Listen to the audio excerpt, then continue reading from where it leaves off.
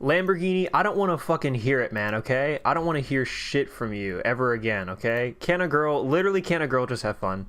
Like, unironically, and I hope I'm not like saying anything too controversial or anything, but like, literally, can a girl just have fun?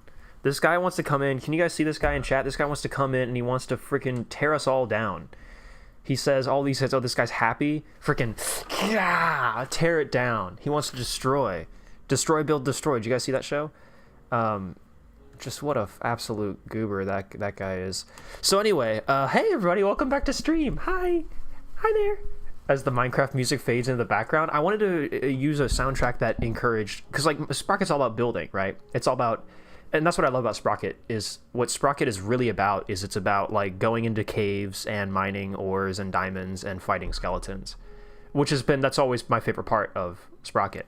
So I thought I want to get a soundtrack of a game that kind of has similar vibes of like building and creating and like fighting skeletons.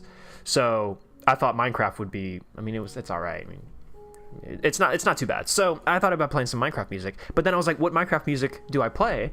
Because this is great here, what we have now, but it's so boring.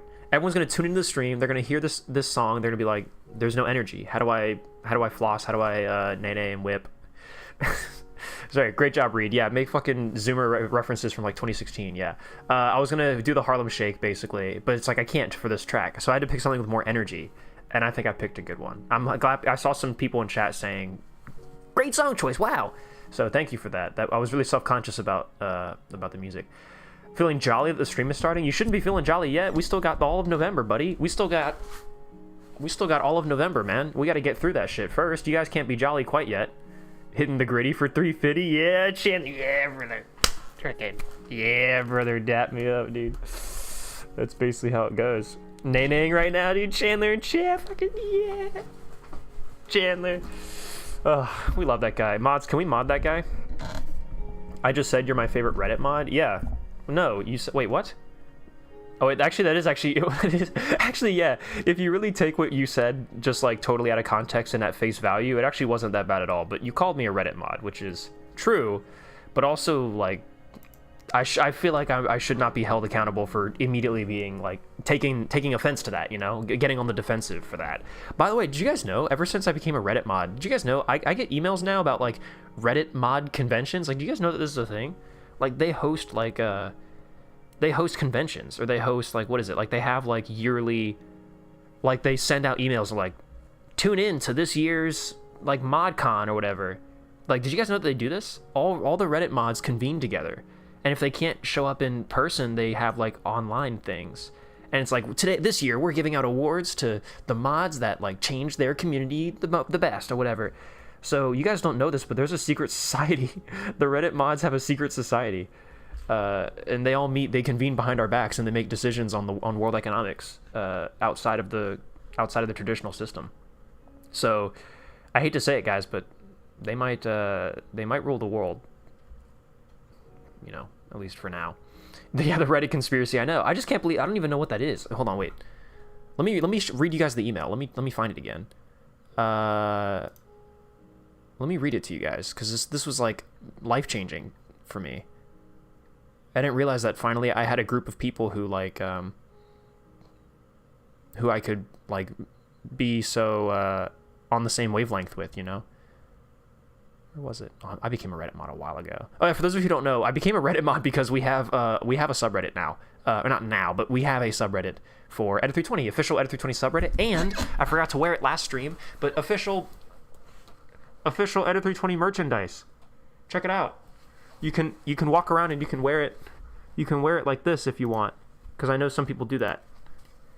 If you guys want to be like autistic and stuff, you can walk around like this. You have to like poke your head forward to get it to stay. I don't know. Do you guys do that? I used to do that when I was a kid. I thought it was so cute. Where is this Reddit email, guys? I'm trying to find my Reddit email. Shit, did it not happen? Am I making this up? Did I make up the Reddit convention? Did I dream the Reddit convention? I had the most wholesome chungus dream last night. There was a convention for all of us Reddit mods. For all of us to come together and be happy and skip around and sing songs. It was so great. But then I woke up and it wasn't real. No. I should just fucking sort by Reddit. Can I just look up? All right, let me just look up Reddit. Guys, I swear I'm not crazy. I swear this is real. The tear gas trip? Yeah. Wait, let me find it. Okay, Lambo knows what I'm talking about. All right, chat. Welcome to the Sprocket stream where we just try to find Reddit email. The Reddit email.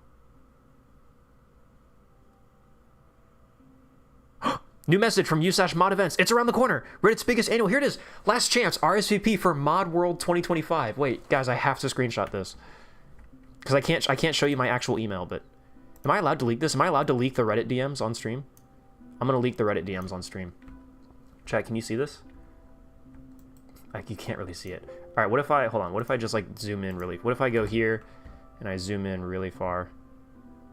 Does this work? Can I do this? I think I can do this.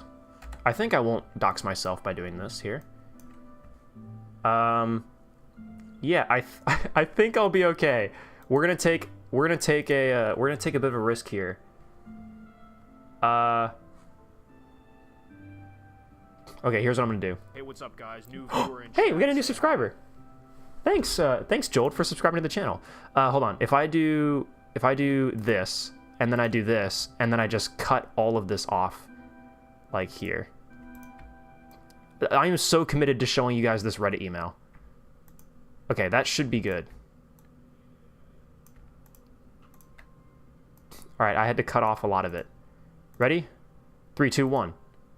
Check this out. Okay, all right. So this is a real email that I have in my inbox. This is real. Last chance RSVP. Hey mod, u/mod events. Hey mod, heads up. Mod World is around the corner. It's Reddit's biggest annual event for moderators. Plus, it's fully free and fully virtual. This is your last chance to RSVP. Did we mention 10,000 mods to RSVP and attend? We'll score a free Snoo plushie, dude. You get a fucking free Snoo plushie out of this shit? I can't believe that. What to expect? Sessions proposed by mods. Merch and trophy drops. Oh, I didn't mean to do that. Mod product and program updates. Opportunities to connect with other mods. A live AMA with Reddit CEO u/Spez. October 25th. Guys, we already missed it. Guys, we already missed it. We already missed the Reddit. We already missed it. We're too late. We missed the Reddit con. Fuck, dude. It was gonna be so wholesome chungus. Also, when I clicked on that link, did it dox me? No, it just went to a Reddit page. Yeah, so that's fucking crazy. How about that, huh? You want something new every day, right? Yeah, bro is a little bit late. Yeah, we missed it by just that much. Well, anyway, so all you guys need to know is that Reddit mods run the world, I guess, basically. There's a whole Reddit world. There's a whole world out there for Reddit. We didn't know it, but it's true. Nope. Remember to just stay happy and hydrated. Anyway, so do you guys want to play Sprocket? It's this new game I came up with. I just thought of it the other day. I threw it together in a little, like, one of those, like, 24-hour game jams. I made it myself. I make that joke way too often. Anyways, check this out. Ready? Boom. It's a black screen. Damn it. Okay, I was about to say. I was like, I thought I fixed this. There we go, guys. So, welcome. For those of you who are just tuning in today and don't know what the fuck we're doing or what's going on, basically, we have a competition going on the Discord for people to have submitted Sprocket designs. And that's basically it. And we're going to review them. There are no official judgment criteria for this. Like, we're not specifically like, which one's the best, which one's the fastest, which one's the coolest. Like, it's literally, I'm just looking at them. And I'm like, yay. But sometimes I look at them and I go, no. So, yeah. And I now know your full name from that. Give me 999 Robuck for me to not leak that. Lamborghini, you know what? Go ahead, buddy. Go ahead, do it. I got much worse dirt on you that I can turn around and freaking. You think you got that? Oh no, my full name. Oh, you revealed my full name and legal address and social security number. Oh, boo-hoo. Yeah, whatever, dude. Yeah, how about I give him the fucking. Put that out in the world. I've got some real dirt on you, pal. I know some things about you that you don't even know about yourself. That's why you're gonna be like, what? Like, what could he possibly know about me? That's just it, dude. That's the freaking thing. Read something. He is so far behind, chat. He is so far behind, he doesn't even know. Okay, so let me pull up my. Here we go. Edit to. Okay, so we have a list of people. We have the 24. All right, so this day, today, the goal of today is to finish out the submissions that we did not see the first time. Chad, do we want the Minecraft OST still playing? Or do we want like something else? Wait, I gotta play my jam real quick.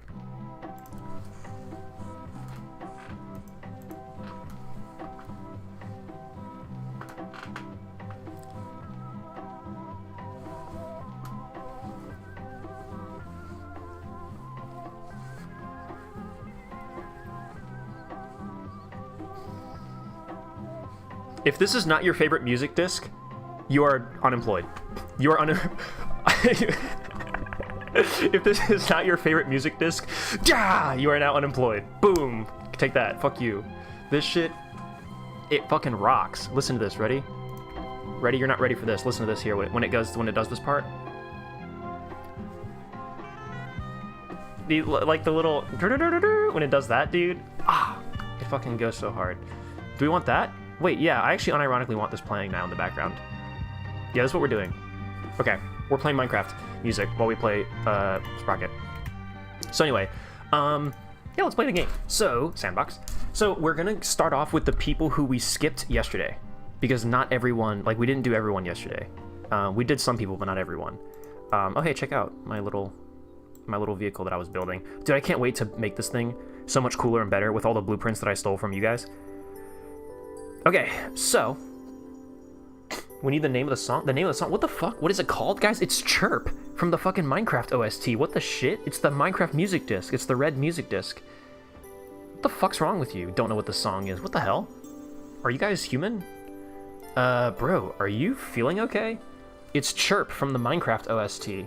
What the shit? Yeah, Peak Copperman agrees in chat. It's Peak. Because it is Peak. I actually just pogged. Yeah, I know.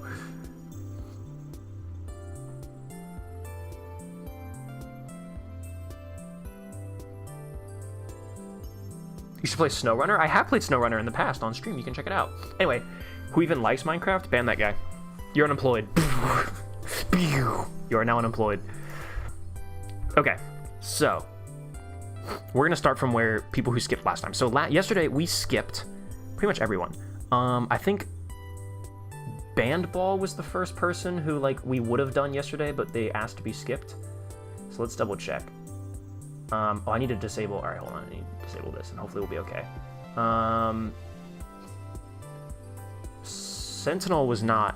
No, we did not ask to skip them. Bandball, yes, Bandball with the the KNRVRKVO. I don't know how to freaking pronounce that. Bandball, if you are in chat, speak now or forever hold your peace. You are going to be our first victim.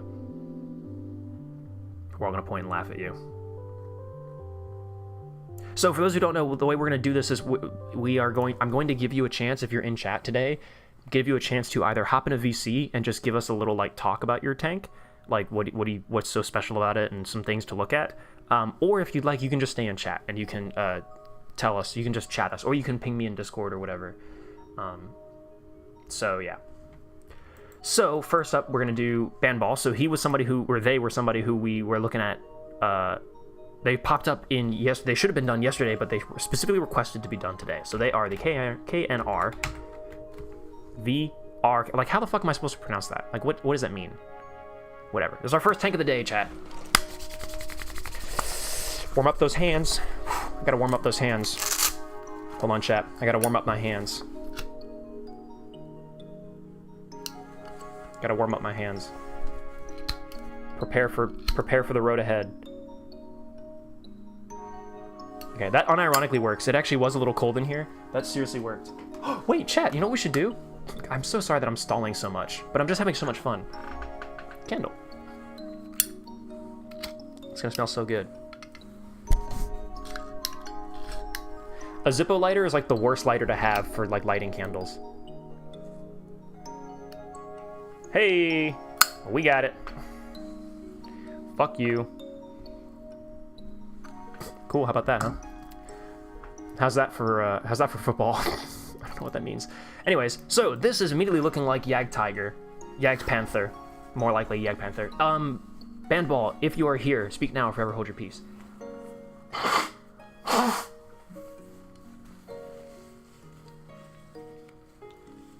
Can you please go back in time and review my tank yesterday? Yeah, I'll get on that. I'll get on that tomorrow. How about that? I'll travel back in time to yesterday tomorrow. Why are you guys pinging me in, Oh, well, yeah. Okay. Sorry, people are saying some stuff in the Discord that is very funny. Okay, where were we? All right. Baneball. I'm assuming Baneball is not in chat. They keep saying that. Please don't burn your house down. Don't worry. If I do, I'll just go back in time and I'll make it not happen. So, they are not here in chat today, so we're gonna go off just what they've told us. So it's a fictional TD from MB. Oh wait. Timer. So we're supposed to give about 10 minutes per submission today. Well, that's a that's. I unironically opened the calculator instead of the timer.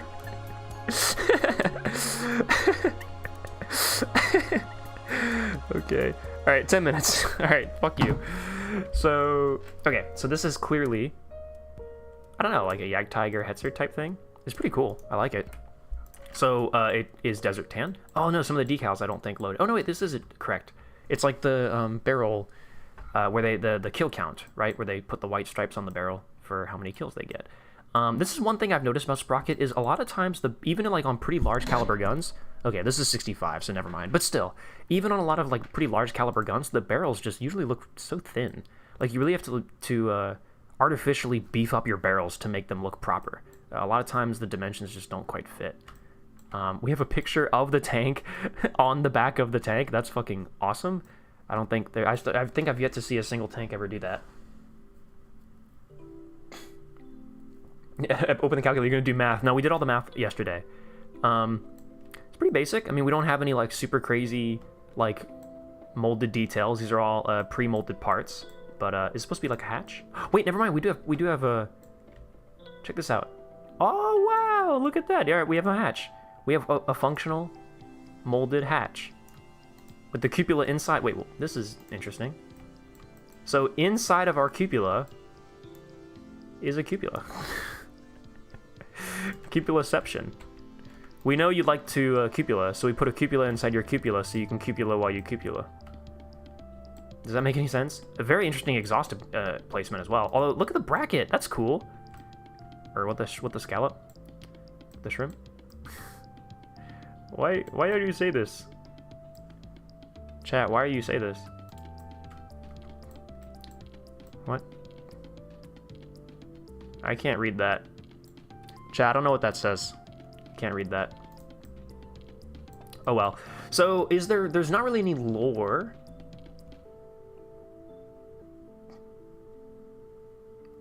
There's not really any lore on this tank, so it kind of just is what it is. Let's see how it drives. Oh my god, it's so sexy. Check this out, chat. It needs some skirts, you know. I think it needs fenders. Fenders or skirts. It's got a 65mm gun. So I wonder what era this is supposed to be. Whoa! Chill out, boy.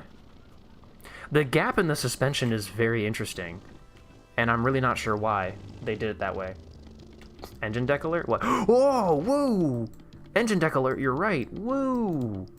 That you can see through. Whoa, they actually took the time to make like a real... This has such an interesting combination of like... This definitely took a lot of time for them to make, but yet the rest of it is like a lot of prefab parts and stuff. It's very interesting.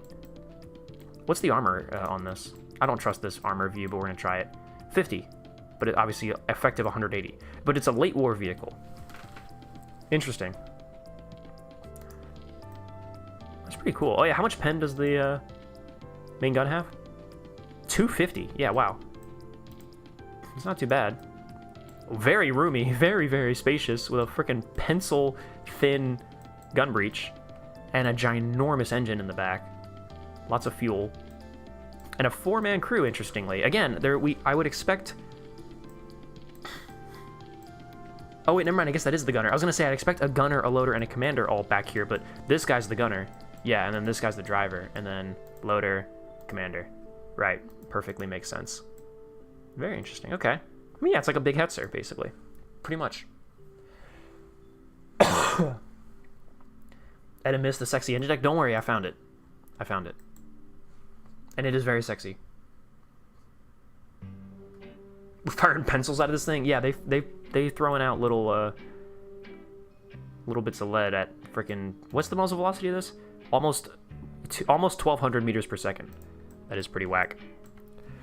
Well, I mean, to be honest, there's not really much else to say about this thing. I think we can just keep moving. Thank you very much, Bandball, for the submission. It's very epic. It's very cool. I like it. It's like a big hetzer. I like the double spotlights. I love putting spotlights on the roofs of my tank. So, big thumbs up from me there. Cool. Let me mark on our thing here, and I'm gonna put a star by Bandball to say that we've done him. Guys, we all did Bandball together. Next one, Cause I'm a Pilot, is another person who we skipped yesterday. Pilot, if you are in chat, speak now or forever hold your peace. They submitted, which I do believe it really is just a straight up copy, or a reproduction, or what's the word I'm looking for? A replica of what I think is one of the most interesting tanks of all time, the Chrysler TV8. Whoa, and this is like a really, like, very interesting rendition of the Chrysler TV8. Whoa. All right, hold on. Step one. I'm saving this hanging chain. That is very cool.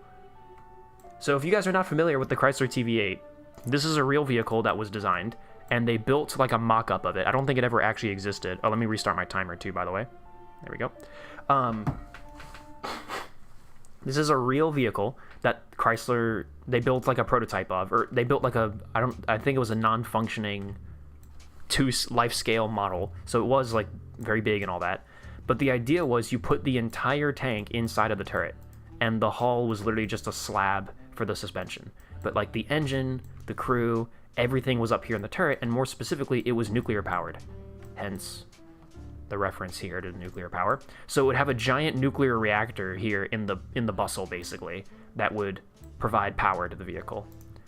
And yeah, it was just this crazy idea in the 1950s to build a nuclear powered tank. A wooden mock-up, okay, yeah, a wooden mock-up.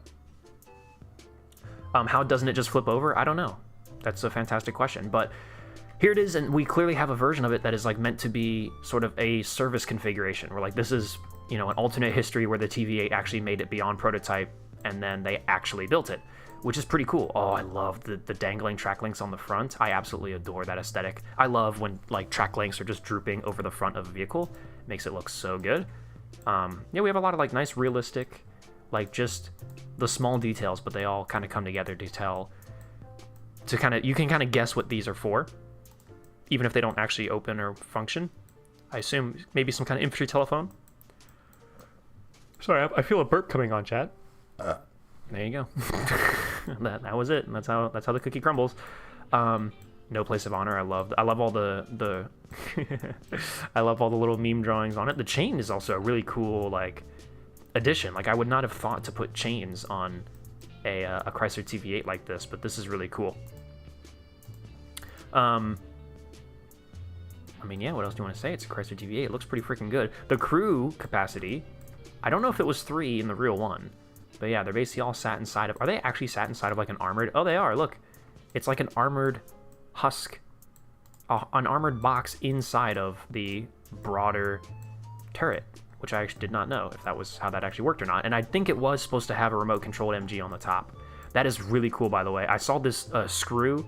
It's a screw decal on... I saw that in the submission. I was like, what are they going to use that for? That is very, very cool. You got a little warning? Oh, that's so cool. Hold on, let me go into photo mode and go around here. Explosive materials, that is so cool. There's those little details. Decals are so great, being able to do custom decals. Whoa. Chat, does anyone recognize that? Is that from something? Excuse my cute little perp. Perp. Guys, don't make fun of me, okay? I just had brunch. What the fuck's wrong with you? Guys, you don't make fun of your streamer like that. You guys know the one rule of streaming is you don't make fun of the streamer. Try and catch trap shots. Yeah, that's what these would be for. I like the nice, like, the big weld seam on the front here. It's kind of like that's where the chains are hanging from. Very cool. Then, yeah, so you got, like, a little box turret in here. Or you got a... Oh, my lord. Oh, no. Chat, what happened to him? Is he okay? Oh, my god. I think he's meant to be the auto loader. But of course, in the game, you actually have that be you need that to be a physical guy, so they just had to fold up some poor dude and stick him in here. It's Gerald. Oh, my bad. It's Gerald, guys. He's the loader. So I think this is supposed to have an auto loader with the ammunition in the back here. Oh, there's another. That's Gary. Gary and Gerald with another cannon back here. Wait, what? Is another gun. Wait, this is interesting. And then another gun here. This is obviously the machine gun, which means it may be functional. Okay, we need to drive this thing, I think. All right, we need to drive this thing. I need to see how this works. All right, it's got fire groups.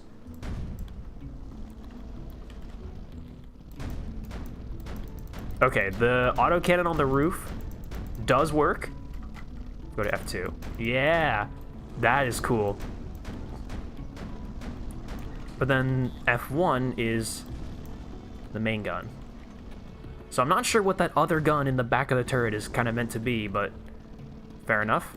Also, the gun sight is so high above the bore that you have to aim, like, way above your target. Ooh! Nice, okay. This cannon's not half bad. Yeah, what was this actually meant to be? Was it supposed to be like a 105 or probably a 90 if I had to guess? That's cool. It's pretty faithful to the original. It's got like this oscillating turret. This is really good. This is a really, like this is actually what the Chrysler TV8 was.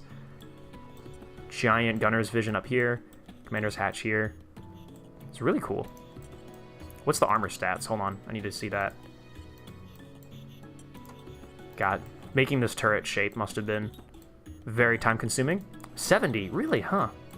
80, 60, interesting. I wonder if they came up with that, or if they knew that. Edda, does it float? I think in real life it was actually supposed to, yes. You gotta check if it floats. All right, we can drive it over into the ocean and see if it floats. And there's not really an ocean on this map, but there is a lake. Or a pond, I guess. The cannon there's a counterweight? Oh, a counterweight. Very interesting, actually.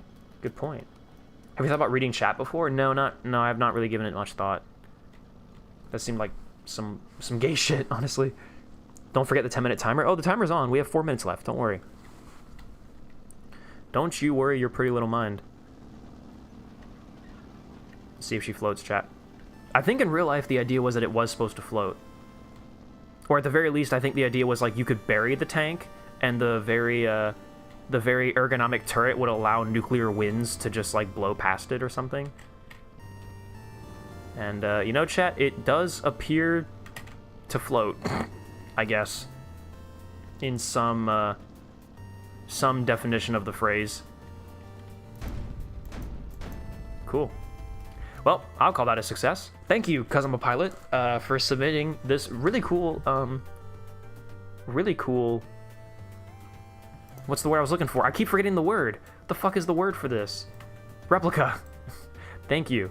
I also, hold on, I see a decal on here for like a battery. Do you actually have like a battery decal on the engine or on the generator? Hold on, guys, we're rocking out right now. I see they have a decal for, it's like a little battery icon, and it's got oh wow, yeah, all the driver stuff is down here. Of course, it'd have to be. They had a decal for like a battery with like a little like charged icon inside of it, but I don't see where it is. Maybe I'm just gay and stupid, but not that there's anything wrong with being stupid. Oh, is it this? Oh, it was this. It probably was for this. It wasn't a battery. It was like the outline for here, and then it's the visor. That's definitely what it is. Well, anyways, cool. Thank you, 'Cause I'm a Pilot, for your submission for a awesome replica of the Chrysler TV8, an iconic vehicle. One that I always thought was really interesting because of how just weird it is. But it only made a wooden walk-up, so it doesn't technically exist. Anywho, so next up we have, so Stuflak, and I think Stuflak we did actually skip. Like, those are somebody who we came up on, and then we had to skip.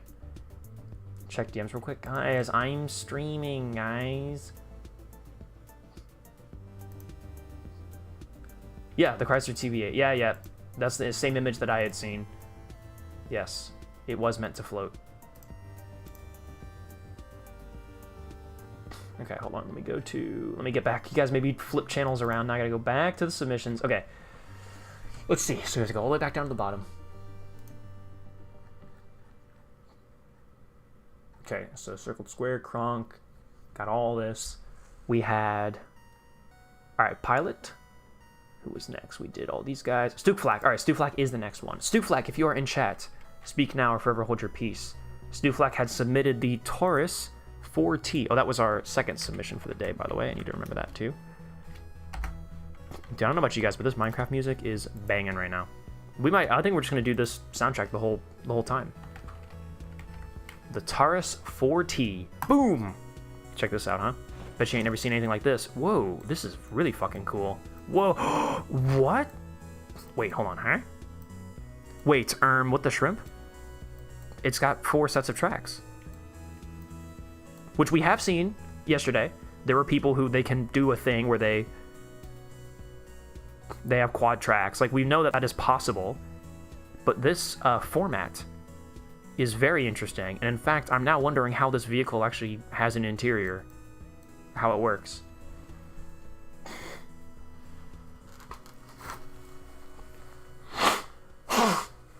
Why didn't you just make a post tag for reviewed and put it on everything that was done? Because, I mean, everything's in the same order, so I just scroll back down and I find where I left off. It's not that hard. Yeah, check the lore. Okay. Oh, I'm here. Oh, B-Reg. What's up, Stooflak? Stooflak, would you like to hop in a VC, or do you want to just... I'll just read the lore you put on your... Ah! Well, that was the 10-minute timer for the Chrysler TV8. Alright, we're setting a new timer. Also, hold on. Flipping... This is the worst music disc of all time. Now this is not the worst music disc of all time.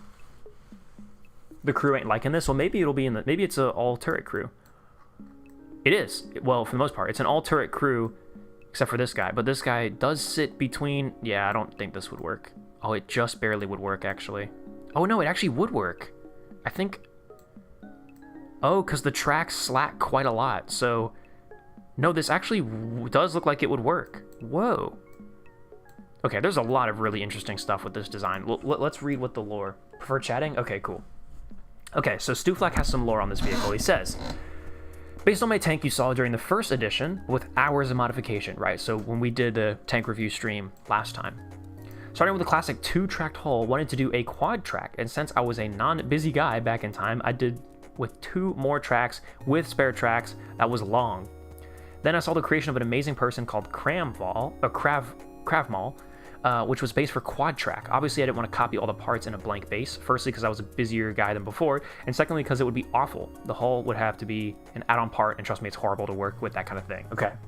So I just went, hey, why not check the code of the quad track base and copy it in my tank file? So I did. It was not a simple copy and paste, but a long time trying to understand how mesh ID works and all. So a lot of struggling and a lot of help from Kravmal, and I succeeded.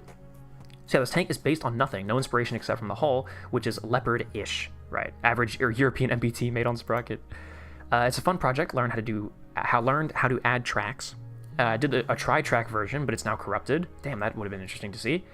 To conclude, no fake history lore, but pure design lore. Never mind, it's from Nabland country, which is a country of my creation based around the letter Nablia, for some reason. Cool. Okay.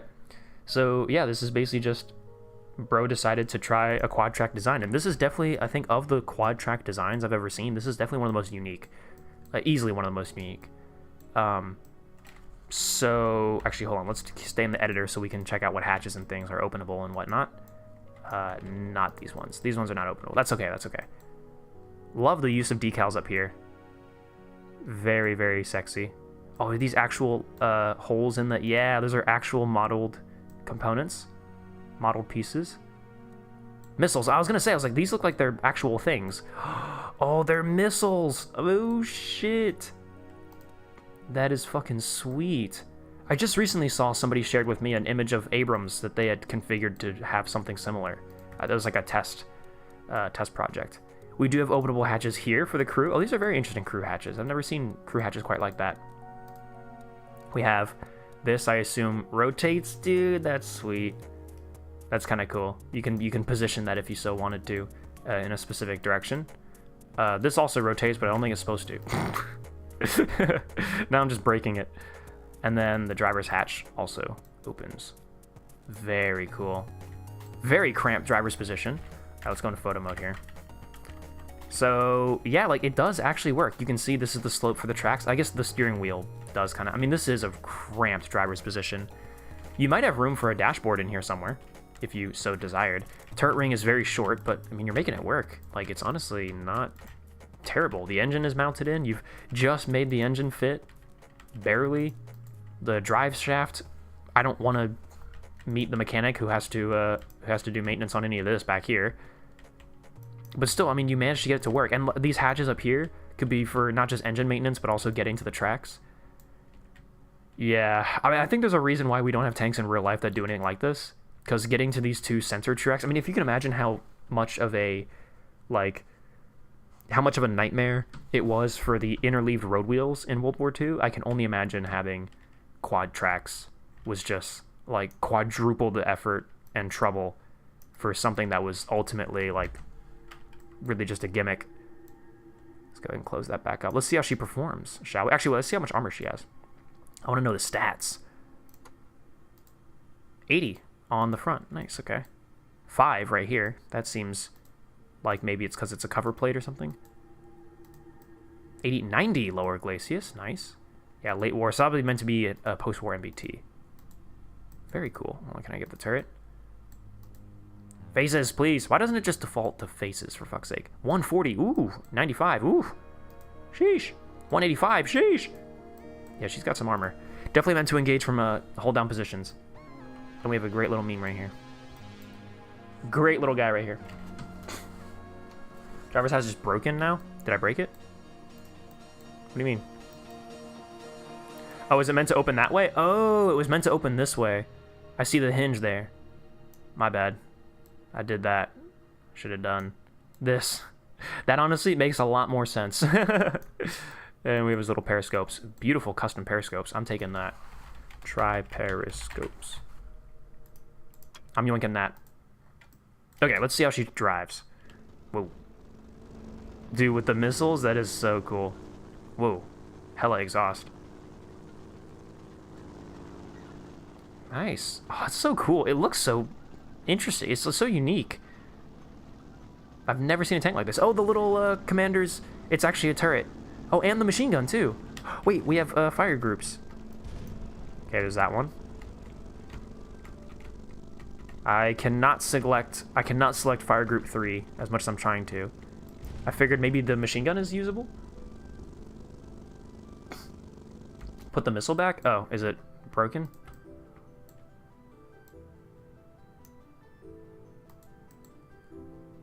Let's do that. Are you not supposed to have the missiles up? Oh, the fire group was for the missiles, but IDK it doesn't work? Oh, okay. Wait, so if I press...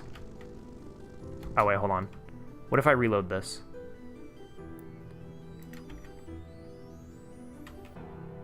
With Taurus 4T. Just reload it and then just hit play. No. I cannot select any other fire group. If you aim up, it's supposed to elevate the missiles. Oh, I see. Oh, yeah, you're right. Oh. Look at that. If you aim up and down. Oh, that's so cool. Sorry, yeah. I broke your design by doing it manually, but... Whoa, shit. Alright, well, that's time up, but that is so cool. There's a lot of nice details went into this. Very cool. Mimi. Guys, it's named Mimi. Alright, hold on. Let's do a quick penetration test, and then we'll move on. Ooh, I love the scope. I just like its position. I like this POV, where you get to see the cannon right here. That was a good shot. Didn't do anything, though. The reload is quite atrocious. See how much pen this has real quick. Come on now. Boom. Ooh, nice. You know, actually, I don't know how much armor that thing over there has. I didn't even look at how big the gun was. Damn it. Look at the... Click on the gun. Click on the gun. I literally can't select the gun. What the fuck? Is it fake? It's a fake gun. Oh, it is. It's like a shroud around the gun. Alright, hold on. Can I click on it in here? There we go. A 120. Okay. I should have guessed that, to be honest. Cool. Well, awesome. Thank you very much for your submission, Stukflak.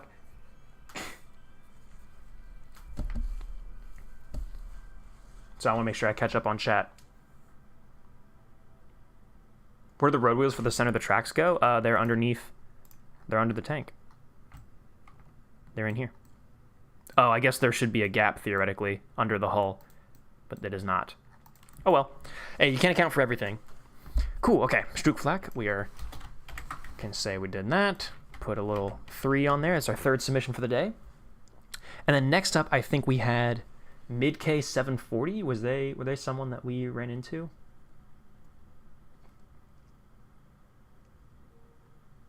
No, I don't think so. Nope, because we ended at the SOX L1. So our next design from here upwards is the Type 36 Variant 5 from Potato Gremlin. So Potato Gremlin, if you are in chat, speak now, forever hold your peace. Ed breaking his own rules, I know, right? When am I not? Okay.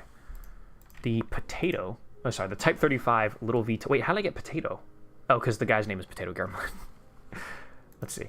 The Type 36 Variant 5 Little Toad by Potato Gremlin. Once again, Potato Gremlin, if you are in chat, ping me or say something in chat. Otherwise, oh, it's a Stuart. I mean, very obviously inspired by Stuart. Whoa. Look at this little thing. This is sweet. All right, 10-minute timer. Wow, look at this. Hold on, is this gonna mute? Yeah, okay. See, I have this on 5% volume, but it's still a little loud. Nice. So this is very obviously inspired by Stuart, with a torsion bar suspension because we don't have normal VVSS. It looks like you can ram infantry with it. Yeah, or these are for hedgerows. Oh wait, I'm gonna yoink this. Hedgerow cutters. I'm gonna call them hedgerow cutters. So there's a lot of lore with this, or a little bit of lore. Fictional nation from a fictional world. They say lacks an interior, a couple of inside modules outlined with simple boxes. Features a bunch of openable hatches and detachable and interactable bits and bobs, like the transmission housing. Ooh, okay. Wait, really? Wait, can you like? I mean, I think probably you're just meant to like be able to take it off. Yeah. Still, that's really cool. Attention to detail that they even bothered making that. Modeling this in such a way that you could take it off like that. So, little lore. Type 36 is the main light tank of the Second Republic of Streets. Streets on the third E. Stress on the third E. Streeties? Of Streeties? Why do you guys pronounce shit? Why do you guys make your name your tanks shit that I can't pronounce? Please name your vehicles specifically things that I know how to say and read. Which was born from evolving the Type 3003 tankette and was receiving constant upgrades during its service time. Presented variant is the 2nd upgrade and 3rd overall variant in the entire lineup of Type 36. Type 36V is a child of modern warfare requirements and the needs of the armored branch of the land forces, which was not quite satisfied with the preceding stopgap B variant. Therefore, Variant 5 brought further improvements, finalizing the hull form, remaking the engine deck to get rid of an obstacle for gun traverse. Turret also underwent modifications. Main change was the addition of a bustle to it, nice, just like in real life, as well as some other changes that were different depending on the factory which produces the vehicle. Turrets on the vehicles that left the grounds of the Zorka automotive plant had their side viewports removed and applique armor plating installed on the turret sides and cheeks, while turrets from factory number 108 still came with the old style viewports. Very cool. Yeah, we can see there the extra armor on the cheeks, so this one did not come from factory 108. Early production series, 7th production run, came with an openable direct vision hatch for the driver. However, due to the weight of the armor, it was relatively unreliable and difficult to operate, which led to its termination in the next production run, the 8th series production run. Nice, okay. You included an image of the 7th production run. And there is a whole lot on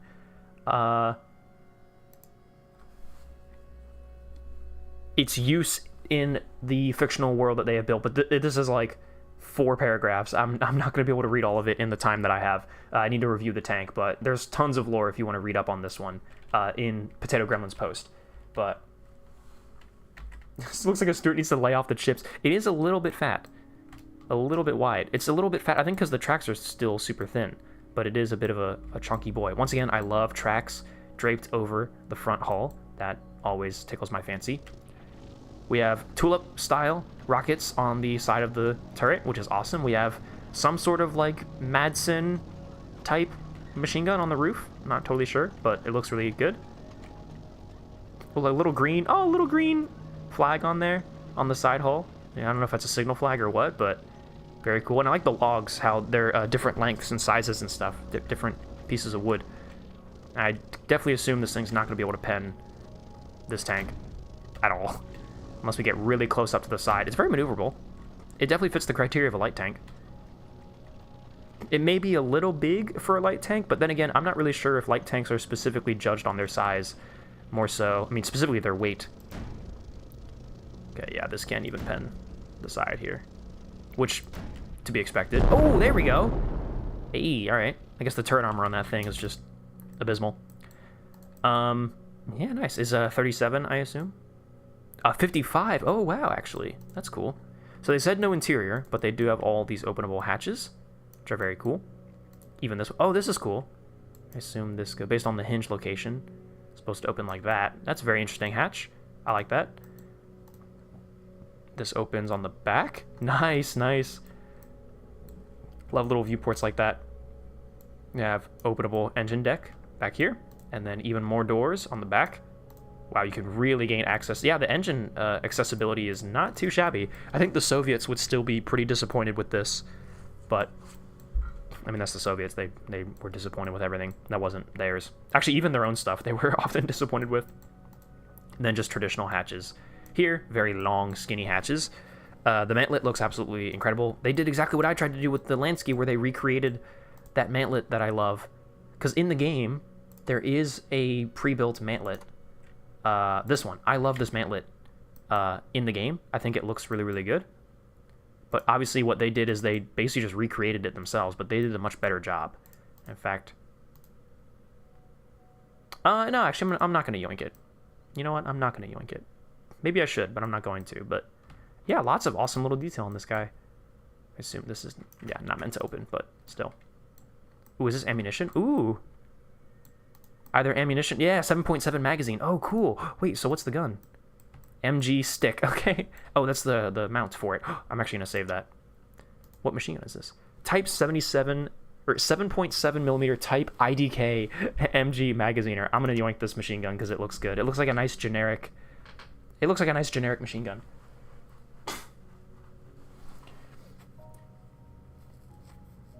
Don't worry, if you won't yoink it, I will. Yeah. You can take that mantlet if you want. Yeah, in real life, the mantlet has azimuth. It does in Sprocket, too. Ooh, a nice custom shovel. Again, I do appreciate when people do custom pioneering tools because, like, that's something you totally don't have to do, but people are kind of willing to do it anyways, which I think is pretty cool. Ooh, this is a cool... Ooh, nice. What's in here? Just like little box.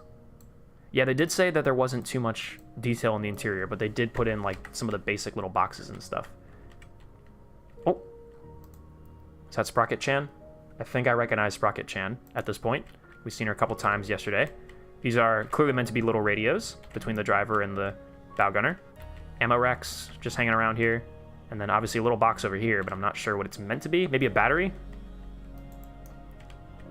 And turret traverse mechanism probably. More machine guns. I like the coaxial machine gun being modeled, as well as the bow machine gun. Like, it's not just the barrel. Like, you modeled the whole machine gun and then stuck it in there. That's very cool. I appreciate that level of detail. I mean, I guess it's not too hard. You model the machine gun the first time around, and then you just copy-paste it in the positions. Nice, okay. Well, yeah, that is the Type 36 Variant 5 by Little Toad. Lots of lore on this vehicle for you guys to read up on if you really want to in the post, specifically in, like, in its actual combat usage. Nice. Thank you very much, Potato Gremlin, for your submission. Next up, oh, that was our 4th submission on here. We're going to stop the timer. We got about 10 seconds left. Next up, we have Morse Fames. Morse Fames, if you are in chat, speak now or forever hold your peace. This is the TAV-2 Pilgrim. That's the name of it. Project A2? No, TAV-2 Pilgrim. There it is, okay. It looked like there was a gap between the T and the A, but whoa! Oh my goodness! Whoa, whoa, whoa. Whoa! Oh, this is some Warhammer shit. Wait, hold on a minute. This is... Whoa! Whoa! This is... by far one of the most unique submissions we've had, like, at all. Morse Fames is in chat. What's up? Do you want to hop in a VC, or do you want to just talk to us in chat about your design? Wow, this is crazy. The dead bodies is, like, insane. Yes, I can? Okay, cool. Let me drag you. If you join general chat, I can drag you into a channel. Oh, this is, like, really interesting. The candles, too. Like, wow. Like, that must have been a lot to model. All right. Morse Fames. Sorry, I keep wanting to say your name has flames. Welcome. You are on the air. What's up? Not much. So, tell us a little about your design. Where did this come from? Like, are you a Warhammer nerd, or was this just its I like own thing? Warhammer a lot, but I also like things called Trench Crusade, which is Warhammer but Christian. Oh, okay. Specifically Christian? Yeah. Interesting. So this one's based off the new Antioch tanks and stuff. Damn. Okay. Yeah, I don't really know anything about Warhammer or any of its inspired derivatives, but the amount of, like, custom parts on here is crazy. How long did this take you to make? This one took me about 2 hours, I think. It was really just the hull that I was having a lot of trouble with. Wow. Did you have a lot of this other stuff, like, as presets and all that, and so you already just slapped it on? Or I made a lot of this stuff wow. for this tank specifically. There's a lot of barbed wire. Barbed wire took a pretty significant chunk of time to do. Yeah, I imagine. Wow. The machine guns I took off of another tank that I had made. So that's like the only part that was taken from another thing. Wow. The candles, did that also, like, did you model those just now specifically for this vehicle? Yeah, I did. Wow. For Yeah, but this still one. only 2 hours. That's crazy. So if you go down on the bottom, there's another guy down there. Mm-hmm. In the front. Yeah, like getting crushed by the, like he's about to get squished by the lower glacis. Oh, side machine guns. I That didn't even is see that. the gun on that is based off the anti-tank guns from the, I forgot what they're called. Oh,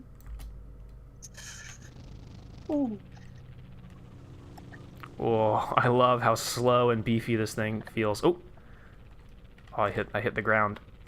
Hold on. Yeah, I have to come off at a different angle.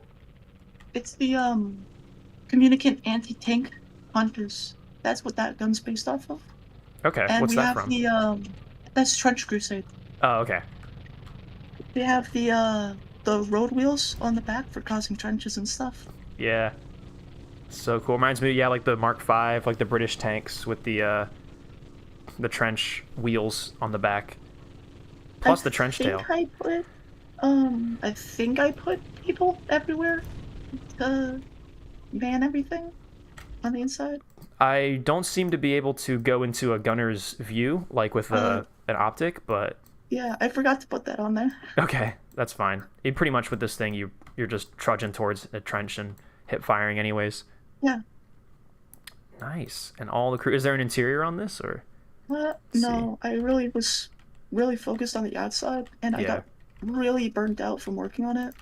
I can imagine. That's so cool. Awesome. Yeah. So then, is this like, does this fit into any sort of custom lore that you envisioned, or is this a replica of a tank from the thing that you were building, or is this No, inspired actually, by? I just made this based off of it.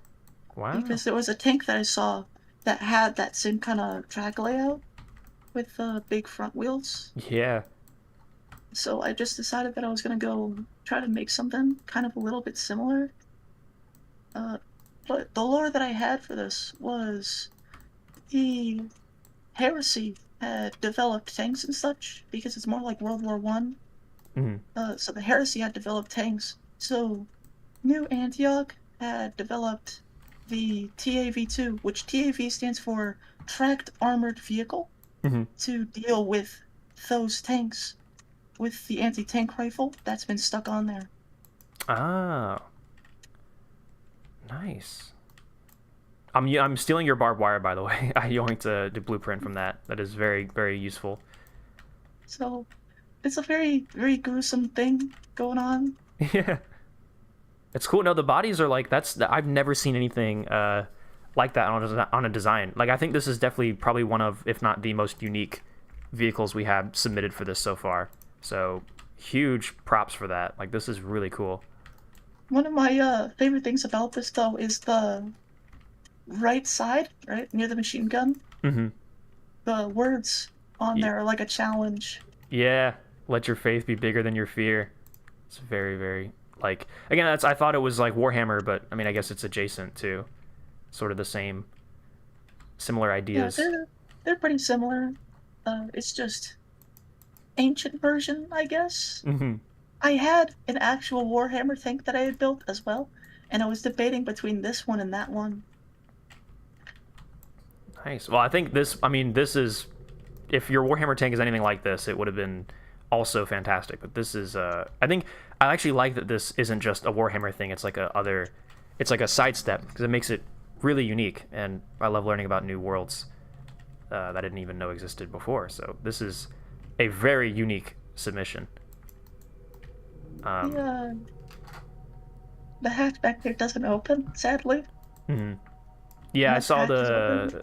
the engine deck comes up, but that's about it. Still, I mean, that's fine. Like, when you have this much exterior detail, like, you don't need openable hatches, I feel like, or even an interior. Like, this is just such a unique concept. I don't even think it needs anything else. Like, this is pretty rockin', if I can be so bold as to say. It's actually got 40 millimeters of frontal armor, I'm pretty sure. Oh, wow. And I think the mantlet on there is, I think, like about 100 millimeters. Damn. Yeah, that's pretty flippin' good for if this is meant to be like a World War I technology sort of time period. Oop. Okay. Sorry, my timer just went off. Is there any specific, any other specific stuff you wanted to point out or talk about with the vehicle before we move on? Not really. I think that's it. Awesome. Well, hey, thank you so much for the submission. This is, again, I think this takes the cake for the most unique tank that we've had, and the exterior detail is awesome. So thank you so much for submitting, and thanks for taking the time to talk about it. Thanks for looking at it. Yeah, of course. All right, Good day. let me push you back. Oh, right there, get. Cool. Wow, that is so cool. I honestly really like this one. The big wheels. It's so steampunk. I really like this one. This honestly might be one of my favorites. Congratulations. Thank you very much for taking the time to talk to us about that. I was about to call you More Flames again. More Fames. That's a weird looking massage chair. Yeah, it's a little, a tad bit unconventional. These streams are starting to make me want to Sprocket even more than I already did. Dude, it's a bit of a learning curve, but it's a fun game. Cool, okay. So that was... Mark that one down. That was the Pilgrim by More Fames. Thank you very much again for the submission. Next up, we have Supra Shen. If you are in chat, speak now, forever hold your peace. For the ET2, which I hope is not a reference to me. Yeah, there it is, Edit 2. Okay, I was gonna say, please tell me you're more creative than that, but I guess not. Supra Shen in chat, what is going on? I see you there. Do you want to hop in a VC to talk about your tank, or do you want to just hang out and chat?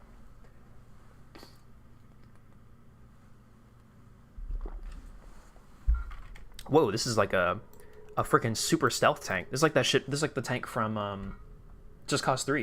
If you guys have, that's a bit of maybe a niche reference, but let me start my timer real quick. Wow, look at this. Oh, I love the blue on the. Man, that's such a nice little detail that a lot of people don't bother with. Is like, and I guess a lot of times what people do is they actually create like physical holes in cupolas and stuff. But I think this kind of thing is pretty cool too, especially for. It just depends on the vibe you're going with, like what your design is and what it's meant to be. I like the two-part turret here. It's got like the armor is like add-on. It's very cool. It's very leopard. I'll just chill. It's just shit I threw together. Well, honestly, it's not bad for what it is, for what you say. Just something you threw together. 100mm gun. How much armor does it have? I assume this is a late war. There's no lore on this one on the creation page. Really, 40 mils of thickness. That's very, very light for what I presume this is, what era this is meant to be in. But, and I look at the effective. 200. Yeah, the slope does a lot of work here. Wow. Honestly didn't expect that a slope could do that much. Only 40mm thick. Yeah, this thing weighs 45 tons. Wow. It's huge. But very lightweight. I wonder how much of the inside is just empty space. Oh my god, that gun is powerful. Oh, can't quite get through our own front, though. Hold on. Can we get through the turret? Ooh, this thing's well protected. I mean, I just looked at it. It's got 200 mils of effective front. Ooh, the lower glacis, that is the weak spot. Well, look at these like tail lights. These are unique. These are cool. These little vents. Oh, tail lights here, and then these are vents. These are cool. Pioneering tools on the back. Whoa! Look at the size of that ammo. Holy schlotzkis. 1200mm. Again, this is the second time we've had some people who put up like a fucking 1.2 meter long shell in their tank.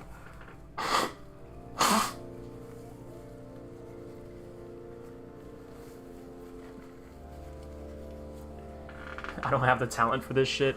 I mean, I feel like that's the beauty of Sprocket, is you can make tanks as simple or as complex as you want them to be. You don't have to feel bad for a tank not being like the best thing since sliced bread. And also, I was genuinely curious if he had taken the time, if Supra had taken the time to put composite armor inside the cheeks, and they did. Look at this. That is so cool. Very interesting. Yeah, I really do like the add-on armor. Like, it looks like that again. I mean, like we talked about in the Battlefield 6 video, the Leopard 2 Revolution package or things like it. Very spacious turret ring. Oh, there is actually an interior in here a little bit. There's just a couple little things. Silly little fella inside. Oh my god. He's so silly. There's multiple. The screens. All the screens are silly little fellas. Oh, hold on. I did not mean to jump out of the vehicle. Yeah, I noticed there were quite a few stickers on this one. We have a dashboard. Nice. Love to see that. We have what I assume is Sprocket Chan again. It kind of looks like her. And more dials. Let's see if this makes sense. So let's see. We have battery. We have fuel. So that makes sense. We have battery charge and fuel. Or is that... No, yeah, it's battery because amps. Yeah, so it's battery and fuel. And then we have temperature, which I would assume could be engine temperature.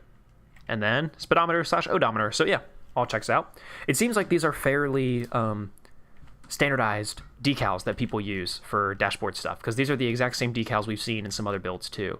But I like how simple the dashboard panel is. It's just this like pillar, this very thin like sheet pillar. The seat looks pretty good though. Like, this is a pretty dang good attempt at a seat. I like that. Cool. Yeah, not much else to really talk about. Ooh, the periscope is sick. That's the actual functional periscope, and this is cool. Little Commander's, the CRTV. Nice, dude. Cool. Is there any specific stuff you want to call out on the build, Supra? Or, because I mean, to be honest, like, it's pretty simple. Looks good though. It's like a nice, like, somewhat futuristic stealth tank. I like the coax gun too. It doesn't look like it works, but it seems like it's like a 20 mil coax, or like a 50 mil. Or not 50 mil, 50 cal. Sorry. There's an Amogus? There's an Amogus. What? Where? Wait. You can't just drop that hot knowledge on us. You can't just say there's an Amogus. We have to find it. Is it inside the crew compartment? Is it sus? Is it venting? Oh, God. Amogus! Amogus! There it is. Take your screenshots now, chat. Take your screenshots while you still can. Nice, okay. Amogus has been located. Well, on that sussy note, thank you for your submission, Supra. I think that's basically going to be it. Engine? Wait, is there another Amogus in the engine? Well, I'll leave the fans to find that one, if there is another Amogus in the engine bay. Thank you very much for your submission, Super Shen. This was just a nice little futuristic sort of... I mean, to me it looks like a stealth tank, but it could be anything. Okay, let's mark that. That was our 6th design. Next up we have Danny Paladin, and we can go ahead and shut off our timer and then restart it. Danny Paladin submitted the 10 TP. A freaking 10 TP? Oh my god. Danny Paladin, I assume you are in chat. Because you asked me... Oh, Daniel Paladin. Sorry. Not Danny Paladin. Daniel Paladin. I assume you're in chat because you asked me earlier where you would... Yep. There he is. Guys, if you don't know, Daniel Paladin is one of our Sprocket staff members. So, I assume. I'm looking forward to this one. Oh, this looks cool. Okay. What's up, dude? Tell me about what you got here. Well, it's a alternative version of the 10TP that I kind of built. It uses the Czech suspension instead of Christie, and yeah, it's got like a different hull to it. I think I first based this on like the T126 or 127 from World of Tanks. Wow. Except the sponsons are like kind of angled. It's got a model interior, so if you want to check that out. Yeah. Oh my goodness. I mean, it seems like really the only 10 TP thing about this is the turret at this point. But wow, Pretty the much, detail. yeah. There is so many like small greeblies and stuff on here. The little bins. Hold on, I want to. Are there openable hatches? Yeah, there are. Use the disabled decal option Where is that? down Oh, yeah, on the escape. right. Oh. Disabled decal. It's the little like upward arrow. No, it's not in Yeah. settings. Yeah, this thing. Decals. There it is. I see. Yeah. Okay. Cool. Nice. Ooh. Wait, hold on. Let me go into photo mode real quick. Nice. Oh, you even filled the box with stuff. Damn, dude. That attention to detail is just crazy. I think there's like a fire extinguisher and like a spare periscope in there, and that one, Yeah. and like Wow. a tow hook. Wait, I'm gonna yoink those things. Periscope. Yoink. Periscope. Oh no. Periscope 2. Yoinking that. Thank you. Chat, if you guys want to get good at building tanks in Sprocket, just go to all these submissions and do exactly this, where you just take other people's stuff. Decoratives. Nice. Okay, let's take a look at... Actually, I want to know, do I want to open more hatches, or do I want to go look at the interior? Oh, it seems like not all of them are... Yeah, like these The ones at fuel the ports back. are openable.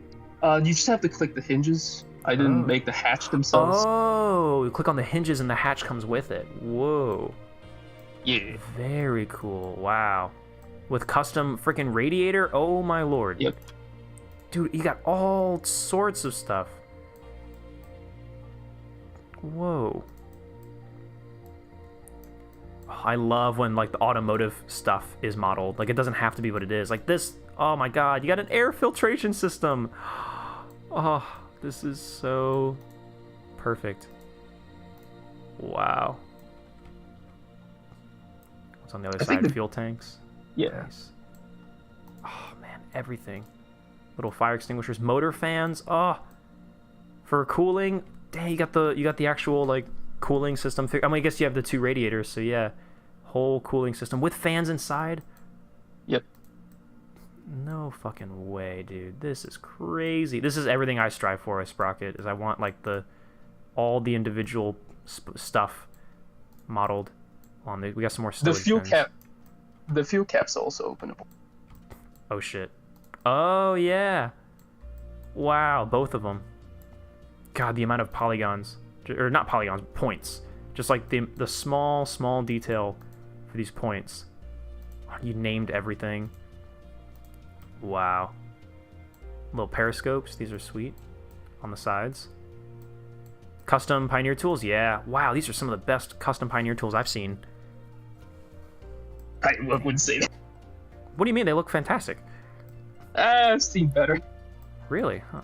I think they look I amazing. bet Crixney can do a better job. Let's just try this time, kind of, to like smooth it out. But yeah, Dude, the Polish eagle on the front, so cool. The twin fixed That was forward-mounting kinda machine weird. guns. that was an American idea. It's slap. I took it from like, what was it? Where did I took it from? I think it's the Sherman early Shermans with their twin. Yeah. Yeah, the early Shermans, but also the M3 Lee did that. Yeah. The Lee and the Grant. Although the British always took them out of the Grants pretty early on. But then They're- the M2 technically did it as well. But they were, each gun was on, the one machine gun was on like the right side of the hole, and the one machine gun was on the left side of the hole. Yeah, and they're kind of offset so the person can actually like reload because the receivers wouldn't be in the same spot. Yeah. That's actually a really good point. That's not something that the American, I don't think, the American version did. I think the American version just had one that fed from the left and one that fed from the right. Yeah. Okay, let's open up these hatches up top. Oh, these look so cool. So I assume with the hatches, you got to do the hinges as well? Yeah. I guess I click on these and then... Yeah, oh, wow. Very cool. All right, let's do an interior interview. Little Polish logo on the cheek there. Wow, God, the detail on the machine gun. So cool. So what's your recoil guard? We got a recoil guard, ladies and gentlemen, and a custom breech, I think, too. It looks like, so it probably recoils correctly. Yeah, it does. Although I wouldn't recommend playing it. Oh, okay. Is it like it's gonna break? 10 frames a second. Oh, okay. That's what we those are the sacrifices that we make for incredible detail. Custom Details, yeah. custom modeled traverse and elevation. Oh yeah, every MG box is like individual rounds in them. Oh my lord.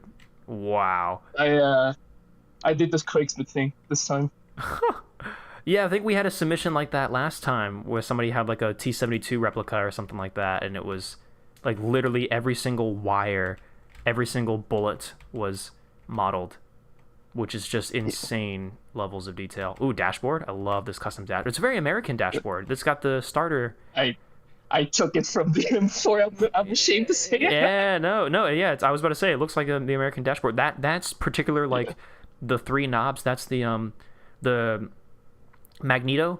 You can switch the magneto to like off, one, or both, and then you have your boost and your start, and those two levers on the bottom, you squeeze them both together, and you do a boost start to start the tank, and then the rest of these I forget exactly what they are, but I think I also little remodeled switch. the tillers and the pedals. I think the gear shifts.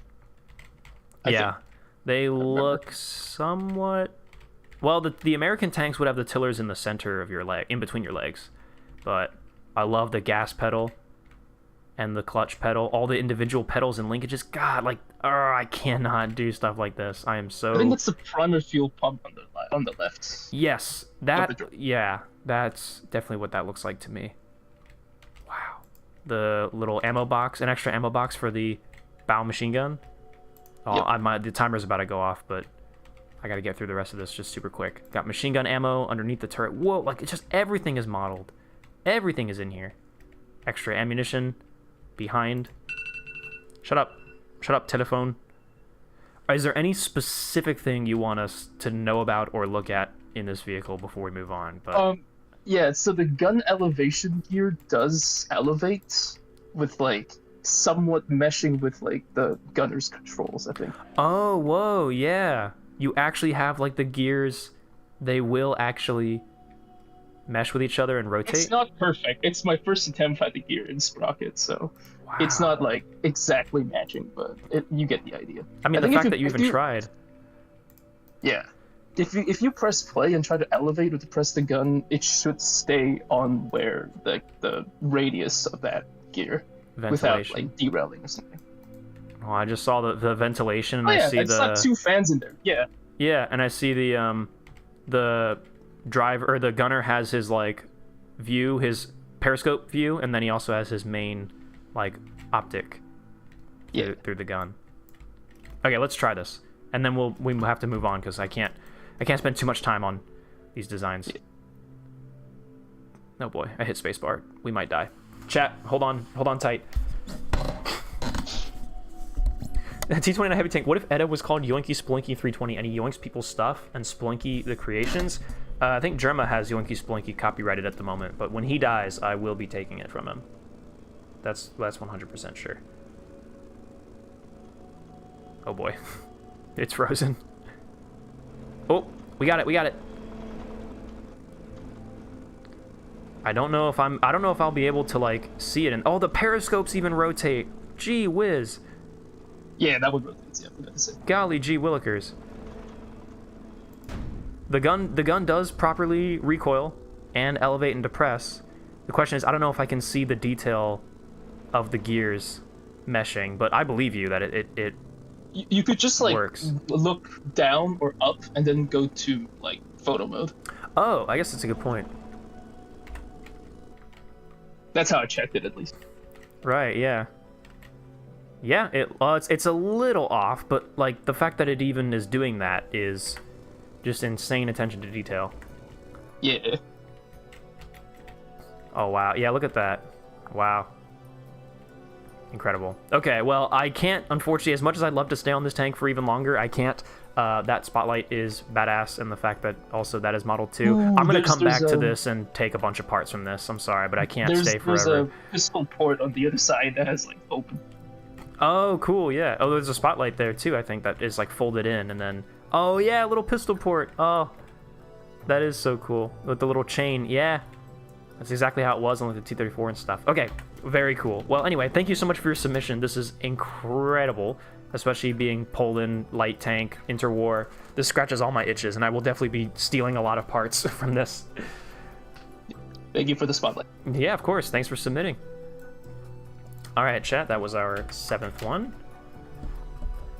Very cool. Give a shout out to Daniel Paladin. That was incredible. We have another potato submission from Potato Chip. This is Project 104 quoted The Fortress.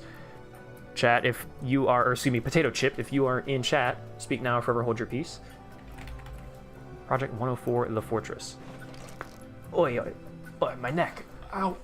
My neck. My leg. It's not a spotlight, but a tanker's helmet? Oh, my bad. It looked like a spotlight that was like folded up against the side of the turret. Daniel Paladin, I am in fact employed. Car accident meant I had some time to spare. Jeez, well, I mean, I hope you're okay, but also thanks for taking the time to do that, because that's, I think you spent your time wisely, pal. Now, this, Project 104, British, instantly looks British to me. Looks like a TOG 2 mixed with the Churchill 3-inch gun carrier. Hey, Snack Enjoyer is around. Yes, if you jump into General, I will drag you into the channel that you need to be in for this.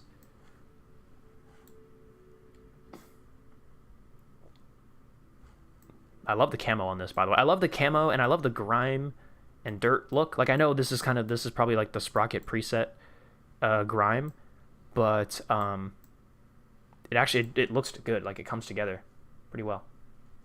All right, Potato Chip, let me drag him in here. Potato Chip, you are on the air. What's up? Ooh, quad tracks. I didn't even notice. You got quad tracks on this thing. God, so many of y'all do quad tracks. I didn't even know it was possible until yesterday. Hold on, I'm having problems. Oh, no problem. Damn, the anti-aircraft machine gun on the back. Yeah, it's pretty much all just presets parts, you know. It's very effective though. Like, I think people will often judge like the use of preset parts sometimes, but you can still make pretty effective detail with all just preset parts. The fenders are cool though. I like the custom. Yeah, fenders. the quad tracks, basically, I did a quad tracks simply because, if you think about it, like, when they have, I don't think it would be, efficient taking those, making those gigantic, track parts and just take preset ones and just stick them together so you have more track, I guess. Yeah, it looks good though.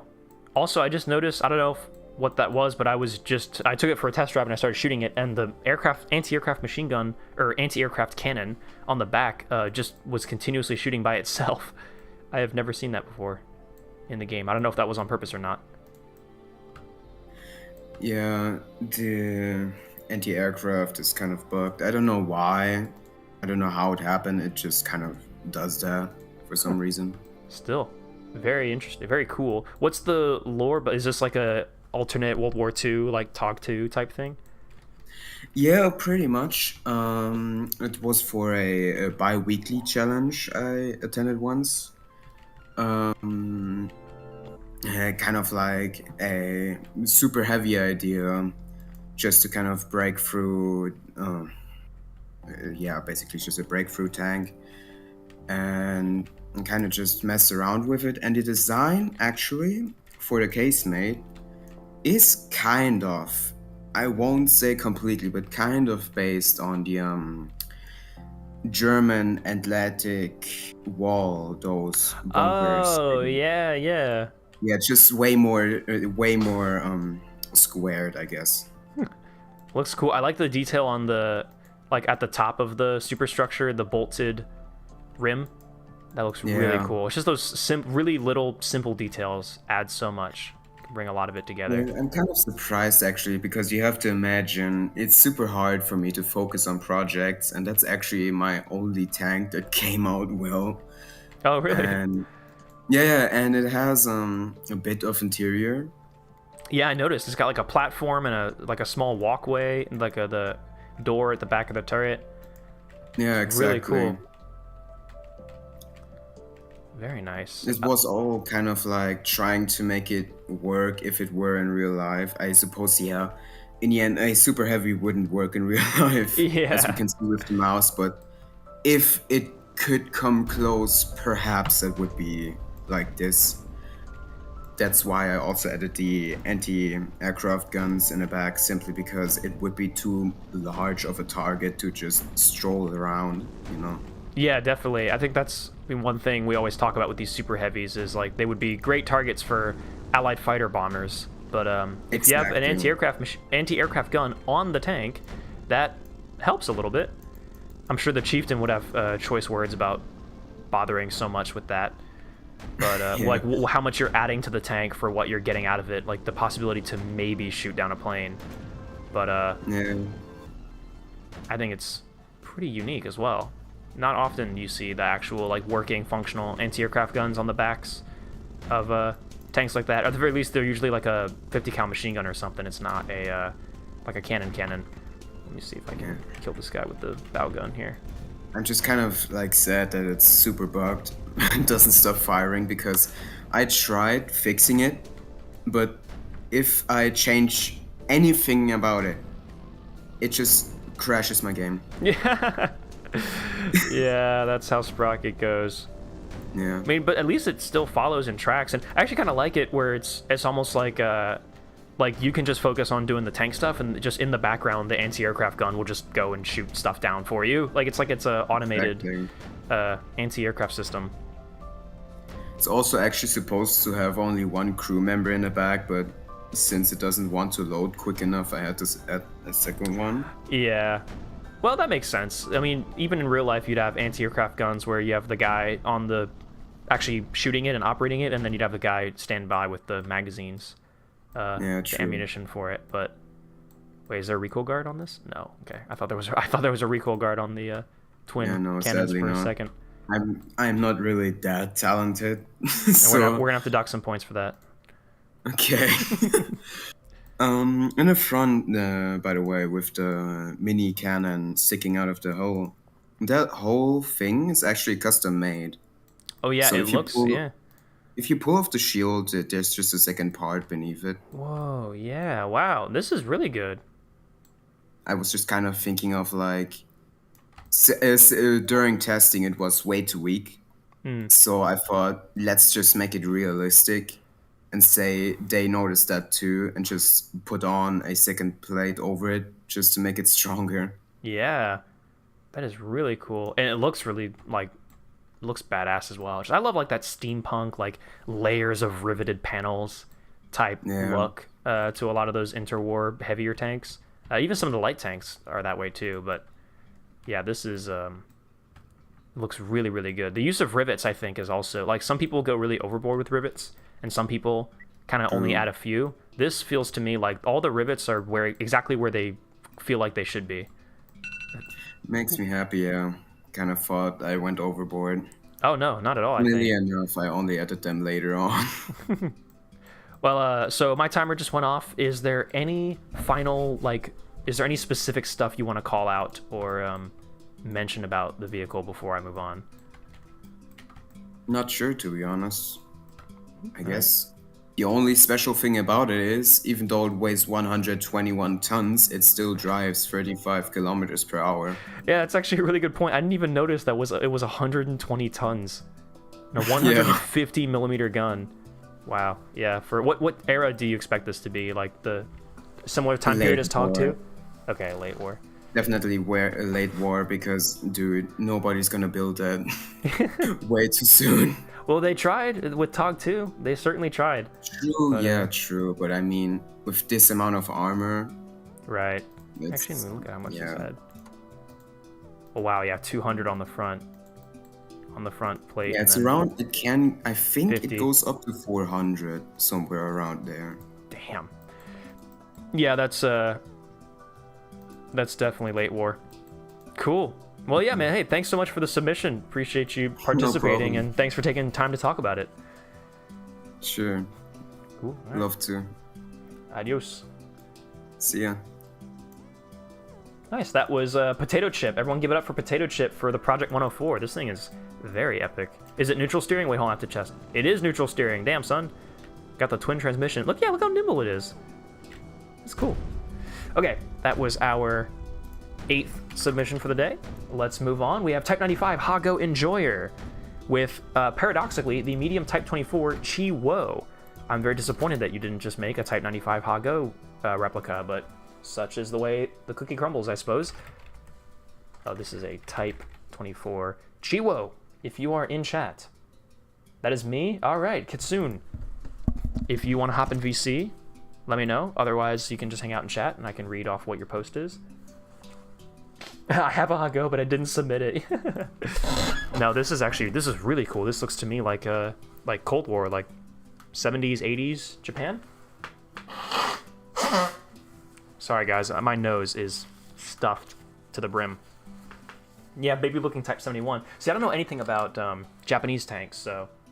Well, let me put out my little... Chat, it's my time to put out a little candle. I'm sorry, but it can't burn forever. You're only supposed to burn candles for a little bit at a time, and then you gotta put them out. And the smell will linger, and that's the whole point. But, yeah, you don't want to burn the candle for, like, hours, because then it'll just melt all the wax, and then it's just gone. The candle's dead. Anywho, we have Type 95s in general. Let's drag them in. Type 95, you are on the air. What the fuck is wrong with you, huh?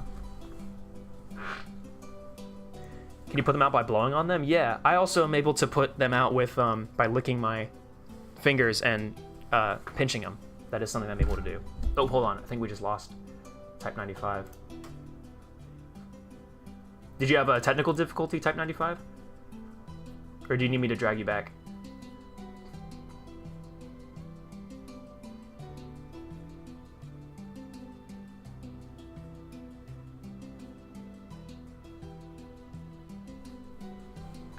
Trying to figure out. You good? Drop me back? Okay. Sorry. My B. I didn't know if you were like trying to fix a microphone or something. What's up? What's up?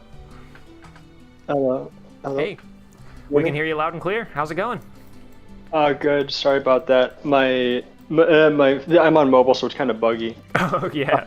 No problem. So yeah, Lubchenko is making it sort of an alternate history version of the Type 74, made a decent bit earlier than the actual Type 74, but with less of the advanced technologies. It's based off some of the earlier prototypes of the Type 74. Oh wow. Okay. So I don't know anything about Japanese tank history, so this is going to be an educational journey for me. So what's different exactly about this than the normal Type 74? The most immediate visual differences is the driver's side is changed from the actual Type 74, which is kind of a smaller thing, and the other performance-wise is the gun. Okay. Is it a bigger gun than what it normally had? No, it's kind of worse actually. Ah, okay. So, the actual gun it had was a L7, but this one's just a custom one that's loosely inspired by the L7 and a separate Japanese Navy gun that they had. It's a 105 millimeter, but it's labeled as a 10 centimeter, which is common in Japanese cannons for some reason or another. Huh, wow, that's cool. Actually, I didn't know that because I knew like the Germans and whatnot did the centimeter measurements versus the inches and whatnot, or millimeters. But oh, dude, the openable hatches on the sides. The only hatch that can't open. Oh, you need to grab it by. Yeah, there. Yeah, I was clicking around a little bit. It's funky. One of the hatches that I know can't open is the cupola. Sadly, I kind of messed it up, so it doesn't really open properly. Okay. Oh yeah, I see. That's the loader's hatch there, but yeah, the cupola is not proper, and the armor is screwed up. There's no proper interior in it, sadly, but yeah. No, that's fine. There's so much exterior detail. Like, I don't think it's at all a shame that it won't have an interior. Ooh, I like the manlet cover. If you play it, it has hydropneumatic suspension when you're not moving. Whoa. Okay, hold on. Let me close that hatch back up. Whoa. How did you get that? What again? How did you get that to work? The hydropneumatic suspension. I kind of I grabbed it from someone else on the Sprocket Discord. It was in the pins. Oh, it's controlled with your mouse like a turret. Yeah. Wow. Because the entire hull is built off an add-on part. Someone else used the quad track made by the same person, so they helped them earlier. I saw in the stream. So. Whoa. Yeah, that is so cool. It also, in the real tank, has a laser stabilizer, laser rangefinder in the commander's periscope, but I removed that, and I changed out the periscope design to look like a normal periscope and just put a stereoscopic rangefinder. Wow. And I am still like in awe of that, and the fact that you can set the pneumatic suspension to a height and then you can drive it on that height. Yeah, and it'll hold it. Yeah, and like that's exactly what you could do. Like in real life, you would have it. I mean, you'd be like on the crest of a hill or something, and you would push the suspension down so the tank would still be sort of level. Smaller thing, I made a custom jerry can. I kind of threw it together quickly last minute, and it's based off of one of the late 40s post-war Japanese jerry cans that they made for copyright reasons. Oh, wow. That is cool. Because they couldn't legally copy the actual jerry can design for some reason or another. It wasn't a military design, but I decided to go with it because I thought it looked nice. Wow. That's funny because the British just straight up copied the jerry can. Like, they had no shame. Yeah.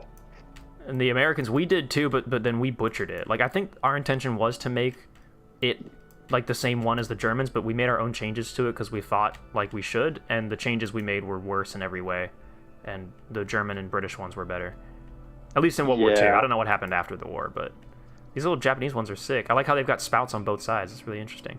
Yeah, one of the spouts is angled for siphoning properly, and the other one's just directly straight up. Did you model this machine gun too? Yes, I did. Nice. It's cool. It's an old model that it's not very great. It's a custom machine gun. I mean, from my skill level, any custom machine gun model like that's leagues above anything I could do. So I'm in awe no matter what. I also modeled a barrel for the coaxial gun, but I didn't model the rest of the body for it. Oh, I see. Yeah. It's inside of the tubes on the right-hand side from how you're looking at it. Yeah, I see.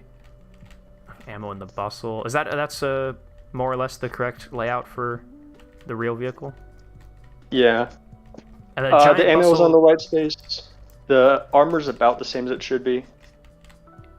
Yeah, I'm sorry, I said bustle, but I meant the giant ammo rack next to the driver. Once again, I don't know why Western Cold War tanks loved that concept so much, but I mean, I guess the idea is you don't want to get penned from the front. But if you get penned in the front, then generally you're probably going to die regardless because it's going to go through the rest of the tank, is my philosophy on it at least. Yeah, I mean, it makes sense, but It's still very funny because it's like when you, especially when you're playing like the video games and stuff, and you do the X-ray, and it's like, oh my god, there's just a giant fucking ammo rack like right in front of the tank. Like it's so seems like such a target, but oh nice. And you put the fan above the engine so that you probably have like a little spinning thing underneath the grills, just to create a little bit of visual interest. Yeah, I did not model an engine. There were a bunch of people early in the stream that did an amazing job doing that. I'm kind of jealous of that. I wish I took the time to do that. I know, dude. I also like, and I've been sort of chasing it with the Lansky rebuild of like, yeah, like I'm actually gonna go through the effort to model interior components like brake drums and drive systems and the gear levers and stuff. But yeah, some of these people will just crack out like entire engines, and it's insane. It's scary. It's scary. Yeah, scary. That's a great way to put it. It's scary what these guys are capable of. But this is awesome. This camo scheme. So was this a camo scheme that Japan used even after World War II? Because to me it feels very World War II. No, it is very World War II. I decided to go with it because of because of it being an alternate history. Because it's supposed to be if Imperial Japan stayed. It was like not really participating much in World War II in itself and stayed as itself into the Cold War. Ah, okay. So it would like have a mix of some of its doctrinal and technological elements in it instead. The flag I noticed is still though the current modern day. It's not. They the use that Japanese flag. They actually always use that flag. Oh, cool. The Imperial Japanese flag is their naval jack. Oh. What is commonly associated with. Damn, that's actually so cool. The shit you learned. That the insignia on it. I forgot exactly which division it is, but it isn't actually from an armored division. I think it's from a what was it? Like. They had mixed divisions where instead of it being like a cavalry division or an actual tank division, it would be tanks with just infantry walking alongside it. Ah, okay. So yeah, it's odd. No, that's cool though. I like that. I like the little doctrinal quirks of what each nation what they all thought tanks could be used for. Yeah. Cool. All right, well, I have a minute left on the timer. Is there any specific stuff on this tank as well that you wanted to call out we didn't get to cover? Not especially that I could think of. There's the backup periscope cover on the driver's site that I worked a bit on that looked nice, but besides that specific thing, I don't think there's too much. Hold on, backup periscope on the driver's side? Like it's on their hatch. It's on top of the hatch. Oh, I see. Oh, yeah, I see that. So it's got like a little, yeah. So if the one of the main three goes down, he can pop this open and stick another one up through the hatch. That is cool. Yeah, and it's rotated. In real life, it would rotate, but I did not model that. Sorry about that. Cool. No, yeah. Looks good. I mean, just even modeling that extra little bit of detail, like that's just, it's all comes together. All the little stuff just really comes together.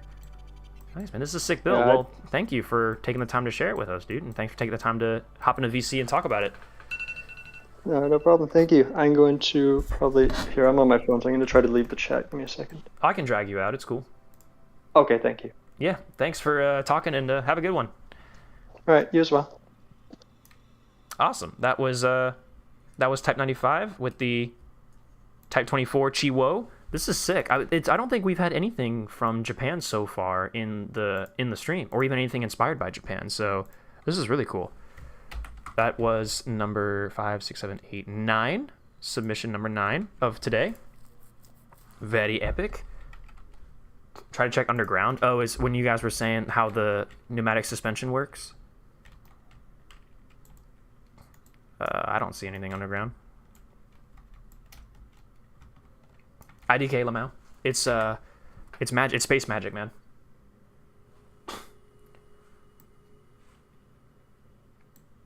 All right. So next up, we should have Toast.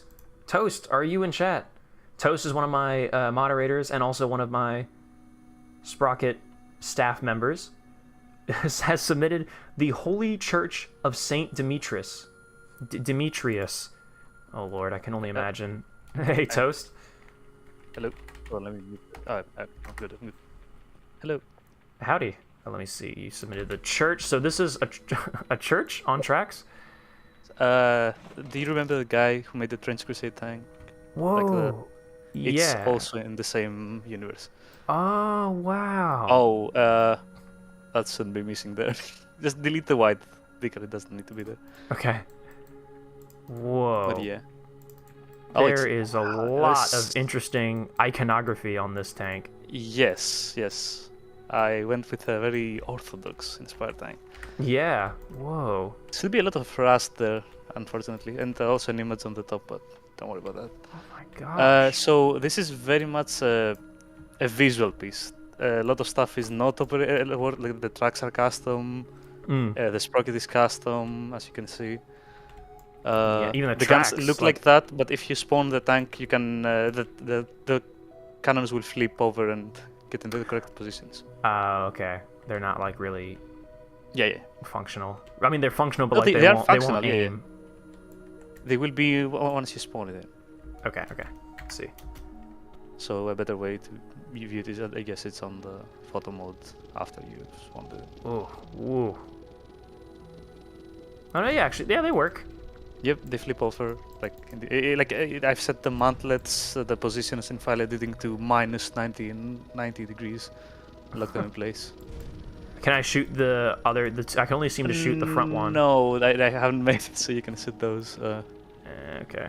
So it's the idea is I have a little bit lore in mind, but it's not that deep though. It's that in this universe, this is for another faction in the game. It's for the pilgrims, the trench pilgrims. And it's trench pilgrims. Yeah. And the idea is that the crew is like they're annotated priests. They're like priests, and this is their church where they make mass and kill demons. Right.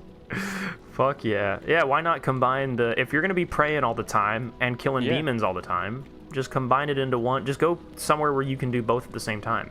Exactly. That's so cool. God, the detail on this. The importance of this for me is that this is my first complete like geometric internals thing. I kind of gave up on the game. Oh wow. Really? But yeah. Well, it looks incredible. Thank you. I mean, especially the detail on the outside. I mean, it seems it doesn't have an interior, but I mean, when you're doing this much outside, I don't care if it doesn't have an interior, because wow, like the sort of wrapping barbed wire, like on the other one, holding the pictures up, those custom tracks with little crucifixes on each tread, like yes. I can't imagine how much time. How long did this take you to build? It didn't take that long. Like I'd say like on not full days, but 2 days of like getting in, getting out. Wow. 2, maybe 3 tops for some fixing. The also exhaust have a nice, pipes that have like I holes tried in a them. grate for the first time. Oh yeah. Oh whoa. Yeah, the engine deck. It's got little holes in it. Whoa. Yeah. My gosh. Each individual. So how easy is this? Really just as simple as you make like a bunch of little bars and then you just you take a them? block and like subdivide it a bunch of times, and then you would delete the sides and cross hatch them, and then you would split individual lines and create like the holes if you want to do that. Wow. It looks so it's good. not that difficult. I try to use simple methods for like my reintroduction, but I can try something more complicated for the next time. Do these hatches on the engine deck open?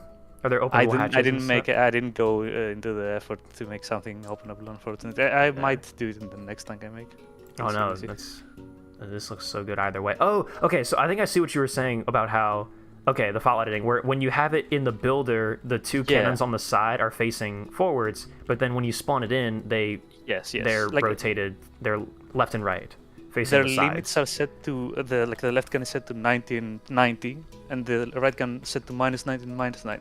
Yeah, I see. The alternate way, I guess, would be to make turrets in there, but I didn't want that. Yeah, that's probably a little too much, just considering you really only need them to move up and down. Yeah, you don't need them to traverse at all. And I also made a custom decal. I took a screenshot of the flame cut texture in the game and just enlarged it, put it through Photoshop to make the really thick front plate, like 220 millimeters. Oh yeah. Wow. I also made I didn't even think about that. Between the armor plates to make it more 3D, I guess. Holy crap. So yeah, that's not even like, that's not actually like you manufactured this aesthetic to make it look like it really was just a ginormous plate. It was getting Z fighting and shit. Wow. Very cool, dude. All the machine guns, the elliptical machine guns. Yeah. The little cranks. Is there track tension up here? There, yeah, the large like crank there is for track tension. Yeah, the chieftain, bro, would be so proud. That's amazing. Okay. Wow. Well, I mean, I always hate, like, when there are designs like this, I always hate when... We have about 3 minutes left on the timer, but I feel like, I mean, is there anything else you want to specifically call out for this one? In truth, like, this tank is a big picture, like seeing the whole thing together. I didn't care for, like, individually very small details. Like, some of the people are going crazy with this game. Yeah. Obviously. But I wanted to like make a nice. I drew this originally. I found out about Trench Crusade, drew this, and I'm like, I could make this in Sprocket, and I went and made this in Sprocket. Wow, yeah, that's cool. I love that idea of drawing a tank out first. Yeah, before you build it. I usually go with that plan. Like I sketch something, the way that it would fit in place with the other elements of the tank, and then I try to implement it into the game. That is cool. All right, cool. I mean, if there's nothing else specific to mention or talk one about. thing, like again, for the way it was like envisioned, I was just making the tank, sitting with other people, and just you should add that, you should add that, and just adding stuff until it looked even more insane than it did. Yeah, I mean, it definitely looks insane. That much is for sure. Cool. Yeah. Well, yeah. Well, thanks for the submission. I mean, again, I hate to cut it short, but I mean, thank you. We should get to the other people as well. Yeah. Thanks for taking the time to talk about it. No problem. Good. Cool. Have a good one. Adios. Nice. This is another really cool. I mean, easily the two. This is both of this one and the other one. Both of these that were from the other submission too. So who was it again that had submitted? It was Morse Fames. Both of y'all like doing this sort of universe. Definitely, probably some of the most unique designs we've gotten for this entire challenge. So incredible. All right, that is our 10th. That's a nice big round number to have for this design. Our 10th design of the day. Moving on, we have Zen. If you are in chat, speak now or forever hold your peace. Has submitted the ALR. Excuse me, put me in a tongue twister here. The ALR 33. And what is the name of the file? Oh, ARL 30. Wait, it is. Wait, you misnamed it twice. Wait, what? Okay, hold on. The title of the post is the ALR 33, and then in the description they called it the ALR 33, but then the blueprint name is the ARL 33. So I guess it's supposed to be an ARL, but maybe they just made a typo twice. But Zen, if you're in chat, speak now. Otherwise, this is an ARL. This is a French. It is aggressively French. Whether that's a good or bad thing, I will let everyone else debate in the comments. It looks really cool. I don't know anything about like what did they say in the chat or in the submission. Heavy tank submission 1942 for a 33-ton heavy tank armed with a 90mm gun, 170mm of turret armor, 110mm of turret armor. 170 mils of hull armor, 110 mils of turret armor. 2 prototypes were made, both weighing 32.15 tons. Due to the fact it's based off the Char B1 and the engine transmission not being reliable enough, only around 33 were ordered and all later put out of service in 1947 due to influx of better domestic designs for Lend-Lease tanks from the USA, loosely based off the ARL-44 and its history. Oh, wow. This is like a somewhat alt history ARL-33, where I guess the weight requirement is a bit smaller. Again, this is another good and clever use of standard parts. Oh, we got a little guy clipping his little noggin through the top here. I don't know if we can do anything about that, but we have very clever use of prefab parts to add detail, although it looks like we have some custom... Oh no, yeah, just using the prefab parts to build a really nice custom gun cradle. That's actually really cool. That looks good. I like the beat up snow camo as well. Very fun. Very cool. Let's try it out. Give it a little test drive. Oh, sorry, let's turn on the timer. Although, to be honest, I don't feel like they're not going to have much to say about this one. Let's see here. So they say it was a 90mm gun. It's probably going to have hella pen. God, see the way the Sprocket does it, there's like the momentum of the turrets. It's like you're fighting it. Nice. Let's see if we can kill our own tank here. through the front. Ooh, not quite. Ooh, there we go. Fair enough. Probably speaks more to the gun than it does the armor, but oh, I love the track tension. Ever since the day, dude, them adding Hamish adding track tension to Sprocket has got to be like one of the best decisions he's ever made for this game. I like it though. It's like a, I mean, it's a ARL 40. It's like a smushed ARL 44. I mean, it's a little bit smaller, but it looks good. I don't know. I feel like it's a pretty simple design. I don't know much else to say. I like the cupola. I like the sort of Japanese inspired. Oh, this is cool. The way they like sunk the cupola. Like it could be like up here, but they sunk it much deeper in to give it that French cupola aesthetic, like that Renault FT aesthetic. More than likely the file name is wrong. Yeah, maybe. Sorry guys, I really feel bad, but whenever I start stream and I start talking, maybe it's because when I'm talking I'm like inhaling dust and shit. But yeah, nice. Ooh, I love the double road wheels. I think maybe slightly misunderstood how these tracks work, because it seems like you wanted to put the road wheels on each side of the guides here, but I think the idea is you're supposed to have one set of wheels in the center of the guides here, but what do I know? Yeah, it's pretty cool. I like that. ARL33 from Zen. Thank you very much for the submission. I'm just going to go ahead and think we can jump to the next one. That submission being from Zen, we now have the next submission from Ben. So Ben, if you are in chat, speak now or forever hold your peace with the Meteor TDS-1. Let me see what the... If I just type in Meteor, is that going to show up? No. TDS-1. Whoa! This looks very interesting. If Ben is in chat, say now. Otherwise, we've written down some lore for this one. It's a medium pilot tank developed for Project Meteor in 1959. Project was created to find a new and effective way to defeat newly fielded heavy Soviet armor, which had been popping up in the battlegrounds of Alaska and Greenland since the beginning of the Northern War. Ooh, we have definitely some custom lore here. Utilizing a 105mm rocket-assisted gun, the TDS-1 punched through heavy armor at breakneck speeds. After capturing German Sturmtigers during World War II, they began to fascinate with the idea of rocket-propelled munitions fired from a cannon. Okay, so this is during that era of the Cold War where ATGMs were all the rage. With help from Chrysler Company, Tyke Dregov subsidiaries supplied the TDS-1 for U.S. Army trials. Each design from Project Meteor was sent to Northern Canada for combat trials where the real faults with the TDS-1 would show. Ooh, so this is an unsuccessful vehicle. Oh, look at this even. It's, like a maze is oscillating? Where the whole gun is gonna move up and down, but the rest of the turret will stay. Ooh, that sounds pretty cool. TDS-1 uses the base of an M48 with new M60 parts in an attempt to get the best of both worlds, using 100mm plates angled at 42 degrees to limit the effect of Soviet shells. Turret is a French design incorporating an M48A1 style commander's cupola and American standard crew hatches and ammo stowage. Oh yeah. Nice little cupola. Americans with their independently rotating machine gun cupola.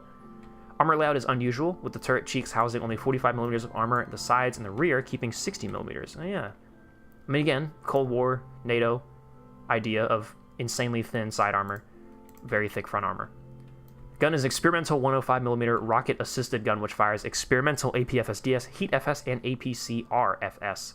Interesting. Armor-piercing, composite, rigid, fin stabilized. Damn. That's a very interesting ammo type for rocket-assisted as well. Timed rocket motors on the ends, which after 50 feet from the muzzle activate, increasing velocity and penetrating power. Oh, so it's like a... It's kind of like an RPG where, like, it pops out the muzzle and then once it's reached 50 feet, the rockets kick in and it accelerates even faster. That's actually a really interesting concept. I don't know if that's like accurate at all to anything, but very cool. Let's see here. What details do we have? We have openable hatches. No, that's okay. Big periscopes. Some prefab parts. Some custom-made parts. The shapes of all this is very... I mean, it says it's built on an M48 hull, but it's very far removed, I think, from M48. This is non-openable. Nice. I like how simple it is. It's gray, though. I wish it should be like a I want this to be like an olive drab. Alright, hold on, let's drive it. Let's see. We have the independent cupola actually works, and it looks like it has its own fire group. Yeah, it does. Oh, wow, look at that. Amazing. I love when these little guns are included. And yep, as I suspected, we have an oscillating main gun where it goes up and down. Oh, actually, what is the max elevation on this? Ooh, does it clip through the engine deck? I think it very much does. Ooh, yeah, it does a little bit. Actually, just barely. I think maybe he can get away with that. Whoa, that's cool. I like these very unique turret designs. Oh, and our crew is completely stuffed inside this this turret. So no interior at all. What is everyone's positions? What's the other guy who's down here? Hold on, let's open this. What is his role? Nothing. What's his role? Driver. Oh, interesting. There's like a second guy. Oh yeah, there's 2 positions here. Interesting. I wonder what maybe a commander? No, because the commander's in here. Loader. Gunner. I'd imagine there probably isn't meant to be a loader. There's probably meant to be a auto loader here. But we have a commander and a gunner, and then 2 guys down in the hole. I wonder what the other guy is for. Was that ever it was not really explained in the lore, but interesting. Cool. Hold on, chat. Let me refresh this. There we go. Switch back to here. So I had to refresh chat. Interesting. I want to see this in olive drab. I really want to see this in olive drab. I'm sorry, but I have to. Hue. Can we make this a little more green? Yeah, like a nice olive drab. I mean, not olive drab, but I don't know, something like that. Maybe a little darker. Yeah. See, I think that looks good. That looks really good. I mean, not that it didn't look good before, but nice. I like this. I like it. It's like a nice fat little rocket tank. Cool. I like it. Look at the name of the posture, Lamau. Oh, God.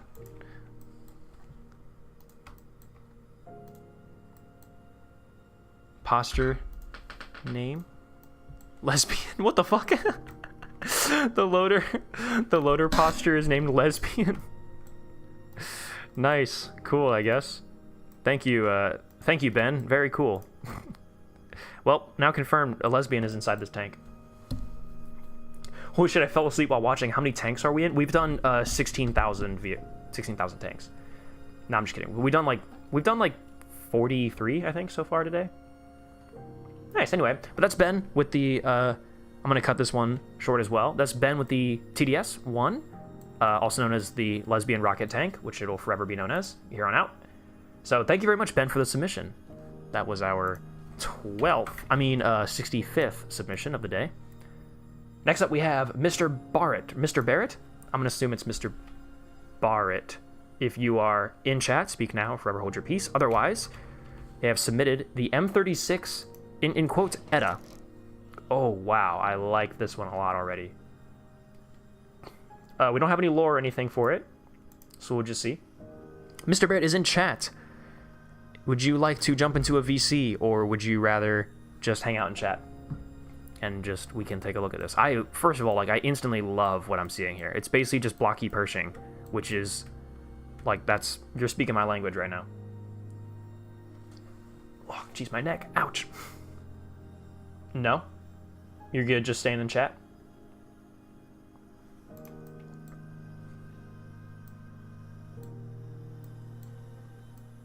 Whoa. Look at that mantlet. Is that like stacked mantlets? Oh no, that's just how mantlets are in Sprocket. I was wondering. No, yeah. Okay, I'm sorry. The no, yeah, I assume you mean, please specify in chat, like, I would like to chat or I would like to VC. Just say those words. I assume when you say yeah, you mean yeah, you want to stay in chat. But just say the words so I make sure I know. Because I'm a little bit stupid. Wow, look at this. Oh, I like these little prefab hatches. This is cool. This is a great this reminds me of the like Tiger 2 Pershing type thing that I made a while back. No interior. I'd like to stay in chat. All right, cool. Just wanted to make sure I was reading the room correctly on that one. I love the turret bustle ammo. It just being a giant block of ammo in the back that technically covers the top loader's hatch, but we're not going to worry about that. Actually, what you could easily... Hold on. If this is your loader... Gunner, commander. If this is your loader, and this is supposed to be his hatch... If we think about where... If your loader is actually here, his periscope should probably go up here. And if this is meant to be his hatch, we could probably do a little bit of something like that. So it's a little more above him. Sorry, I hate to be like, I'm changing your design. I just want to see if I can make this. Yeah, that's more or less above him. And then we can take this and just move it up here. There you go. Sorry, I didn't mean to, like, in front of everyone, like, point and laugh at you, but I love it. I really like the basic shapes that you've got here. They're just the basic, blocky, like, I love this blocky welded turret design. I like this. The suspension is nice. I like how slow, like, sluggish it feels. I like that. It's for a heavy tank. Ooh, look at that, like, custom sort of exhaust on the back there. That's sick. Very nice. I assume this is meant to be sort of a alternate history Pershing, so to speak. BT-42 went up against a tank like this, against 3 of them specifically. That's true. If we're taking Girls in Panzer lore into account, then yes, a BT-42 fought 3 of these things and won. Take that, realism. Take that, real life. Fuck you. Let's see how much armor this has. So I assume this is going to be pretty faithful to the Pershing. So if we go for the faces, I'm assuming this is going to be... Ooh, 102? Yep. I think that's pretty close. And then the main gun is 90. Yep. Oh, wait, how much pen does this have? 173? I think... You know, I'm going to be honest. I actually don't really know much about the Pershing in that regard. Like all those little video game stats, but... 100 mils thick here. Oh, hold on. This Minecraft song is not what we want. I think we're getting into, like, the liminal space Minecraft music at this point. Let's hop into here. We are now moving out of the C418 era. I hate to say it, chat. We are now moving into the Lena Rain era, which is great. Cursed mashup of the Pershing and the first patent. I like it, though. Like, that's what I mean. It's cool. Although, interesting saying, like, a mashup of the Pershing and the first patents. They kind of were the same thing. Or at least they were very, very, very similar. I know someone out there is going to be like, the Patton and the Pershing are not the same tank. Yeah, I mean, I know they're not the same tank, but, like, come on, you have to admit, the Patton was, like, basically... I mean, it was just the Pershing with a different engine and a couple different gun and, like, a couple things. Big Bit Onion, if I were to send the tank, will I get bullied? Well, so we opened the slots for this. So there was open submissions for a period of 2 weeks, and then the submissions are now closed. So we're not accepting new submissions at the moment. So it's a little too late if you wanted to submit a tank for the challenge. Well, I mean, I say it's a challenge, but not really. It's just me judging your tanks and thinking they're cool. No, they're completely different. No, they're not. The Pershing and the Patton, the M40, the M26 and the M46. It's just a different. They just had a different engine and transmission, and a different gun. Otherwise, they're pretty much the same. Maybe the fire control system was different too, but...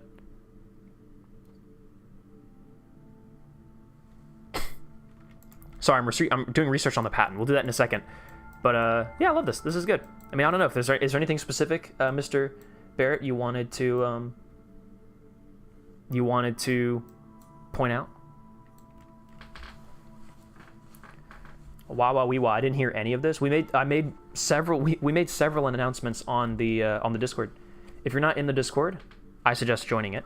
If you are in the Discord and you want to be aware of these sorts of things, grab the Sprocketeer role if you don't already have it. If you do have the role, then just, like, pay attention to pings, I guess. This is all I would say.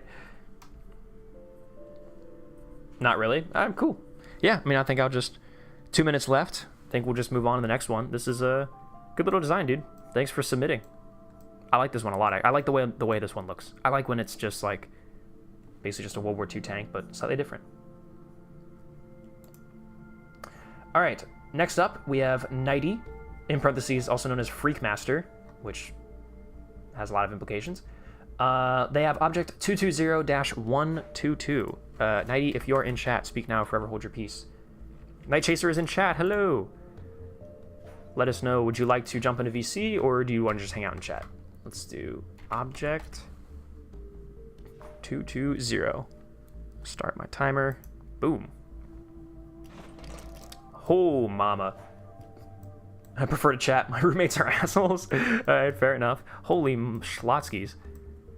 This is clearly based on the very real projects that the Soviets had to make the KVs a little more formidable. But this is a KV-122. So fictional prototype, it says you have a little bit of lore on your post. Fictional prototype 122 millimeter armed transitionary model from the KV series to the IS series. This is kind of cool because it's like a couple things happened a little too early, because as far as I understand, the real evolution from the KV to the IS is the biggest they ever went with the KV was the 85. I know there was like the KV 100 or the KV 3 or whatever people call it. Like, I know that those did exist, but those were like one-off prototypes. In terms of like what was actually being developed and taken seriously, the KV 85, which then jumps into the IS 1, which was originally the IS 85, but then they rename it the IS 1, and then that's an 85 millimeter gun, and then the IS 2 gets the 122. Whereas like the KV, you know, they went with the 85, and then by the time IS was around, IS was better than KV in every way, so they just stopped developing on the KV. That's as far as I understand the history, although I do need to buy Peter Samsonov's book on the origins of the IS.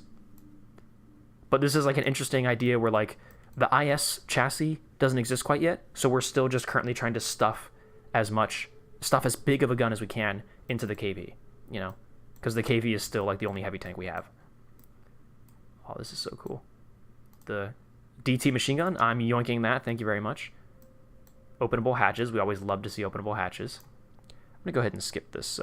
We need to get a little bit of exciting Minecraft music in. How about this, chat? What do you guys think about this? Pigstep? Do we have any Pigstep lovers in chat? I think it's actually not bad. I think it's pretty good. Also, says a DSHK as a coax. Fuck yeah. Oh, wow, it does have a DSHK. Dude, that thing is huge. Wow. That is cool. I'm yoinking that. Thank you very much as well. So much detail in this. This is pretty faithfully recreated of a KV-1 hull. Headlights. KV headlights. I'm gonna yoink these as well. Thank you. Appreciate it. Make sure to read my post. Let's see. Did you include extra lore? Oh, all hatches can be opened by rotating. Era is mid-war. All cheats are enabled. Yep. Zoom in during spawn mode. You go to commander view. Yep. F2 to select second fire group. Yep. Build mode, deselect decals. Yep. I think we already did that. When in pass-through view, make sure to select decals. Okay. Cool, yeah. Nice. This turret is this turret based on an existing, like, because I know they did like the KV3, or I guess you say KV4, but better. I'm not familiar with the KV4. Is this turret taken from anything like that, or is this an original turret? This is really cool, actually. Now I'm looking at it, because it just, again, I like these things where, you know, they have these bases in reality, where this is something that could have happened, because like all the pieces are real, like the 120 and the KV hull and everything like that. But it's just a matter of they didn't actually do it in real life. It's a KV4 inspired turret. Nice. Cool. Yeah, I'm not familiar with the KV4 at all. The V2, gotta love it. Is this actually tried to recreate the V2 as best you could, or did you just do whatever engine specs? Because I know there's one thing with like replicas and stuff, and this isn't a replica specifically, but like one thing a lot of people try to do with replicas is they try to really recreate everything about the bucket. KV bucket. I'm even putting an exclamation point after that because I'm so excited.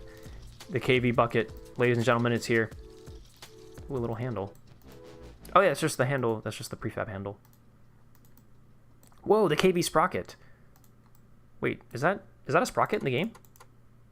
No, yeah, you added Oh, it's part of the hull. Yeah, that's very clever to make custom sprocket. Very, very clever. All right, let's get inside. Let's get inside this damn. Looks like there's pretty decent interior in here. Oh, little periscopes. You see that? Oh, that's so cool. And they're actually like fully modeled. Damn, son. All right, let's see. So we have a gunner's optic. We have a custom hand crank, or at least we have a custom handle botched onto the in-game traverse crank.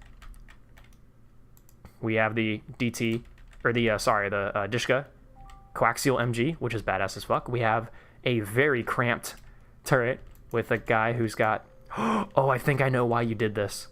Okay, when we test drive it, we'll see this. I think I know why you did this specific thing with the cupola, and I love what I think you just did with that. Ooh, fire extinguisher is in here. That's so cool. Fuck yeah. It's a very, very cramped vehicle. Oh, these decals for this are so cool. Full dashboards. Oh, I love that. I'm definitely gonna yoink those. Got some linkages for the tillers and custom tillers as well with gas pedals. Beautiful. God, my nose, dude. I've got like a piece of hair or something on my nose. It's pissing me off.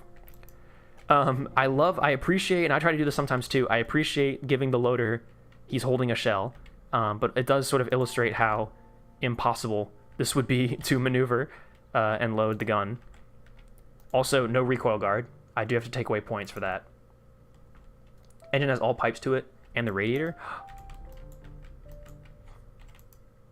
Oh, you're right. Yeah, you hooked up all the open pipes for like the exhaust and the air intakes and everything. Oh wow, fuel. Oh no, that's for exhaust. But you do have like fuel tanks here on each side. Nice, that is cool. Good little attention to detail there. Wow, that is awesome. Let's see here. Let's drive it, shall we? Now I think, ooh, this thing behaves really good. Now I think the reason why you put the cupola inside the dude is so that when you zoom in, yeah, you get an actual like commander's cupola view, which is so cool. That is really unique. That's the only tank design that's done that so far. That is amazing. It is a little bit like you are very clearly clipping through the guy, but that is, I'm willing to make that sacrifice for the sheer immersion you get out of it. It's very fast. It's very maneuverable. This thing is sick, dude. Again, I love these like sort of semi-historical designs. Oh wait, does the Dishka actually work? Oh, I selected fire group 2, but there is, I don't see anything. Oh, the coax. Wait, the bow gun actually moves. Check that out. The bow gun is functional. That is awesome. It doesn't seem like it shoots, but yeah. In sight mode, you can switch to fire mode and you can go to the bow. Oh, cool. Nice. It just doesn't actually shoot. Still, though. That is very cool that you can even drop down into that view. Oh, cool. Oh, wow. I was so zoomed in. Oh, my timer. Wow. This is actually really cool. This is also unique. I don't think we've had anyone do this in terms of like modeling a bow machine gun like this, where you can actually go in the scope and see it. Maybe someone did and I just didn't take a chance to look at it because I'm a bastard. Wow, very nice. Thank you for the submission, Nighty. This thing is sick. It's a great little like historical alt history vehicle, and it looks sick too. I mean, just the idea of a KV-1 with a 122mm gun is tantalizing. It tickles the nether regions just a little bit in the right way. Oh, I made it fire, but it was too fast firing and it would blind you. Yeah, I guess that makes sense. Huh. Cool. Well, thank you for the submission, Night Chaser, or Nighty, as you're known in the Discord, or Freakmaster, as I also see in parentheses in your name. Cool. That was the KV 220-122, our 14th submission for the day. Next up, we have Sunny, who has submitted the A5 Nimrod. Sunny, if you are in chat, speak now or forever hold your peace. The Nimrod Mark III. Let's see how this goes. Oh, I love this thing already. I love this. Whoa. Sunny is in chat. Sunny, would you like to hop into a VC, or do you want to just hang out in the chat room? In VC? Fuck yeah, okay. Let me full screen Discord. We'll bring him in. Welcome, Sunny. You are on the air, and I love what you've built already. My volumes briefly here. No problem. You're 3 times as loud in Discord as you are in the stream. Sorry. Okay, hopefully my mic is working as well. Yeah, you sound great. Yeah, alrighty. So what have you brought us today? This looks like a Valentine Crusader Polish TP thing.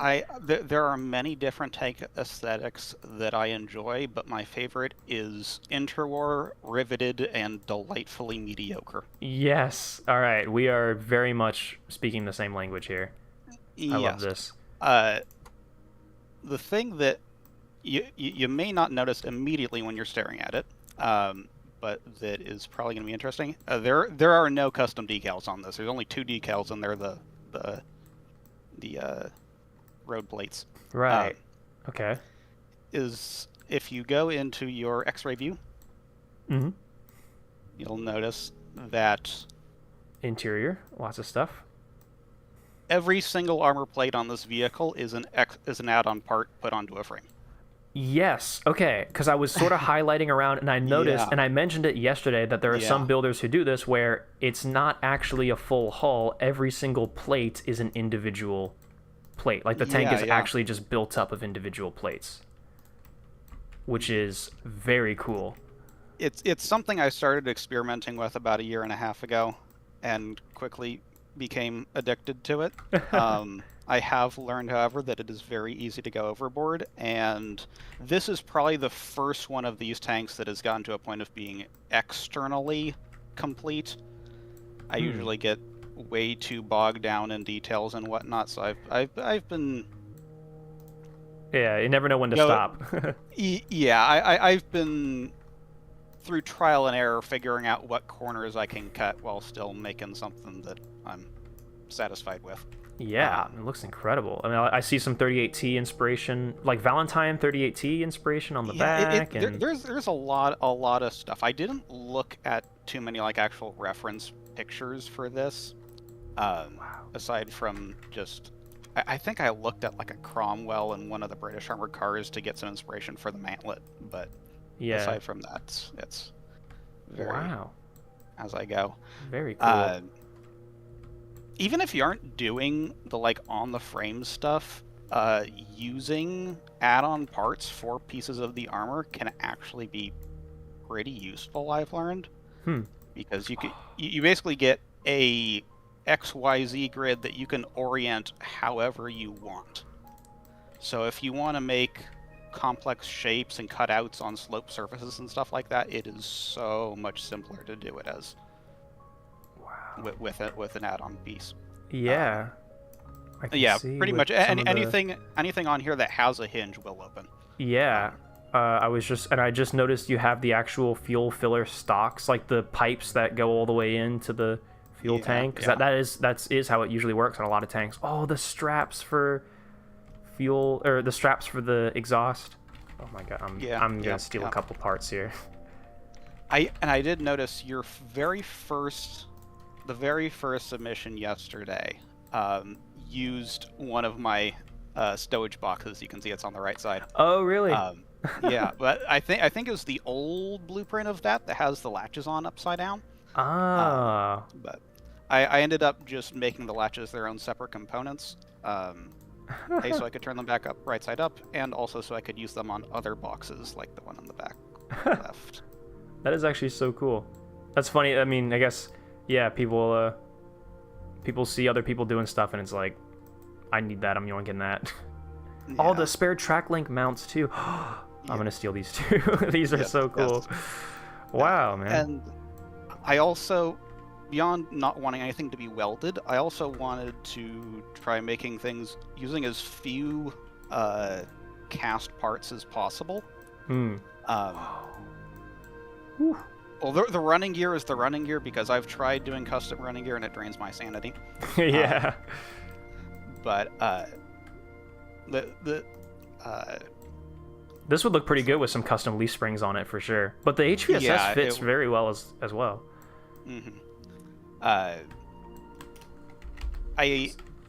One thing about the building on the frame strategy that I've discovered is, at least for me, it adds an extra layer of immersion to the build process itself, because it feels sort of like you're assembling a thing as opposed to molding a polygonal lump of clay. Yeah, the interior has some rough things. The only nice looking finished bits are the seats, pretty much. I did those like the periscopes look good too, but the seats are they look very nice. And the turret basket, there's like some custom bits here in the turret basket. I think I just put in some like knee guards or something like that. Yeah, pretty much. I may go and remove the turret basket entirely. I don't know. It would make sense for if this is meant to be like an interwar. Yeah, this one particularly is, I think, like the 1936 version with the thicker front plate. Yeah. Yeah, all the it has periscopes and everything, the ports. ventilation. Yeah, pistol ports. Oh, the commander's vein sight. That is so cool. That's actually a backup vein sight for the gunner. Oh. Yeah, that's a good sight. But it does have a functional sight in there, so if you wanted to go into the editor and switch over to using that one, you can. Oh wow. Very cool. That's actually a smart idea, because I know like Panzer 3 and 4 have backup iron sights essentially for the gunner, and that's sort of the same thing. And you also get to give your gunner periscopes, so that is really cool. Yeah. This is the Mark III version. I've gone up to the Mark IV. The Mark IV fixes several of the. I think it has a longer gun. It has a radio box on the back. It has actually openable viewports, because the visibility in this one is rather poor. Oh yeah, I can imagine with these little slits. That headlight box is actually sweet. Yeah, though. the driver frequently is just sticking his head out the top. Yeah. Hey, that's the way it was back then. Yeah. That's cool. But yeah, nice. the whole building on the frame thing, it is. Yes, it is more work than I think most people put into their Sprocket creations. But for the level of detail and polish you can get out of it, I think it's actually a pretty good trade-off.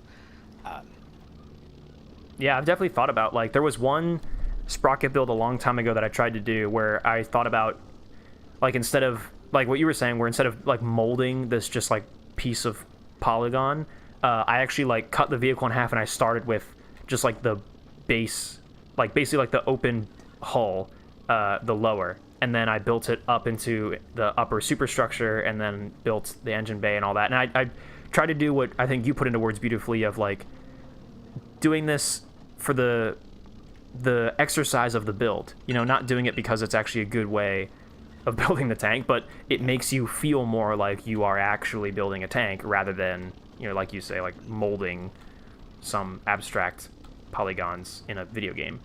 I think that is a very admirable desire that you should want to build in a way that makes you feel like you're actually putting together a tank.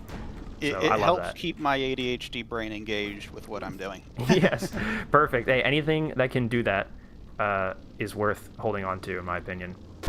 Oh, and does the coax gun move up and down with the? Yeah, it does. Yep. Very cool. It is non-functional because I do. Along with that immersion in the building, I do prioritize being able to actually use the things I make. Yeah. So that's good. I'm willing to go lower poly on certain bits. Yeah. And skip some things. Cool. Well, yeah. Unfortunately, my timer did go off. But is there any specific stuff in here that you wanted to mention that we did not cover? One thing, it has to do with the tank, but it's not the tank itself. It's that I would highly encourage people to practice and experiment with working with the plate thickness as opposed to against it. Okay. Like if you have a 100 by 100 by 100 cube of armor. You could either make that out of a cube, or you can make that out of a single plate that's 100 millimeters thick, and that takes half as many points and a sixth the number of polygons. Right. So that's actually that is and the flame cut side marks gives texture variation and all that. So yeah, very cool. Well, hey, thank you so much for the submission, and taking the time to come in and talk about it. This is definitely one of my favorites, I think, so far, with just the fact that it's interwar, riveted, Polish, and the unique construction method is really cool. I've had similar ideas, but you actually are like doing it, which is awesome. Yeah, the frame itself isn't too complicated to make. Mm-hmm. So it's just extruding faces, shrinking them down, cut out the middle, invert it. Nice. But you do want to make sure that your faces are as flat as possible to start with. Oh yeah, I bet you want to make sure that they're not gonna. I can only imagine the warping that quickly happens if you're not paying attention. Yeah. Cool. All right. Well, thanks, Sonny, for coming in and talking about your design. Thanks for submitting. Thanks for having me. Yeah. Have a good one. You too. Cool. That was Sonny with the Nimrod. Yeah, man, this is very cool. Again, the unique construction method, and like I've thought about something like this, but the frame thing is what I did not. This is not an idea that I've ever thought of, but I did at one point. Was like, what if I, instead of just using the actual molds, like I just straight up just put all the plates together individually. I had that idea once, but this is like actually, like, this is way better and way smarter. Very cool. All right, that was our 15th submission. Dude, we're fucking blowing through these. Feels good. Next up, we have, oh god, Beta 320. If you're around, with the South African Oliphant Mark 1. Oh, all the parts are my own. Nice, Sonny. Cool. Panel gaps look cool. Yes, they do. All right, we have the Oliphant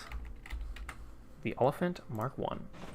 Beta 320 is here. Beta, do you want to be in VC, or do you want to just hang out and chat?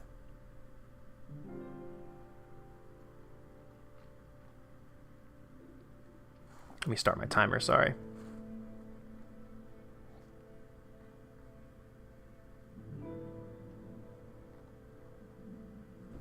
In the meantime, while we wait, just be in chat. Cool. All right.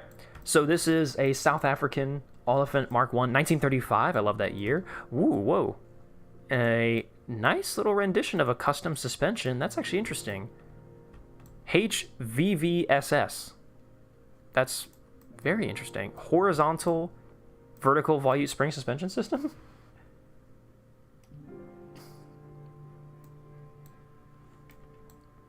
Might be interested in stealing the wooden box on the fender. Okay, Sonny. Yeah, I'm definitely going to go through a lot of these submissions and find stuff that I like.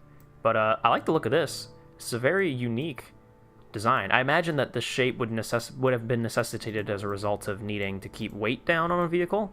See, like, the reason why the front hull, like, there's this whole chunk missing up here. Probably because less armor plate means less weight. I like this turret, though, a lot. This turret is really cool. These little custom tow hooks, or not tow hooks, but like lifting eyelets. Very cool. With a functional hatch. Oh, nice. Cool. Do you have much of an interior in this thing? No, not really. That's okay. Not every tank needs to have an interior, chat. Please remember this. Oh god, my camera broke free of the rotating around the vehicle. Interesting. I wonder why... I feel like there's a lot of... this tank could be much smaller. But it's got a massive fuel tank. It's definitely having to accommodate for that. But I was thinking, like, one thing that strikes me about this vehicle is, like, yeah, this whole nose poking out the front. I feel like I was like, oh, maybe it's just because there's, like, the transmission is in here. Also, sorry if you can hear my belly. My tummy's rumbling. I'm a little hungry. I was wondering if the transmission and stuff or differential was up front, but it's all in the back. So this is just, the nose is just very long. But it looks nice.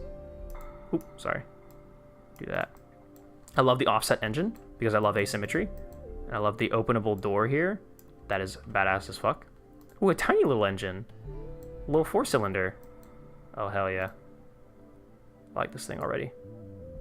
Let's see how she purrs. Let's see how she drives.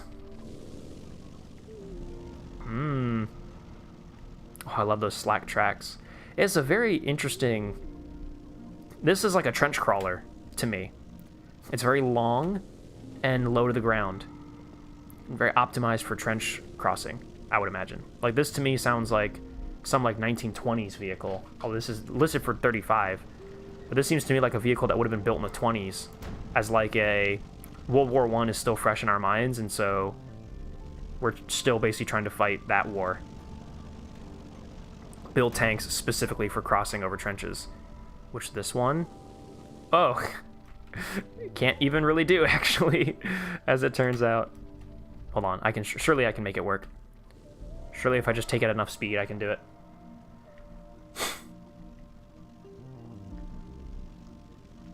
Not sure what exactly I was on when I named these parts. Oh, I didn't, I was not checking the names. I basically took one of the pre-made Sprocket Tanks and turned it into this. Oh, I see. That's cool. I like the pike nose. And the rivets. Tastefully done rivets. Let's see if I can cross this trench here with this one. Here we go. Oh, no. Okay. So this is terribly optimized for trench crossing. But, hey, I appreciate the detail of openable hatches. That's nice. 40 mils of, 40 mil main gun. 30 mil armor on the front. That's actually pretty good for 1935. That's quite good. 25 on the turret? Yeah, for 1925, that's... You're looking pretty good there. Sweet. Well, is there anything specific, Beta 320, you wanted to mention with this vehicle? Otherwise, it seems pretty simple. I love the custom... Actually, the custom suspension is, like, totally worthy of... Like, that really should be focused on and looked at. I actually like these little brackets for the wheels. Might yoink that.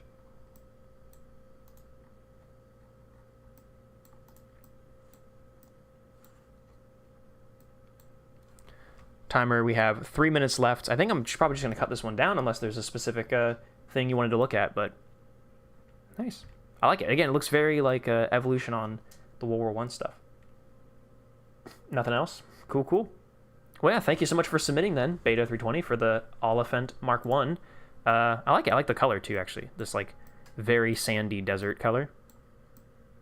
Nice. Cool. Moving on, we have Mid-K 740. This is somebody who at the last minute yesterday said they wanted to be looked at today. They say this is a collab between themselves and Nighty. Oh, sick. Okay. And this already looks pretty incredible. It's the Object 20-6 work in progress. And I think the file was Object 2006. Oh yeah, this was where it was... Okay, this one was submitted really weird in that it was... Oh no, I got it. E2. So it is this one. Okay, never mind. There was one vehicle that I downloaded that was submitted. It was a zip file. So, like, I had to download it and put it in really differently. But, holy schlotzkis. Okay, this is giving the same vibes as that one T-72 replica that I saw that was, like, insanely detailed. So, Mid-K 740, or Mid-740, if you're in chat, speak now. Forever hold your peace. Otherwise... I'm just going to sort of read off what you wrote. Oh, hey, Midk's in chat. You want to hop in a VC, or are you going to stay in chat? Do not claim 100% ownership over everything, including credits include description. Thanks to Nighty, Pabs, Clue, and a few test subjects for helping make this. When in build mode, layers would sometimes layer incorrectly. If you enter interior view, then exterior view to fix, click 2, and then 1 should fix. Seems like we're okay for now. I think these are 2 decals that did not end up loading properly, but should be okay. Oh man, the frames while I'm moving around this. I can only imagine the interior this thing probably has. Sure, I can VC. Cool, cool. Let's bring him in. Let's put in a little timer here. What is up? Is it Mid? Is it Mid? Mid-K? Hello? Hello. Hi. How's it going? Tired. Yeah, I can imagine. Is it, where are you at in the world? Australia? Yeah. It's pretty late then. Well, So you brought us this object the object 20-6. This looks very T-72-esque, but I'm sure it's. I mean, it seems like it's its own unique thing. I think the hull was more based off of the object like 432, the like earlier T-64. Sort of seen in like the engine deck. It's more T-64-esque. Okay. With a nice like a V12, but in game it's a V16 for the horsepower. But right. Not much I can really do that. Okay. Nice. Yeah, I really don't know a lot about like the Soviet main battle tank development, so but it looks very unique. I was not aware that there was even a Soviet hull that looked anything like this. But I like it a lot. All the openable doors are really nice, which we're starting to get used to seeing around, but it's just always a nice, fun, extra little detail. I haven't done it much myself, but I can't imagine. It seems like even some of the most basic builds that we've seen, people have been able to do it, so I really got to get around to trying it. Oh, whoa! The bustle has its all sorts of... I'm afraid probably some of these decals aren't working, but... Yeah, I don't know why they are going through. Yeah, I had to make them, like, long, because on my one, yeah, the decal was, like, small. So I had to, like, make it really, really long. Huh. Oh, I see, yeah. I think, unfortunately, right now, it's just all glowing white, but, this is so cool. Is this, like, a full, like, the autoloader mechanism all being modeled here? Yeah, that's based off of the Leclerc autoloader. Oh, wow. Yeah, off of some grainy images I found online. Whoa. Yeah, it's all the individual, like, panels and buttons. There's even, like, a pad, like, with buttons. Whoa. All the gears. Yeah, that one. Holy crap. So is it a cassette autoloader, or if you let me say based on the Leclerc? Yeah, it's like, yeah. There's two of them. Oh, there's two, not two, like cassettes. There's two loaders, if you look on the interior. Oh, it's also... Oh my goodness, you even have each individual, like, shell type. Whoa. Yeah, there's MZ on the bottom for the shells, and then the charges are stored in the bustle. Whoa. Oh man, I'm sorry that some of these decals are not working. But, whoa, man. This is a full modeled interior. Like, oh yeah, the decals look pretty broken. If you click 2 and then 1, it should fix them on the commander side. I don't know what causes it. Like, if I have to go into the, like, I hit spacebar to play it? Oh. Back out. Hold on. When I hit spacebar, it's gonna load in. Interior view, so like scroll wheel inside the vehicle? Or... No, like if you click 2, like in the build mode. Oh, right, this. Okay, 2 and then 1, and then that should fix it. This should make the decals work again. No, doesn't seem like it. I don't really know what causes it. Oh well, I mean, I think definitely the point comes across. Also, I don't know, I think sometimes when they're like little white like this, it makes sense. Anime girl spotted. Don't know. There's a few of those. But there's a few of those. That's funny. Wow. Every so cool. dude has one. There's one on the gunner's area, one on the driver area. There's. Oh, are they all characters from the same show? Yeah. Yeah. Nice. The dashboard, everything. Wow. All the little the shells. Okay, so the shells. This is crazy. How did you? I mean, I guess I know how, but like, how long did that take? To make each shell, probably like not that long. I can't lie. Wow. I mean, I guess once you get it down, you get it down. Once you have the techniques, you just sort of pump them out. Then you got 2-piece ammunition. So like, there's the powder charge canisters back here. Yeah, that's just like the loose. There's more loose in the fuel tank in the front right. Yeah. Oh, right. Yeah. It's like behind like a door. Oh boy. Yeah, that's the like hydraulics.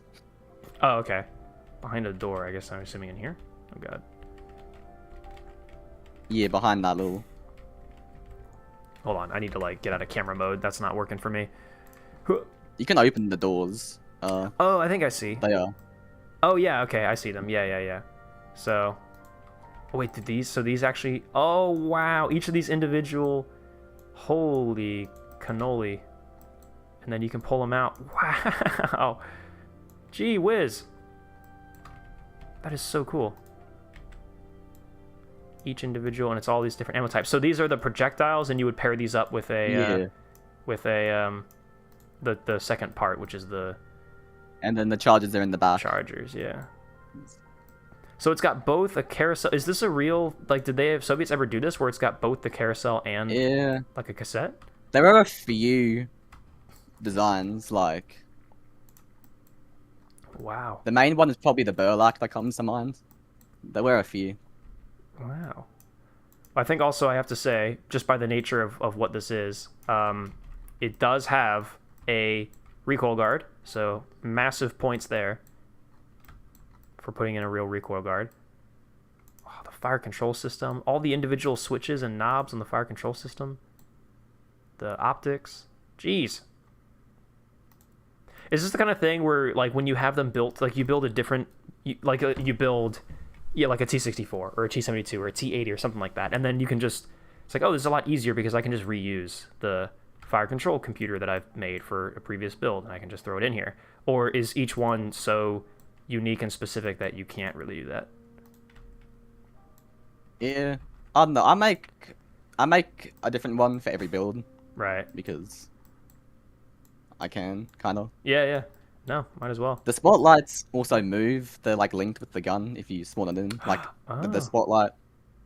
And also the one on the commander side also moves up and down. Yeah, I can see it. I see like the little the yellow mesh like projection of like a gun breech, showing its elevation depression on the back of that little spotlight. So yeah, actually turns. Oh, let me see if I can get this spotlight on here to elevate. Yeah, it follows it. Wow, that is cool. Oh my god. Yeah, the frames are a little but I mean, it functions. Like, there's so many of these vehicles that are so detailed that they just don't function, but I mean, this one functions, so I will give you that much credit at least. It isn't the most optimized. Nah, but I mean, like, what you get out of it, like, the detail is just insane. Like, I get so inspired by... Oh, there's a timer. I'll just finish up with saying, like, I get so inspired by these vehicles that are so detailed, where it's like, this is literally, like, the full... Like, this is the actual real thing. Does it even have the composite ball armor? Oh my god, it does. Yeah, it's got the ball composite armor. I didn't quite finish that. No, but the fact that it's even, like, there's a hint of it there, that is crazy cool. Yeah, but, like, just when a tank in Sprocket has been modeled to such detail that it is basically as it would be in real life, and, like, if this were thrown into the real world, like, it would work. That is, it has everything. It has all the small stuff that you don't think about. Yeah, I try to make it, like... Is really good. Like, it could work IRL, like, there's like a little vertical drive, if you look in front of the gunner sight, to the right. Mm-hmm. Yeah, there's like a little piston to elevate the gun. There's hydraulics for the horizontal. Yeah. Extra ammo cans for the... Oh yeah, is there coaxial? Where's the coax gun in here? It's next to the commander, like... Oh, it's really squeezed in there, yeah. I can see it just barely. Yeah. Wow. Fantastic. Well, yeah, unfortunately the timer did go off, but do you have any specific thing that we didn't get a chance to look at? Not really. This is kind of it. You say it so nonchalantly as if this isn't like a really nicely detailed build, man. Thank you so much for sharing, and thanks for taking the time to hop into VC and talk to us about it. Sweet. All right. Bye-bye. Bye-bye. Oh, wait, let me... I have to full screen this poor thing, because then it can't drag it, but... Alright. We kicked that guy out of there. Dude, this is so cool. Big shout out to Midk 740. I should have asked him again how to pronounce his name. Midk 740 is what I'm going to keep calling it. Big shouts out from us to him, because wow, this thing is so cool. A little green and red. Damn, son.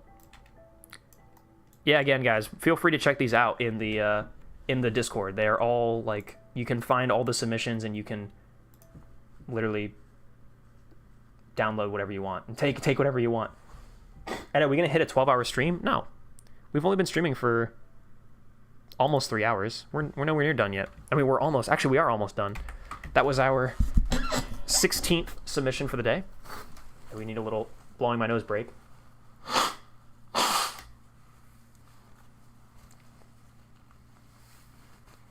Yeah, we're gonna have a pretty specific, like, I want to make sure that the times for this are known and worked out, you know? Like, I don't want this to go for like 60 million years. Yeah, references are mostly online from my friend. Right, also, yeah, good point that Midcad specified in their post that this is a collab, so there's lots of different people involved in this, but it looks awesome. All right, next up we have Ruafor. I'm gonna say Ruafor, who submitted the Leichter Jagdpanzer 51. If you are in chat, speak now or forever hold your peace. Let's open this bad boy up. All right, here's the thing. Minecraft OST, it's been great, but I think we need to switch to something with a little bit more energy, because so far this has all been so, like, it's been great, don't get me wrong, but I want to switch it up just a little bit. Sorry, friends, for anyone who fell asleep during all that, because the music was like literal Minecraft lullaby music. Okay, the Leichter Jagdpanzer 51. No mic, but I can answer questions. All right, cool. Ruafor is in chat. Man, I'm fucking tired. I just want mine to be reviewed at this point. How many till the Lloyd Carrier thing? Lloyd Carrier thing. The Lloyd Carrier from Temu. We have 1, 2, 3, 4, 5 submissions, including this one. So like 5, like this one included is 5 submissions until the Lloyd Carrier from Temu, if that's what you're referring to. This tank is mostly a proof of concept. Okay. How much to World War II Leopard? Guys, you can jump into the challenge submissions channel and you can see where everyone is sitting. World War II Leopard is 5, 6, 7, 8, 9 until we reach that one. Whoa, okay. I didn't really take a chance to look at this when I was reading chat. Whoa. Proof of concept. Yeah, proof of an insane concept. Is this like, it's supposed to look like this? Whoa. Whoa. It's like a sunken in, wait. Is this like the S tank with like a turret? Like, it's the idea of an S tank in that it's super low profile, basically just a giant wedge. But like, you have an oscillating turret that's sunken into the hull? It's like an SU-100? Huh.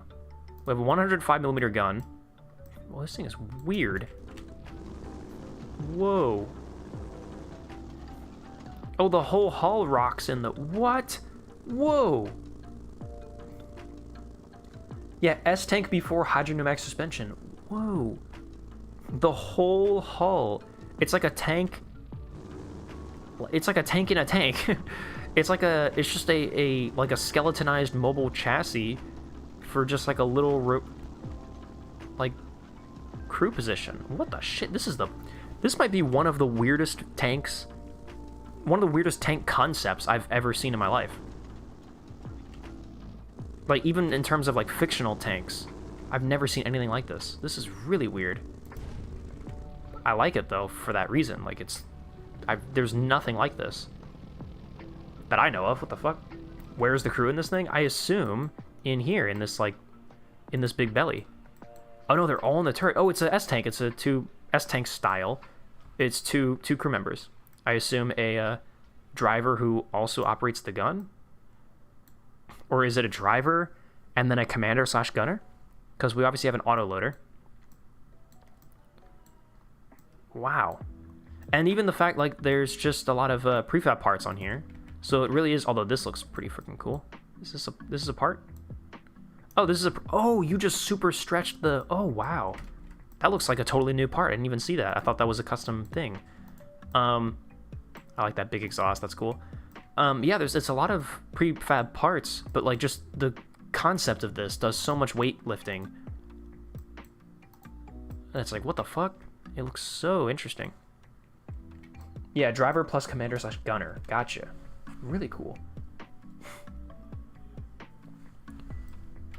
Whoa, the gaps in the suspension. Also, yeah, why do... We had another tank that did this. What is the idea behind having like 3 wheels back here and then the 2, and having such a big gap between your front wheels and your rear wheels? That is interesting to me. It confuses me slightly. But wow. I mean, talk about low profile. Like, holy shit. Mine protection? Ah. Gap is so the turret is unimpeded? Oh. Right. Wow. Yeah, dude, look at how low profile this thing is. This thing can sneak around in, like, just the tiniest and smallest of environments. Although the turret, yeah, the traverse kind of gives it some limited ability to actually engage from these positions. The limited traverse is a little bit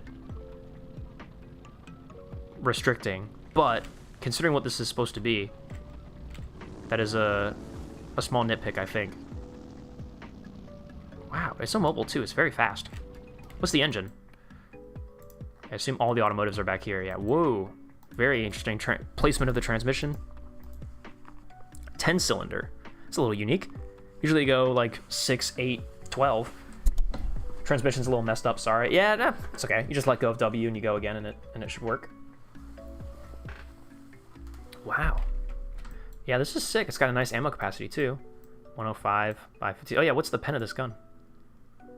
205 mil. Damn, son. Very cool. See that Swiss. So it's like the Swiss attempting something like the S-Tank before the Swedes got around to it. Nice. Wow. Well, is there any specific stuff you want to call out, Rua4? I mean, again, I kind of sort of hate to... We have 2 minutes left on the timer, but, like... I don't know what else to say. It's just... It is what it is. Like, it's exactly what you look at, and it's what it looks like.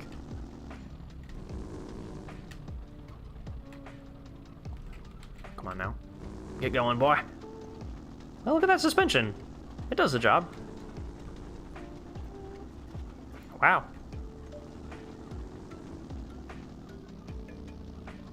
Oh, a little rough on here. Ooh. Ooh. Come on now. Come on now. You can do it. Come on.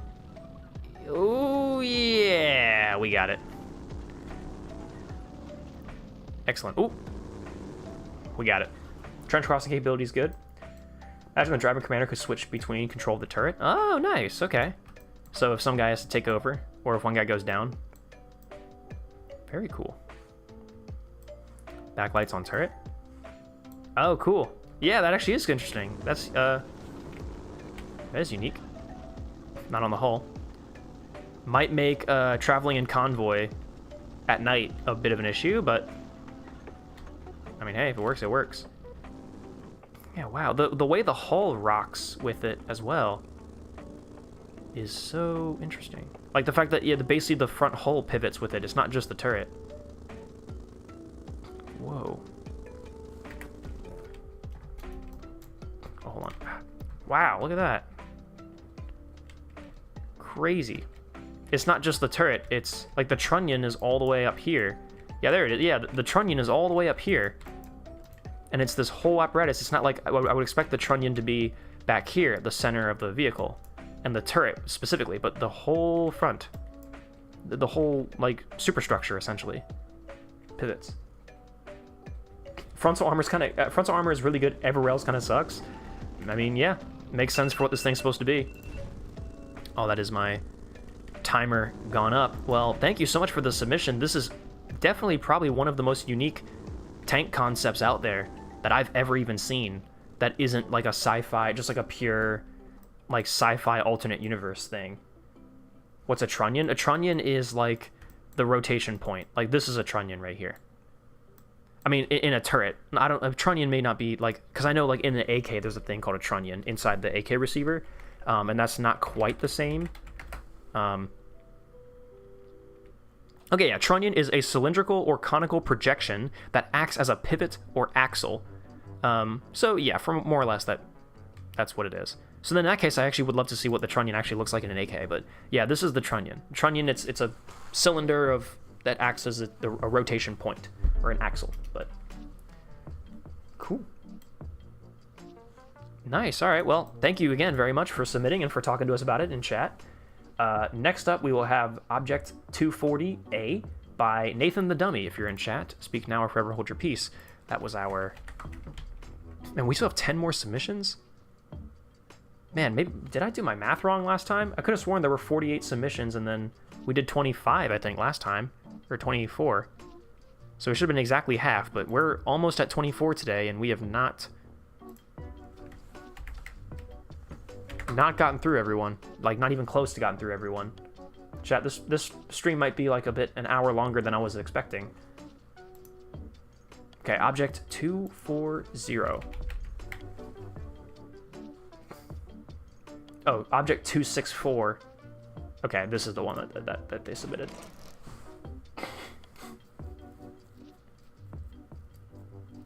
And are you sure there are no resubmits? I changed so much about my submission. It requires like 3 decals, but I can remove them, so it's just a file. We closed off submissions on Friday, dude. Like, I'm sorry, but when the submissions are closed, then that's like, you got to be happy with what you submitted. The deadline was well known. We announced it. We even delayed it by a week to give you guys extra time. Like, I'm sorry, but to me, there's no excuse of like, wait, I wanted to make changes. It's like, bro, you had so much time to lock in what you were doing and what you wanted to submit. So, I'm sorry, but the logistics the added logistics that incurs to do that is like, if everyone was able to do that, they would blow up the stream massively. The streams would take way longer. I'm already trying to like keep them under a time limit, but firstly, holy shit, this again looks to me like T62 or T55 really, but like upgraded T55. I mean, it's literally called the Object 264A, but this is sick. Incurs? I meant incurs. The added logistics that would incur is a lot. But okay, let me just say, first of all, I love the T-55. I think it is like a really cool vehicle. It's one of my favorite main battle tanks of all time. So this looks very T-55, and I love that for every reason. I assume this is like a plan. This was like some kind of intermediary step between T-55 and T-62. Looks so good. We got the add-on armor up here, which looks great. We've got hatches here that do not rotate. Okay, look at these. These are prefab parts here. This handle, though, is sick. I like this handle. Handrail 2. I'm stealing that. We have our little stowage boxes for TR64 stowage box. Cool. We've got night sight. Optics. Very cool. This, oh, I didn't even notice this. Dishka, or sorry, NSVT. I'm yoinking that. Thank you very much. Plus the ammo bin. Wow. This is sweet. MG base. I'm yoinking all this. I'm yoinking that whole thing. See if I ever make a Cold War Soviet main battle tank, then I'll have what I need. Very cool little stowage box here. The tube, the snorkel, yeah, snorkel tube. I know at least that much about Soviet tanks. Very cool. Even a prefab engine, but like this is a prefab engine part, but it fits so well. It works. It looks like it belongs. Does it have an interior? I imagine maybe it has a little one. Oh no, actually, not at all. Oh, really? It does not have not even a hole cut in the hull for the turret ring. Whoa, wow. Very, very basic interior, but that's fine because again, what we get on the outside is so nice. I like that decal for the turret cloth protective mantlet cover. Wow, very cool. I like this. You know, this bridges that gap between like a crazy detailed master build versus just like something that like any person who plays Sprocket could conceivably make. Like, this doesn't seem super crazy out of the realm of possibility for an average build. Oh, look at that exhaust fan. That is cool. Or the exhaust, not fan, but you know, this is where the exhaust comes out of, and also the smoke too, right? if you have the ESS system. Wow. I love this. Again, I love the T-55, so just anything that looks like the T-55 is on my list already. I could not make this. No, but like with a little bit of practice, you could. You should do a stream where you only use prefab parts from viewers. Bro, at this point, like all my builds going forward are going to be using prefab parts from viewers, stuff that I've stolen from this specific stream.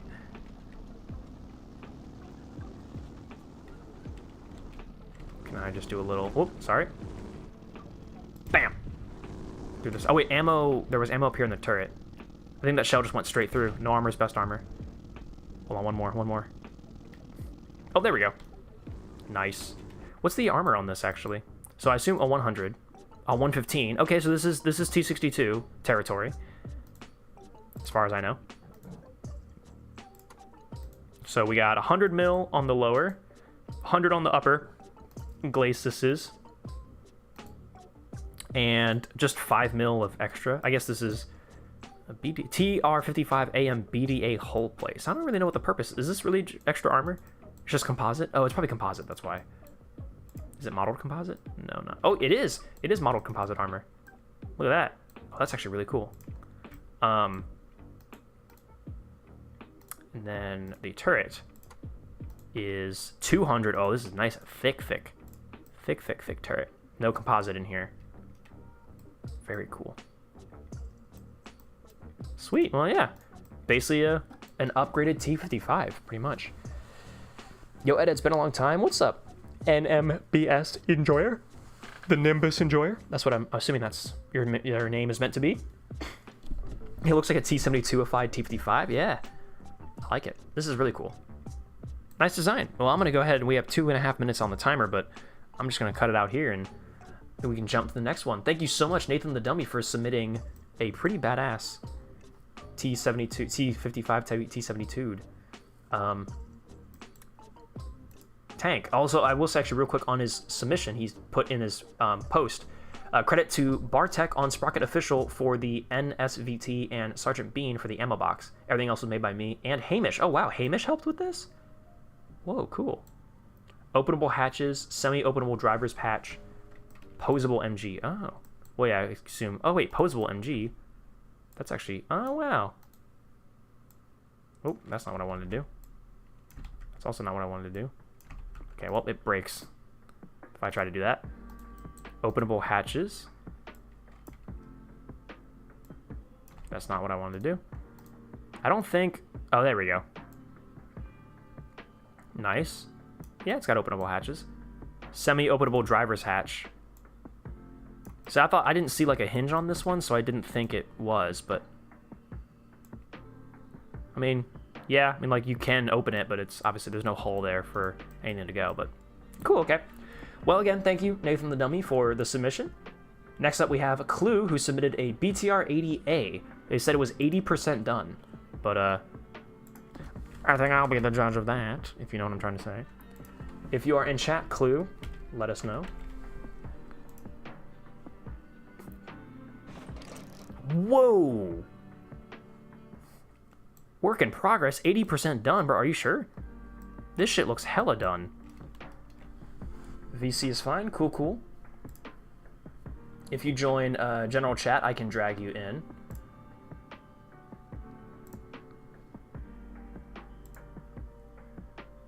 Wow, holy shit, this thing is like... Dude, look at the slat armor, or the great armor. Oh, it's all one piece too. Holy cannoli! Whoa, and you can take it on and off. That is so cool. If you Clue, so you have to join the general voice chat. General VC, and then I can drag you into the channel that we're in now. There you go. I will drag you. There we are. Clue, you are on the air. What's up? Oh, this is a fantastic build, by the way, already, what I'm seeing. Hello. Hey, what's up? Good morning. Good morning. Or good afternoon, wherever you are in the world. Yeah. Cool. So, this BTR, you say this is a work in progress, but I mean, holy crap, this looks like there's so much detail here. How long does this take you to make? 80%. Oh, I'm not sure. Oh, nice. A week, maybe? Wow. And then I procrastinated a lot. Oh, my goodness, the hull, the amount of points on the hull, holy moly. Very cool. So is this based, I don't know anything about like Russian equipment. I assume this is a real vehicle, the BTR-80A, and it's pretty much a replica? Yes, it is a replica. However, the cage is from a different variant. Okay, KH, the cage, right, gotcha. The slight armor. Yeah, cool. Okay. Does it have an interior? I'm just sort of looking around outside for now. Not really. You can look inside. Oh, I did not mean to grab all that. Okay, let's see. Oh, wow, you have a whole... Whoa. A whole squad in here, all kitted out with weapons. You gave them all vests, helmets, and guns. Holy moly. Did you do all the guns? Yes. Wow. Even like wrappings on the stocks? Holy crap. This is incredible, dude. The radio on the left, like in the backside of the crew compartment, that one is done by the mid-K, the guy that made the super detailed tank. Whoa. Guy with the PKM? Sorry, I don't know my Soviet weapons. Folding stocks, the one AK that's like kitted out with the Zenico furniture and everything. The rail on the top. This is AK-12 with like a No, new handguard? With 5 defense. Oh, okay. Wow, I've never seen. Now I can see. So what else? When you say 80% done, what else is there that you have planned for this? Just the interior. That's Okay. about it. Nice. In total, there's about 23 hatches. Ooh, 23. Oh my gosh, I don't think I got anywhere near that. So there's Then the I doors need on to each have side. There's 2 more that I haven't modeled yet. Wow. Yeah, holy crap. This is very, very nice. Very detailed build. Holy schlotzkis. Hold on, let me get that there. So the autocannon, nice, actually works as an autocannon. Are there any more weapons to add to this at all, like the coaxial machine gun or That's anything? fine. No. Nice. It's super fast. How'd you get the tracks to disappear? Piloting. Oh, right, file editing. Nice. Very cool. So I'm just driving around, like it's actually so much fun. Drive around. The oscillating turret actually works. The spotlight on it. Are there any custom decals you're gonna put on this when it's done? Eventually. Nice, yeah. This would look so good once it's got like a spotlight decal on the spotlight and the tail lights and things like that. I didn't even check the engine. Do we have like modeled automotive components? No, it's just empty. No, that's cool. That stuff is like so hard to model. I can imagine. Just don't even bother with it. Wow, all the openable doors. Wow, I love this. Oh, there's like shields, right? Shields on the back. Yeah. Wow. So nice. Yeah, the attention to detail is astounding. This slat armor, like the fact you modeled it all as one entity, I guess, or all as one piece. Like, was that difficult, or would it have been? Was it easier than trying to do them all as separate pieces? I should have made it in like separate pieces. It was too used to cubing. Everything. Yeah. Wow. Well, it looks great. Now, I love the fact that because of that, you can just take it off, and then you just have the vehicle without it. Whoa. Yeah. Oh my god, the amount of polygons. I think because I made it as one, because I use this a lot in my other builds as like layer rounds and stuff. Mm-hmm. So maybe it's easier for me to assemble. Yeah, and the entire, I'm just not noticing too, the whole body, it's all one piece. Like even all the individual headlights, all the handrails, every port, every periscope, it's all a single. The only stuff that's different that's not are the hatches, but the actual body, everything is one part. Every time I try to edit vertices, it drops my FPS by like. Yeah. Just the amount of red dots on screen, but it's insane. Wow. Oh, the back. I didn't even notice the rear. Oh yeah, because this would be amphibious, right? Yeah. Yeah. So it's got the actual motor. Oh, and you actually modeled the motor. Wow. The little fan for amphibious. Wow. Incredible, man. That attention to detail is super, super cool. Okay, well, we have about a minute left on the timer. Is there any specific stuff on here that I didn't check out that you wanted to give a shout out to? Is the river crossing lap in the front? Oh, yeah, right. Right. So this, and then does it actually rotate?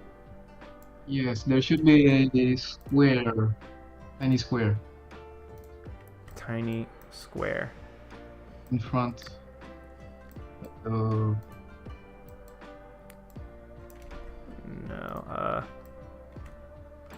I'll find it. Tiny square. No, I can't quite. Hold on. Oh wait, I see it. So then if you rotate that, oh yeah, that's cool. That's like the yeah, for when you're crossing rivers, keep the water splash from going up over the front.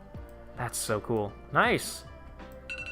And that perfect timing on that. Cool. Well, hey, thank you so much for coming in VC and sharing your build, and thanks for submitting, because wow, I think this is up there with just people who model Russian and Soviet armor. They just go so crazy. Like I've never even seen, nobody makes Western stuff to this detail.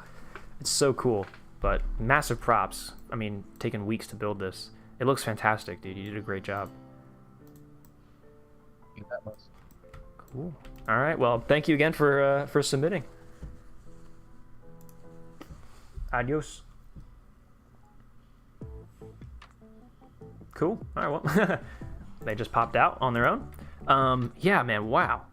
Flippin' incredible. Look at this.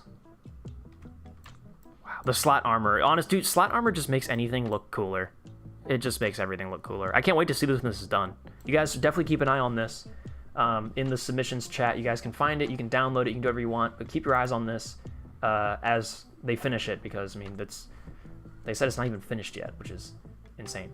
All right, next up we have the Renault FT42 by Jokal, who I think I already see in General VC. They are ready to rock and roll. I'm going to grab them real quick. They have, let me mark on my thing. That was our 19th submission. Let me pull up the Renault. The Renault. Did I say Renault? Renault. Why do I get this as the one before mine? Oh, whoa. Oh, hey, hang on a minute. I like yours. Let's drag him in. Hello, Jokal. You are on the air in front of 8 billion people. Yeah, I see. It's amazing that you can just clone people and make them watch your stream. Yeah, it's honestly like the only reason I'm still in business. The only reason you're still in business? You must be a billionaire by now of this many people. Oh, yeah. I mean, I don't talk about money, but pretty much, yeah. I'm like, my net worth is like 60 bajillion. But anyway, you built this awesome little Renault vehicle for us. Tell us a little bit about this. So it really started as something I saw on the Sprocket Reddit, actually. Oh god. Where all good ideas come from. All good ideas originate from Reddit. Yeah, I fucked up on the driver's hatch with one of the handles. God damn it. Oh, I didn't even notice. Oh, I see. Whatever. Yeah. It's phooey. An easy fix, I'm sure. Yeah. It is just replacing it. Where I saw something along these lines of this, and I was just like, yeah, no, this is cool. Would be great if I made this. And then decided to not to until I saw that the Ida 2 was coming by. And decided to quit my year-long hiatus on Sprocket and actually do something. Yeah, I feel like a lot of us sort of feel that same way of like, Yeah, I wasn't playing the game for a while, and then this, gives us a reason to build something. Yeah. Nice. So where is this meant to take place? Like, this is so mid-war. You had a little bit of lore in the post, but... Just quick, this is not how the engine hatch opens. It is supposed to slightly get pushed out the top and then rotate to the right side of the vehicle. Ah, I see. Yeah, the idea was basically it's 1942 or it gets released in It gets introduced in 1942. If the French actually still had somewhere to make vehicle. Right. This is like France is still in the fight type thing. Somewhat, yeah. If they had somewhere still left. Nice. Okay. And, yeah, some of the things on this are very much and not time period accurate, like the cupola on this, which I just stole from. I still have it open. No, which I just stole from the AMX-30 prototype that World of Tanks has. It looks good. I mean, it's interesting to see this style of turret in like a World War II type vehicle, because we know this very much from post-war. But I mean, I guess the French had to have been thinking about it back then too. Yeah. But it also makes just for a really nice design, and also has a nice big turret base, but keep the top narrow. Yeah. No, it's really cool. These custom fenders are awesome. Yeah, you can actually also pull them off. Yeah. Entirely there. Oh, yeah. Very cool. Also, I do like big ammo racks close to the driver. Oh, yeah, is there? Oh, yeah, there it is. Yeah. French are getting ahead of the curve on this one. Yeah, also check under the gunner. Oh, yeah, hold on, let's put this back in. Let's hop in. See what interior we've got. It is a minor interior. It has just a bit. I wanted to put in more, but the burnout bit got the better of me, so I played something else. Yeah, fair enough. I thought for a second that this was like some kind of like toilet, but it is an ammo rack underneath. Yeah, it is. That's actually not a bad idea. The idea was, I'm pretty sure the German Panzer III had something like that, where they had like a little box where the loader could sit on top of. Right. And this being a way bigger caliber, I figured the loader would probably not sit on top of it, rather the gunner be sitting on top of it, and the loader can just pull it out from underneath him. Yeah, that works. Yeah, I mean, I think having anything that you can incorporate into being an ammo box, like, do it, because you need to be able to stuff shells everywhere in these vehicles. Also, a little fun fact: the name that the shell the loader is holding has a special rack name. Pierre's favorite shell. Yeah, that's he why likes he's holding on to baby. it. Aw, he likes that. Driver reserve. Oh, cool. Yeah, all these individual shell racks have names. Gunner stowage. I tried to name as many things as I could, but I'm pretty sure I missed a couple. No, yeah. Yeah, right. The fenders and turret model 3. Nice, cool. Yeah, so this was you imagine this as being an evolution on the FT, like sort of a direct continuation. Not direct. It has been a couple decades since the FT, but basically you look at the FT and how can we somehow make it a bit bigger, have a bit more punch and. Yeah. Okay.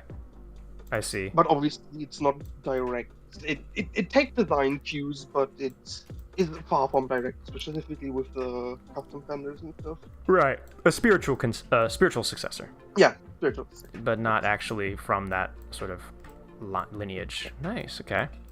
Also, I'm not sure if you've seen, but on the front inside of the fenders, there are actually 2 storage boxes as well. Yeah, when I took the fenders off, I noticed that a little bit. That's it seems like a bit of a difficult place to reach for stowage, but wherever you can fit them. I mean, you got more stowage on the outside of the fenders, so that works. I was talking about the design before. It had the fender stowage. Right. And after I added it, I just posted a picture of that in there and called it psychological warfare for the crew, so they don't get shot on the side. Nice. Cool. Well, we have about a minute left on the timer. Is there any specific stuff you wanted to roll out on you want to call out to mention about this vehicle?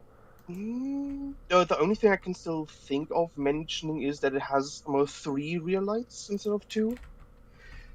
Oh, yeah. Just a habit I have done where I always put a second rear light on the left side of my vehicles for some goddamn reason. Huh. I mean, I could see that being like a no-tech convoy light. Like in a normal environment, the two taillights are there, but then in the darkness, for as little of a light profile as possible, it's just the one, and it's much dimmer and much harder to detect. So I think that makes sense. But nice. Otherwise, and 4 headlights too. I didn't even notice that. But 2 are higher, the other 2 are lower. How much armor does this have? 50 frontal, 30 on the side, plus 10 from the fenders in total. Right. 2 sides and fenders. So yeah, pretty for 1942. I mean, it's on par with like Panzer III and Panzer IV. I mean, a little less, but it's the same year as the tire came out. I just checked earlier, year before Panther, so I felt it makes sense still. Yeah. No, I mean, definitely as like a interwar, like this is where it was, and then this is being developed in 42, but like sort of living off of the spiritual successor of being an FT. I think it makes perfect sense. It looks good too. It looks very very unique. It kind of looks like 1950s sci-fi almost. I don't know how to explain that, but one could probably see that in like edition 1 right. Warhammer 40k. Oh yeah. Yeah, it's definitely got just that. Add a couple machine guns. Oh, it used to have so many more machine guns. I used to have 2 coax machine guns, but I had to get rid of them, unfortunately. Oh man, that would have been. Oh, you at least have still one there. Yeah, I used the basic machine guns on the proto build I made before I gave it a custom manset. Nice. Cool. Okay. Well, sweet. Thanks so much for submitting and coming by to talk to us about the design. It looks really sick. I like it's very unique, but I like the big round nose. It kind of looks like a F1 car almost, or like a race, not F1, but what's like those old like 1940s, 1950s racing cars, if that makes any sense. Yeah. But cool. Well, yeah, thank you for coming by. No problem. Was fun. Have a good rest of your stream. Thanks. Goodbye. Adios. Oh, okay, cool. I almost just made I tried to drag him out, but then he left, and then I almost clicked on general and joined a different chat. Nice, I like this. The turret, again, seen this type of turret in World War II is very interesting, but very cool. So, yeah, very unique design. Very, again, looks like a race car to me. Like, I guess if Warhammer had race cars, this is what this would look like to me. Maybe that doesn't make any sense, but it does to me. Okay, next up we have Nuclear Atomic, who has submitted the M2 Bullfrog. So let's see. Oh wait, let me write down. That was our 20th submission. So by my math, we should have had 4 submissions left, but we have like 10. 1, 2, 3, 4, 5, 6, 7, 8. We have 8 submissions left. Well, including this one, 9. So yeah, I don't know how we miscalculated, or one of my the Sprocket staff told me that there were 48 submissions when apparently I guess there were like 55 or something, because this is very interesting. Anywho, but we have the M2 Bullfrog from Nuclear Atomic. If you're in chat, let us know now. Otherwise, we will start our timer. Bonk.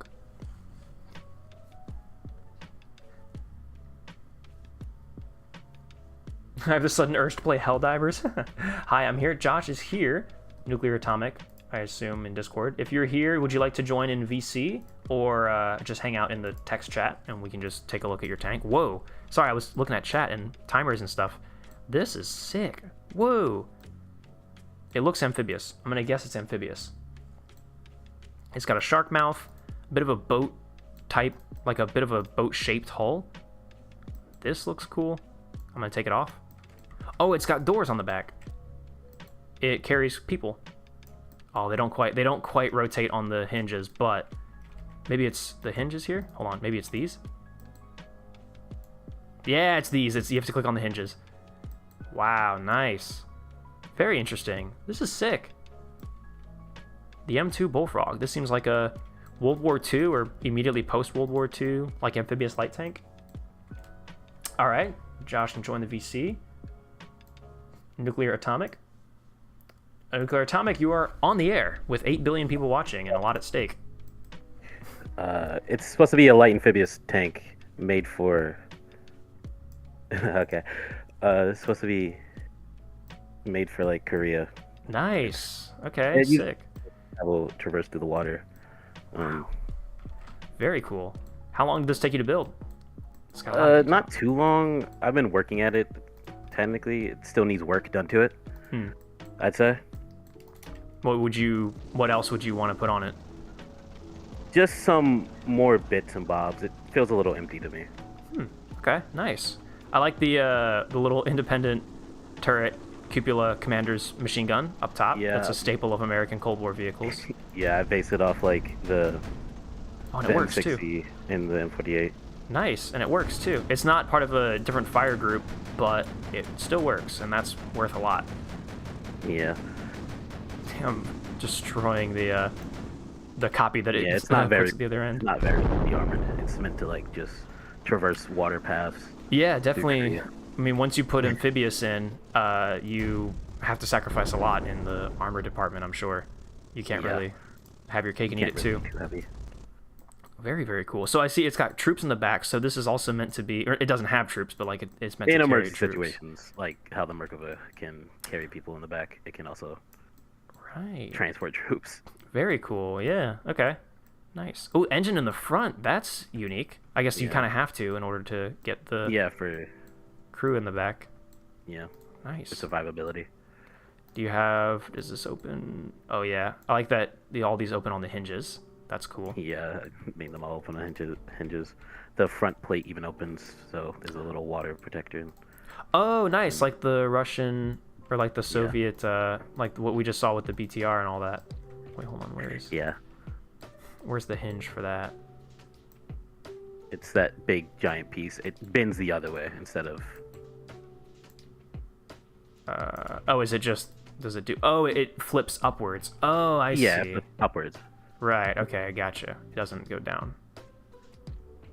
Okay, right, I see. That's cool. Nice. Yeah. I like all the little decals too, like the hash marks, or tally tags, I guess. It's tally marks. Yeah. And then it has like two interior bits. It doesn't have much. No, I mean, I think. Oh my God, the little periscopes on the cupola, all individually modeled. Hold on, let me go into photo mode. I gotta peep the horror real quick. Those are cramped. Oh, 4 people in the turret. Whoa, an independent radio operator. That's not the commander's job. I guess the commander's a little busy operating the machine gun on the roof. Yeah. Nice. Bustle rack. Yeah, it's a very cramped. I don't even know how the heck the loader is supposed to get those shells passed between him and the radio operator. But I mean, shit, if it works, it works. And then the driver is nice and snug up here, surrounded with fuel tank armor. Love that.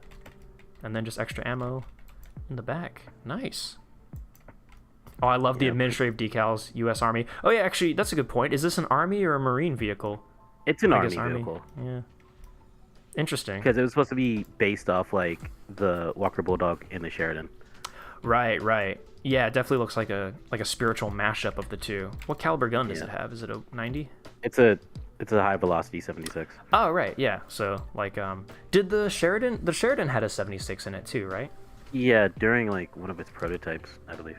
Nice, wow. I'm surprised how long the 76 lasted in American service for that. Like, going all the way into the Cold War being used in both the Bulldog and the Sheridan. Thought they would have gone for a 90 at that point, but I love the detail of the rubber wheels and the track links having like really, really exaggerated paddles. yeah, for digging into ground. Well, and that's legit. Like when I've seen like the World War II fording kits for like Stewarts and stuff, they add all these it was fat based off like how grousers. the LVP has its little paddles. Yeah, exactly. And you got to dig into all the mud and gunk there. Also, I see the Kilroy here on the back. Yeah, it's a great little Easter egg. Nice.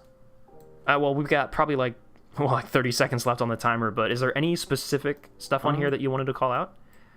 There's a little top hatch that I thought was neat at the top of the turret. There's 2 of them technically at the top. Sick. Oh, wait, hold on. Hold on. There's the hinge. I keep forgetting to do on the hinge. That's a cool little hatch, yeah. And then on the cupola.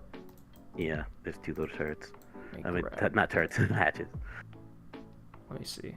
So there's that one, which is sweet. Nice. Oh, the machine gun. Whoa, you actually fully modeled the Browning. That machine gun I did not model. Okay. I got that from the Sprocket Discord. All right, well, I'm yoinking it either way, so thank you. Yeah. No shame, no gain. Cool. All right, well, hey, thank you so much for taking the time to talk to us with your design, and thanks for submitting. This is a really neat, like, Cold War, like, sort of, not immediate post-World War II, but sort of, like, early, mid-Cold War. Like, I assume this would be, like, 70s? It's 50s. Oh, like, 50, okay, right. Yeah, right. Very early after World War II. Yeah, I think that sort of stuff, that era, is definitely, I mean, I'm not a huge Cold War guy, but that era is, I think, where I have I'm the most open to it, because, yeah, it's basically World War II, but just a little more advanced.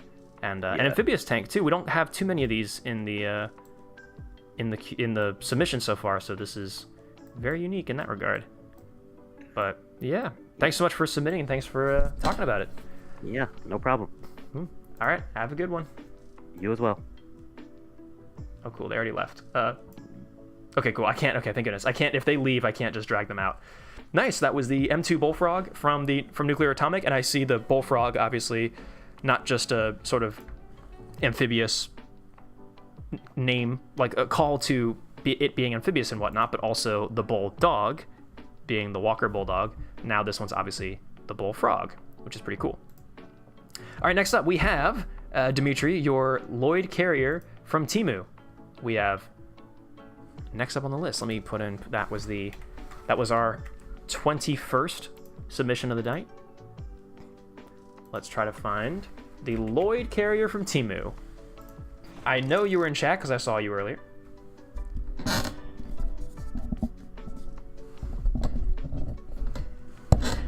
Ow, I keep hitting my microphone. Stay in the chat. I made the lore on the spot while being tired. Yes, the lore is stupid. Okay, great. So, the Lloyd Carrier from Temu. Okay. Firstly, it doesn't really look like a Lloyd Carrier. It looks more like a Sherman that's been just totally gutted. It looks like a tiny Sherman that's been completely blown open. But let's see what you wrote for lore. After the war, the U.S.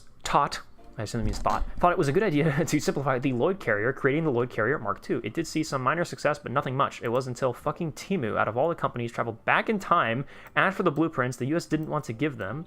That was until Temu pulled out the Kami Blaster 9000. All right, this is the most autistic... I'm sorry, but it has to be said. And the US was so amazed that they gave Temu the blueprints in trade for the Kami Blaster 9000 TM. This has trademark, by the way, for both times that the Kami Blaster 9000 is brought up in chat, in this text. Now, Temu changed the entire thing from metal to 99% Ching Chong approved carbonated plastic. They said that, not me. I'm simply reading the text. After traveling back to modern day and calling it the multi-use tracked vehicle, US design, easy to drive with HVSS. And something, I am not paid enough to type out the name of this Temu-ass knockoff shit. And it somehow sold numbers and was an absolute success. That was, at least until someone tried to tow something with it and it just spontaneously disassembled on the spot and combusted. After that, it was taken from the page, meaning that this is the only surviving example of it, because people just blew them up. Originally, it costed $10,000 US, but with our new discount code, ETA69420, you can get it for absolutely free. So what are you waiting for? Use code ETA69420 and get your own free, legally distinct, nondescript, multi-purpose tracked vehicle. Fantastic.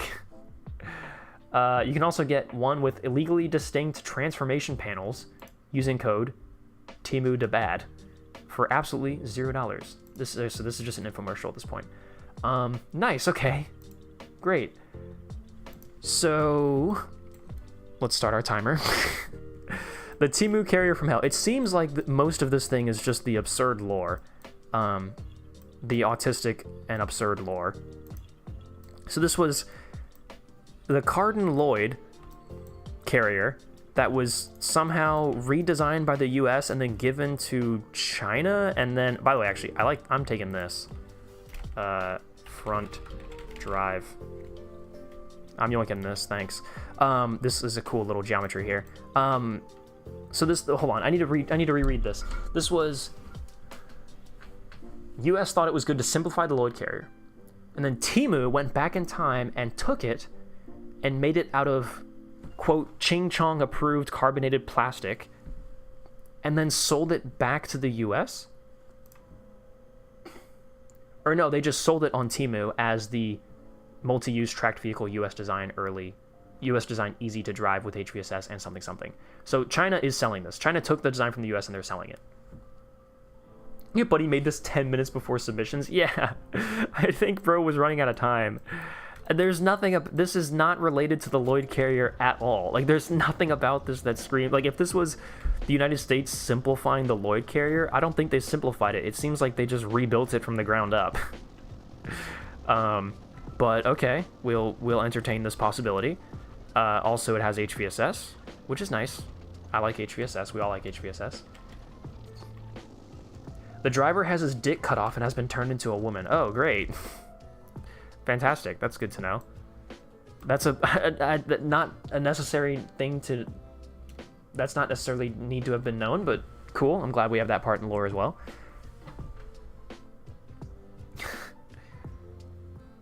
It is indeed a mass of metal and rubber in such a configuration as to protect the inhabitants of said mass. That is so true. So real. That's why it's on Temu. It's on Temu because the driver had his dick cut off and was turned into a woman? Well, there you go. Okay then, well, I at least like the little vents here for the engine. That's cool. Is it amphibious? Is it meant to be used for anything? This guy's a menace. Also, I tried to make it a catty 90, but decided to just nah. But the points do have it being ready to be converted. Okay. Well, here's what I'm gonna do with this, if you don't mind. Let me go ahead and grab this. What the fuck? You didn't even get the fucking geometry right. Oh, I think you wanted this to have like a... Did you want it to do that? Is that like part of what you wanted? Or did you want it to have that complete full straight line across? Okay, well, here's what I'm gonna do. I'm gonna grab this and this. Grab that and that. Now I'm just gonna put that up like that. And we can flip it. And then I'm going to grab this and this and this and this and fill that in, and grab this, this, wait, sorry, this, and this, fill that in, this, and this, fill that in, this, well, this, and this, fill that in, and then we're gonna go ahead and plop this on here, like that. And can I load in, what do I want to do? You know what, I think that's, you know what, that's actually fine. And then we can put one of these on here. Like that. How about that, huh? What do you think about that?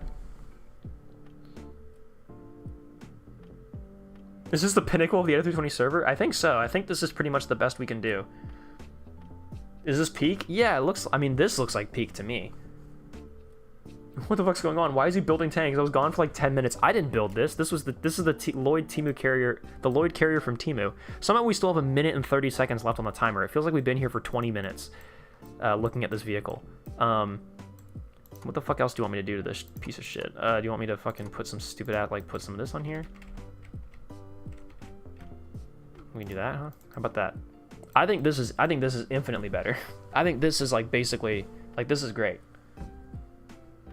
I had plans for a hole in the front of the hull. Yeah, no, it would have a hole in the front for a cannon. So like a Hetzer or something. Oh god, dude, guys, my neck is like killing me. I've got like some, like the back of my neck, my spine. It's aching from this, like looking at this design. Looking at this vehicle for so long, like craning my neck to be like, what is this? What the fuck am I looking at? like craning my neck forwards to look at this thing. It hurts. It physically is causing me pain. But hey, I think I've improved upon it at least a little bit. But yeah, I'm gonna cut the timer off. Thank you for submitting this Lloyd Carrier from Temu. Thanks, Dimitri, also known as Copperman in chat, for your glorious lore and explanation.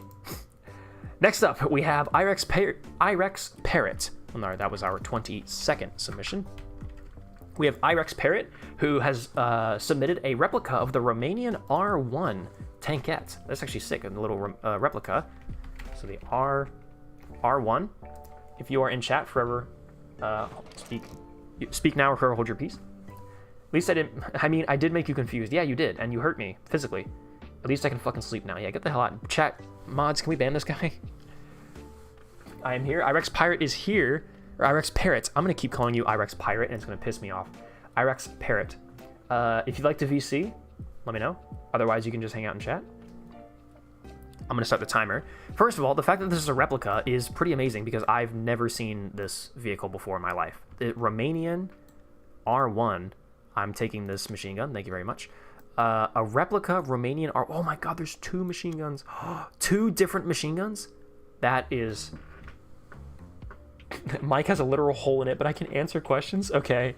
I mean, if you want, if you want to VC, just jump into general and I can drag you. If not, then yeah, you can just answer questions in chat.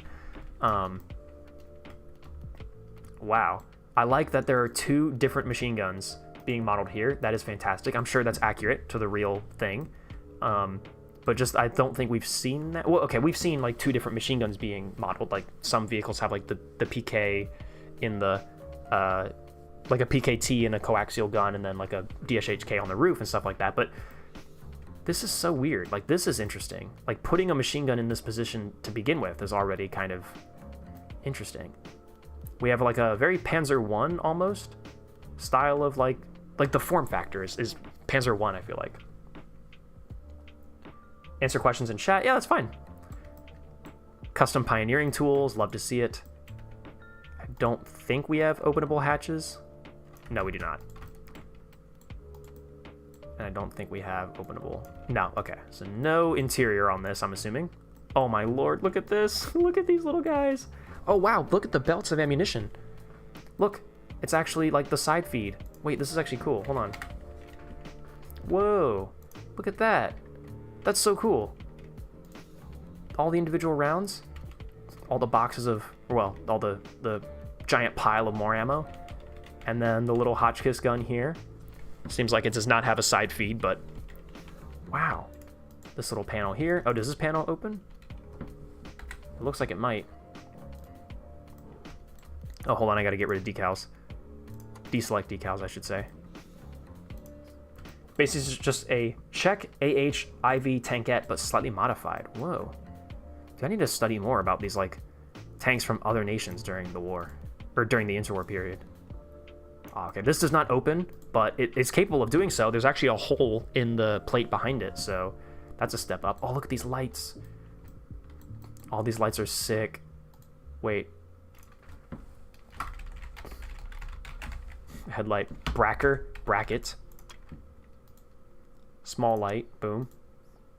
Taking a horn bracket. Boom. Oh, small. Oh, I thought this was a horn. It's another small light. I'm taking all of these because these are nice little things. I guess? I don't know. I'm flying by the seat of my pants here. This is so cool. All right, let's drive this thing. I want to see if the machine guns actually work. It seems like they should. Yeah, okay. It's just a traditional cannon. But still, wow. It's so fast. Damn, look at this thing go. Wow. So this is a real tank. Wow. Shout out Romania. This thing is sick. Ooh. Whoa, God, my allergies, dude. Oh no, this is bad. It is a horn, but I used the light as a I used the light as a base for it. Okay, cool. So I'm not crazy. I still have good senses when it comes to identifying parts on tanks. and what they actually are used for.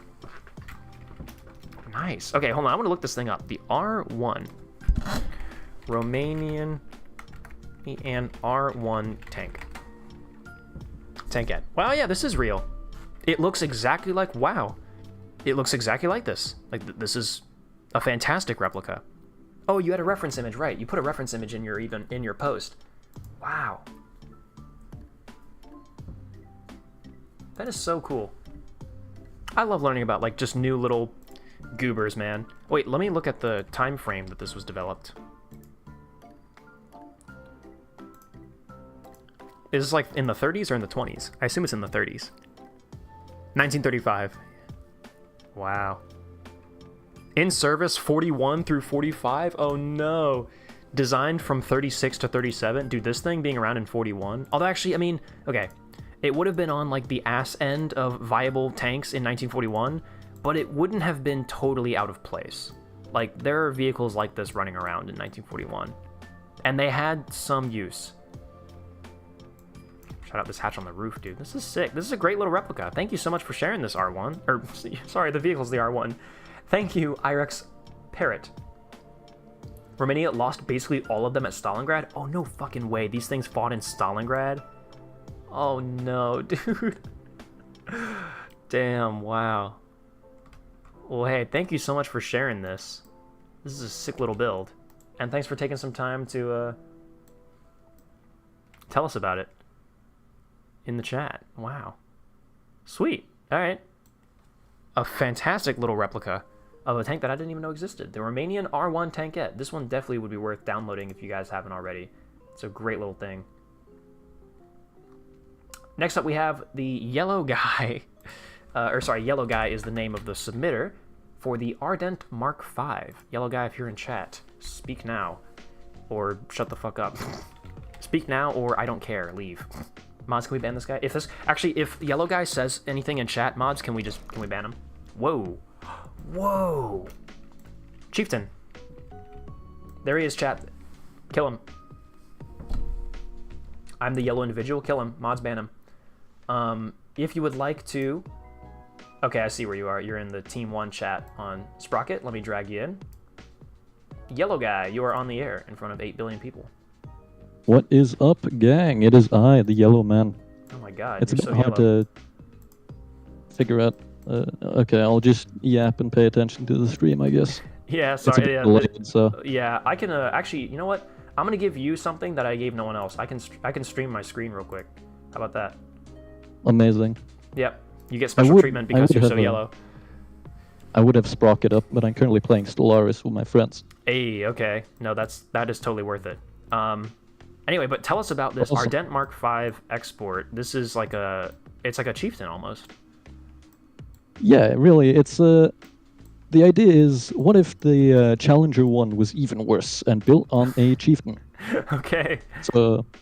Nice. It has the hull very similar to that of the Chieftain tank, although the turret is more or less structured like a Challenger 1, although designed to account for the intricacies of the hull itself.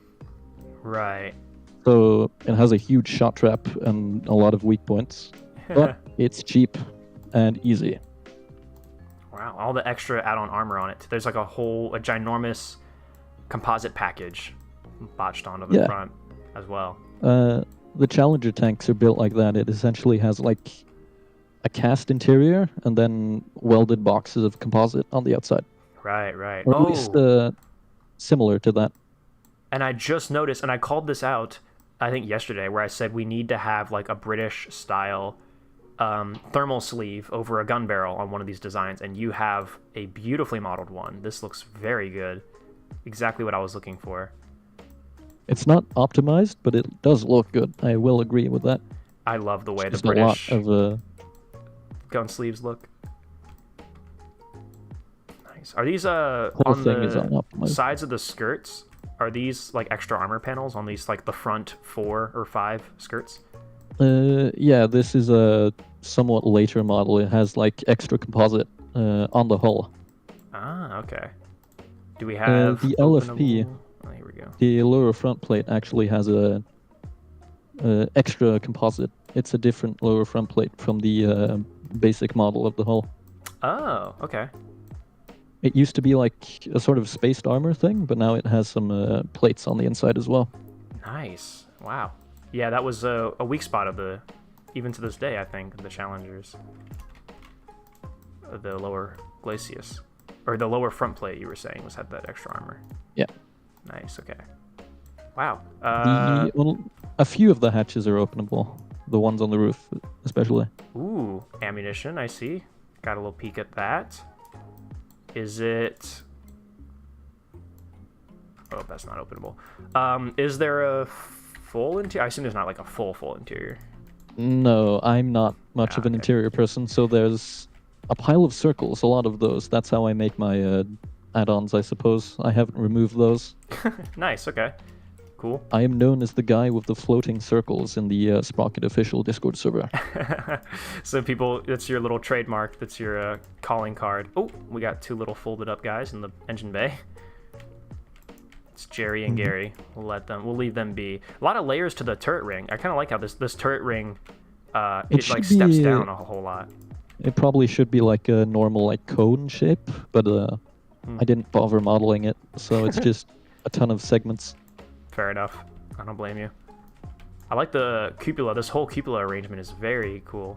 All the little, like, are these wipers for the flippin'? Oh, that's something I really like about the British tanks. They have a ton of wipers on everything. For the gun sight has some too. Whoa. Oh yeah. Oh wow. That is really interesting. And a beautifully modeled, I was about to say a Browning 30, but it does not look like a Browning 30. Based on an Italian 12.7. I forgot what it was. The Beretta Safat. Very interesting. It's a really funny machine gun. It's really cool. The Bustard CZ 127. It's not completely accurate. It's just a ripoff. Right, okay. Get the mount. I'm yoinking all the details, by the way. Circle of spinning. I love that. Love that name. Circle of spinning. For the cupola. There's one funny part. The jerry cans, I think, they're wholly unoptimized. I don't know. I try to make them smooth. Try to make them smooth, so it's just really awful. Wow, yeah, that is a lot of points. I think I have a jerry can blueprint that looks pretty good, but has way less points on it. I should probably make an optimized version because this thing is... Or just steal one, like honestly. 20 megabytes? It's awful. Oh my gosh, wow. Oh, does the engine deck? Oh no, this looks like it's all one piece. Yeah, you don't want to touch that. The vents can open if you just select a vent. I'm not sure though. Yeah, yeah. The two sides and then... Oh, actually, yeah, the individual vents, right. I selected like the whole deck. Although that is... I think that's not where I was supposed to grab. I'm grabbing her in all the wrong places. Can I grab her like down here? Chat, please don't take this out of context. No, I think I can. I think for the center, you can grab like the grill, but you can't get like the hatches themselves. Huh. Because once you grab this, you're grabbing the whole deck. No. Yeah, those are probably not openable then. I forgot. I've not been working on this thing for a while. No. I mean, it looks great either way. Oh, the gun cradle. Wait, can we... Oh, we can rotate the gun cradle. I've not actually even bothered to check that on most of the other designs. I think it works, like, aligns with the gun correctly, but it should, hopefully. I'm doing that. Wait, hold on. The blueprint for this is, it's named Taken TS, like taking this shit, and I just took that shit. Let's test real quick.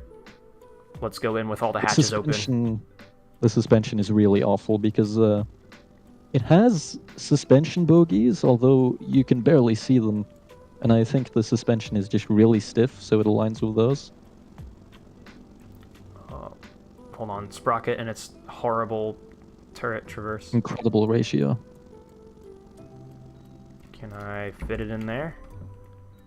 Yeah, it does. I mean, you can fit the gun barrel in it, more or less. I mean, I could probably have if it was 90 degrees, yeah. But otherwise, it works, it seems. That is really cool. Let's take it for a quick little test drive. So it sounds like, for like most of this, like most British tanks, it is horribly optimized, and in fact actually doesn't seem to work all that well. Is there something wrong with the engine? I'm not sure. The It gear should be, ratios seem to be like abysmal. that cannot be correct. I was sure I fixed the ratios at least. Let me check. What was it? This was the Ardent. Let me try to reload it in case I did something. Truly British engineering here. Yeah, exactly. We tested it and it was mediocre. Now all of a sudden it enters service and it's terrible. This isn't what we wanted. That is weird. That is really weird. Let me check the transmission and just see if, like, do you recognize? Ah, no. Does this all look right? It should be right. I'm not sure. Oh, it's because the error is wrong, right? It should have a custom error. That's why. So. Oh, yeah. It is what it is. It is what it is. Oh well. But I'm sure when it is. I'm sure in all the right conditions it functions flawlessly. But nice. Okay. Yeah. Is there any final, since the timer just went off? Is there any last notes or things you wanted to mention about the vehicle that we didn't cover? Not really. I guess one thing. I commented on the suspension bogies earlier. It's basically as close to an internal part as I have ever made because it's completely concealed. It's under there somewhere. You can see them. Oh. It's like wow. I forgot what it was. It's like slow motion suspension or something. Horseman. Yeah, Horstman suspension, like on If you Centurion. just drag the tracks away, you can probably see them. It has springs, and I think it looks cool. Here, let me do this. Increase the separation. Wonderful. Oh, Maybe yeah. remove the side springs. Horstman. Yeah, so this is literally like what the Centurion had. If for those who don't know, it's not horizontal volute suspension system, but it's the same idea. Actually, it's pretty much the exact same idea as HVSS. But I believe the Chieftain Tank had this as well. yeah, it was it stayed around for a while. Which is kind of why it still has it, despite being a third-generation vehicle. This one. Yeah, it makes sense. It's Challenger 1, but bigger budget cuts. Yeah, nice. Cool. All right. Well, then, yeah, I think that's pretty much That's about it. Thanks for submitting, and thanks for taking the time to talk about it with us in the VC. It's a sick vehicle. I think this is one of the first British. Like I think I mentioned, like so many of these guys, they make like Russian or old Soviet stuff. It's cool to have some more Western-inspired designs, like especially British. I think this is the first British thing we've had, at least today. So yeah, big props to you. I suppose that's everything. Yeah, cool. Well, thank you for rolling out, and I'll just drag you Goodbye, right back where you all were. 8 billion people. Say goodbye, the entire planet. Bye-bye. Bye. Aw, what a great little guy. What a great little yellow friend. So friend-shaped. Thank you very much for the submission on that one. So that is, we've hit 24, and yet we have 1, 2, 3, 4, we have 5 more to go. So, man, my mods, or my Sprocket staff must have just totally lied to me when they said that there were, 48 submissions, because there just blatantly aren't. Anyway, next up we have Kriegsmith with the E30 Trials vehicle. Kriegsmith, if you're in chat, say something now. Or die trying. I just tried to type in your name into the chat, into the search.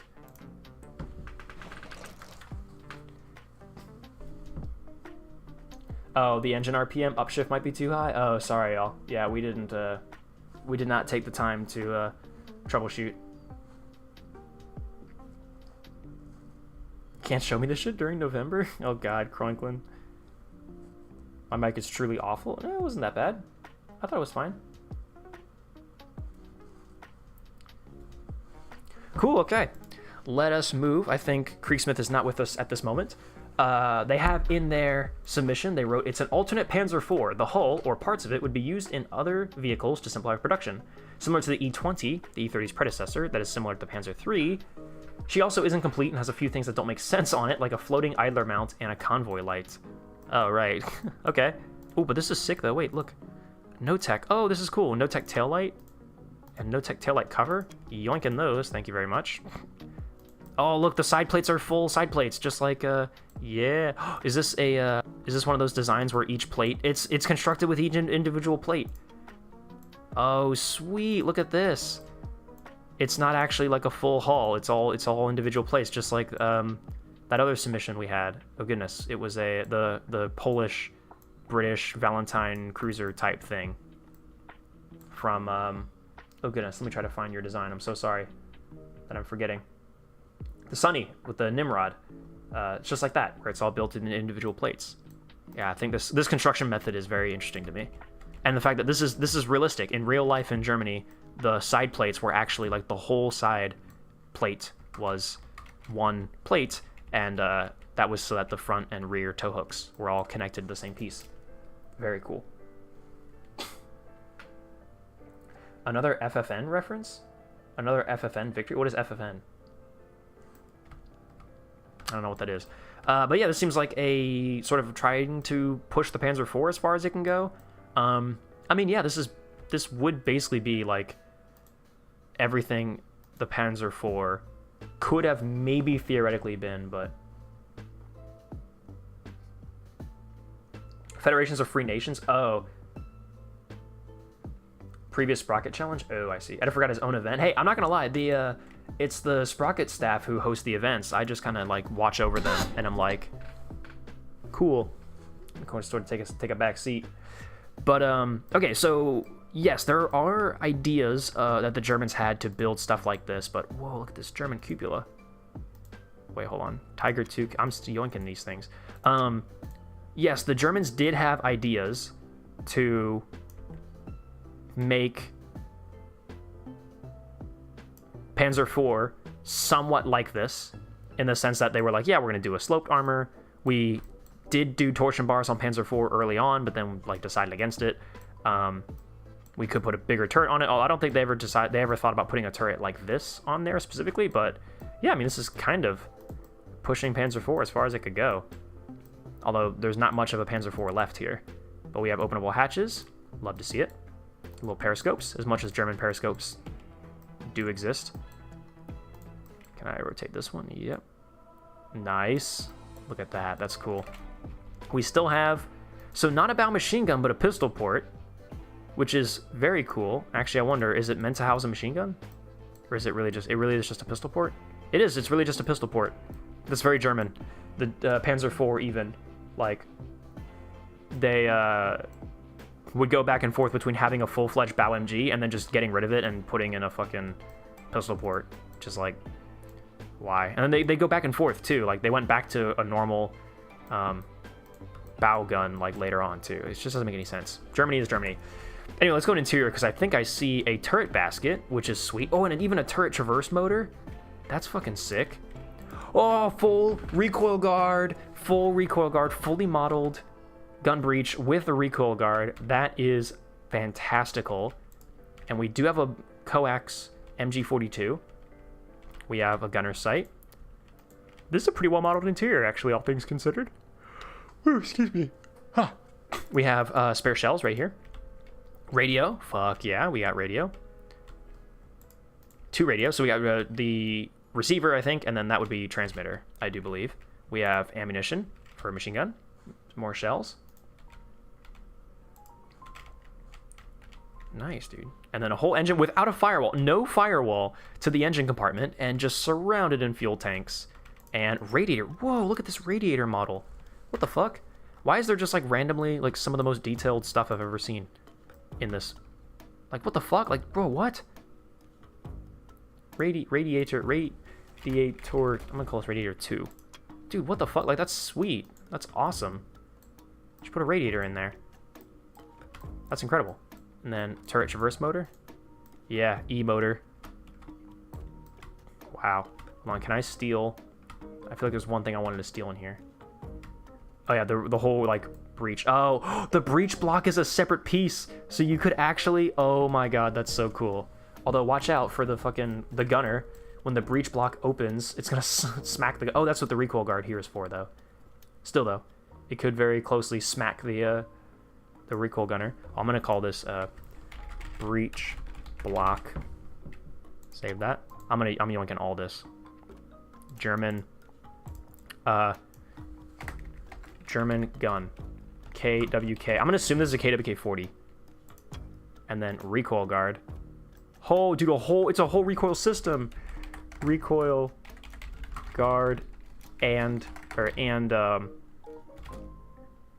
springs. Just call it springs. I'm taking all of this, dude. This is what I want. This is amazing. I can use this in so many of my own designs. The buttstock is even different from the MG42 comes in different components. You could take the buttstock off if you wanted, which I think would make an MG42 not work in real life, but whatever. You can lift the dust cover up. Even the fucking feed tray is like a different piece. Oh my word. Oh my word. Oh my lord. Lots of detail here. Seriously. Wow. Let's drive it, shall we? Nice. Yeah, it's just a little... It is what it is, you know? It is what it is, and you don't throw a fit. That's what my mama always said. Well, let's see here. Does the KWK-40 still have what it takes? No. Seems like it doesn't. Can I kill that thing over there? That thing has, like, not been very impressive so far. We've been able to go through it with pretty much every vehicle we've thrown at it. Except maybe not this one. If that truly is a heavy tank, then I guess it would make some sense, but... Oh, there it is. Up in flames. Let's grab this guy. Boom. You know what I think would make this tank really cool is if it was in red primer and we had more like some of those like decals on it, you know? Oh man, I went to go look at my timer and it was 1 second left, so fantastic. Least detailed Krieg build? Yeah, I guess so, because... Oh wait, even the interlocking plates are like actually... I didn't even notice this, but the interlocking plates are actually modeled to be interlocking. Wow. That is cool. Sweet, well yeah, this is the E30 by Kriegsmith. Thank you so much for the submission. Woo! That is our 25th submission for tonight.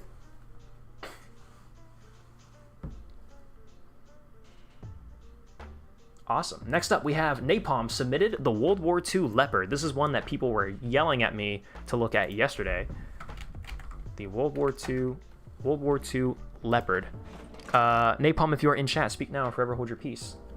Hello, you are here. Would you like to hop in a VC or do you want to just chill out in the chat?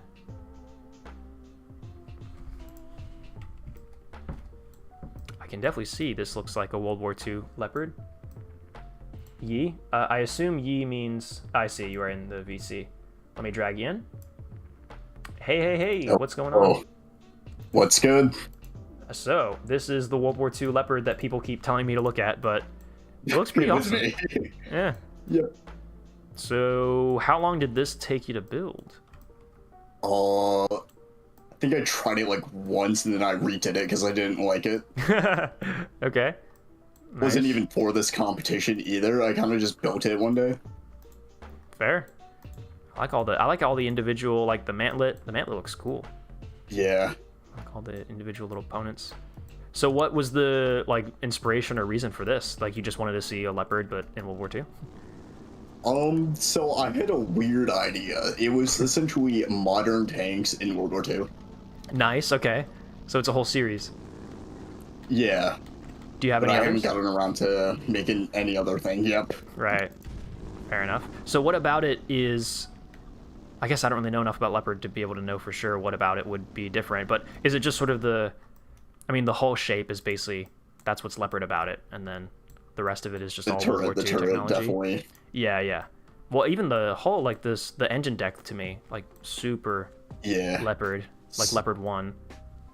Yeah, it's Leopard 1. It's mostly just all Leopard 1 stuff, or the shape of a Leopard 1. Nice. Just mostly tossed into a World War II package. I like that idea, actually. I like that concept of trying to take, because I think a lot of people get fixated on stuff like trying to take World War II tanks and modernize them, give them like ERA and like composite armor packages and like night vision optics and stuff, and that's cool and all, but I like the idea of trying to take a modern tank and then like what if it was built so it still kind of looks like what it looks like, but it's World War II. So yeah, this is a sick little Sick little It has concept. mostly... It's like Panzer IV and the Panther. Right, yeah. Definitely. If I No recall interleave correctly, road wheels, though. Yeah, no. It's more of like a medium tank. Hmm. But Well, it does would have be. the It would be like the main battle tank concept evolved from the medium tank. So Yes, that's true. if you took an MBT and went back into World War II, it would be a medium. Yeah, that's true. It's sick. It's nice and maneuverable. Did you worry a lot about like? I guess I should ask this to a lot of the people who had build designs. But when you build designs, do you really worry a lot about performance too much, or do you just want to make stuff that looks cool? I think if you worry about performance too much, the build quality at the end is going to look really bad. Huh. Interesting. Okay. Why do you think that is? Like, you think you make too many concessions to make it run good? Yeah, you make a lot of concessions to make it run good. Like, for example, I think I submitted one for the ETA Warp Challenge, the XM67 Stork. Yeah, yeah. I remember that. I had a big 80mm frontal plate on it. Yeah. Did kinda end up having to make some concessions to make it look decent. Mm-hmm. And it didn't perform the best at the end. So, like, trying to maximize performance is either gonna make your build look, like, bad, or your build is either gonna look good and or perform bad. Yeah. It's really just very delicate balance to strike. Yeah, I kind of noticed that too. Like with my Etalorp vehicle, like it was very optimized, but I don't know. I don't think it looked all that great. It looked okay, but yeah, it did. But then on the other end of the spectrum, you got these guys who build these things with like every individual component is like completely modeled down to the T. But then you try to hit play and like your computer bricks. 0 frames per second. Yeah, exactly. Sweet. Well, we have a couple minutes left, but is there any specific item on the vehicle that you wanted to talk about or bring up that we didn't look at? Well, I don't really know, but I do know that this thing has the capacity to mount the L70 found on the Panther. Right now it's a KWK-40. Nice, yeah. That would be pretty cool. That would definitely turn this into like a really good tank. Actually, how much armor does it have if it's going to be supposed to be like a medium tank, main battle tank? It's 75? Not bad. Yeah, 75 on the whole front, but the turret armor is abysmal. It is like a reverse hold down. Yeah, I see. I mean, that is sort of the Leopard, wasn't it, though? Like, it was pretty much no armor, mostly just speed. But 75 millimeters of angled front armor, that is pretty damn respectable. What's that actually? Yeah, what is that if we go to, like, the ballistic calculator? Ballistic calculator. Or not the stupid thing where you can click on you can see the armor value. But yeah, 170 armor, that's great for World War II. And you have this era set to late war. Is this like a 44 or 45 type thing? 43. But okay. I just usually use late war because sometimes regulations being placed on the design kind of screws up the final product. Yeah, definitely the performance jumps you get between like mid-war and late war.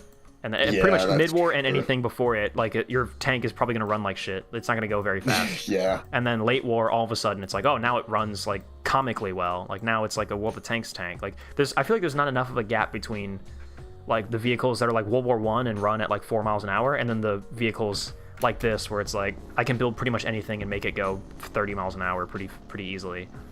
Yeah. That's just sort of a Sprocket thing. I recall like somebody made like the TOG 2 and it went like 30 miles an hour. Yeah, it's a little too easy to do stuff like that in Sprocket at the moment. But oh well, I'm sure one day maybe it'll get changed. But yeah, this is a sick little design, dude. I like this. I like the concept of taking a modern tank and trying to put it into World War II.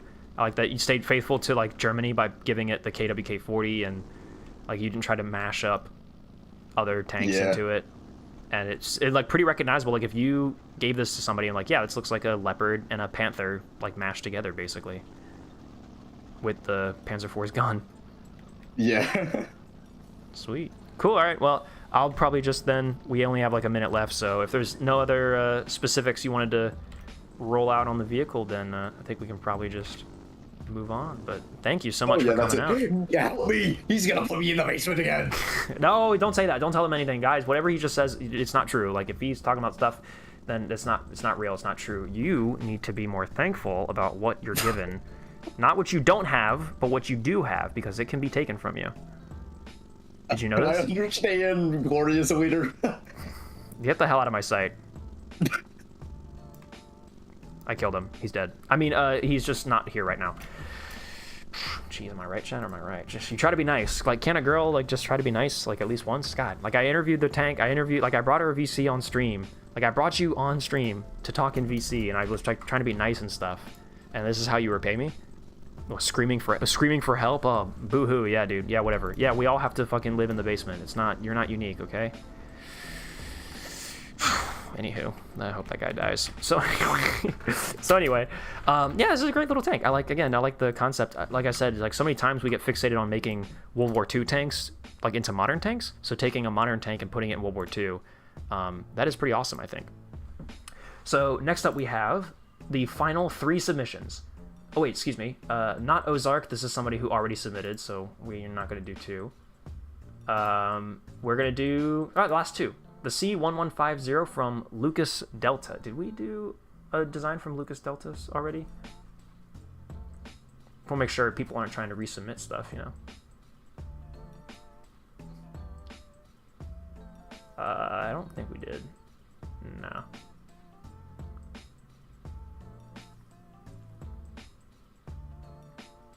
Yeah, we seem to be good. That's mine. No, you haven't. Yep. So Lucas Delta, the C1150. I see now you are in chat. So if you would like to hop into VC, just say the words. Otherwise, you can hang out in chat and we can talk about what you've built here, which is, whoa, my lord, big. We can talk about what you've built here, which is big. Oh my god. Yeah, I would love to. Okay, let's see.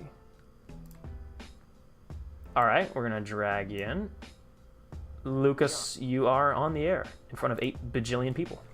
Welcome. Right, thank you. Can you hear me? Yeah. This is a new microphone. Oh no, you sound great. Right. Basically, this here is a Land Cruiser similar to the P1000 Rat. Yeah, very similar. It's actually a little sister vessel to the one I submitted last year. Oh, right. It's made on direct competition. Sadly, I didn't manage to finalize some of the details because I built this months ago and then I was updating it for the new upcoming update for Sprocket. Right. And I had to downgrade it to the public version. Okay.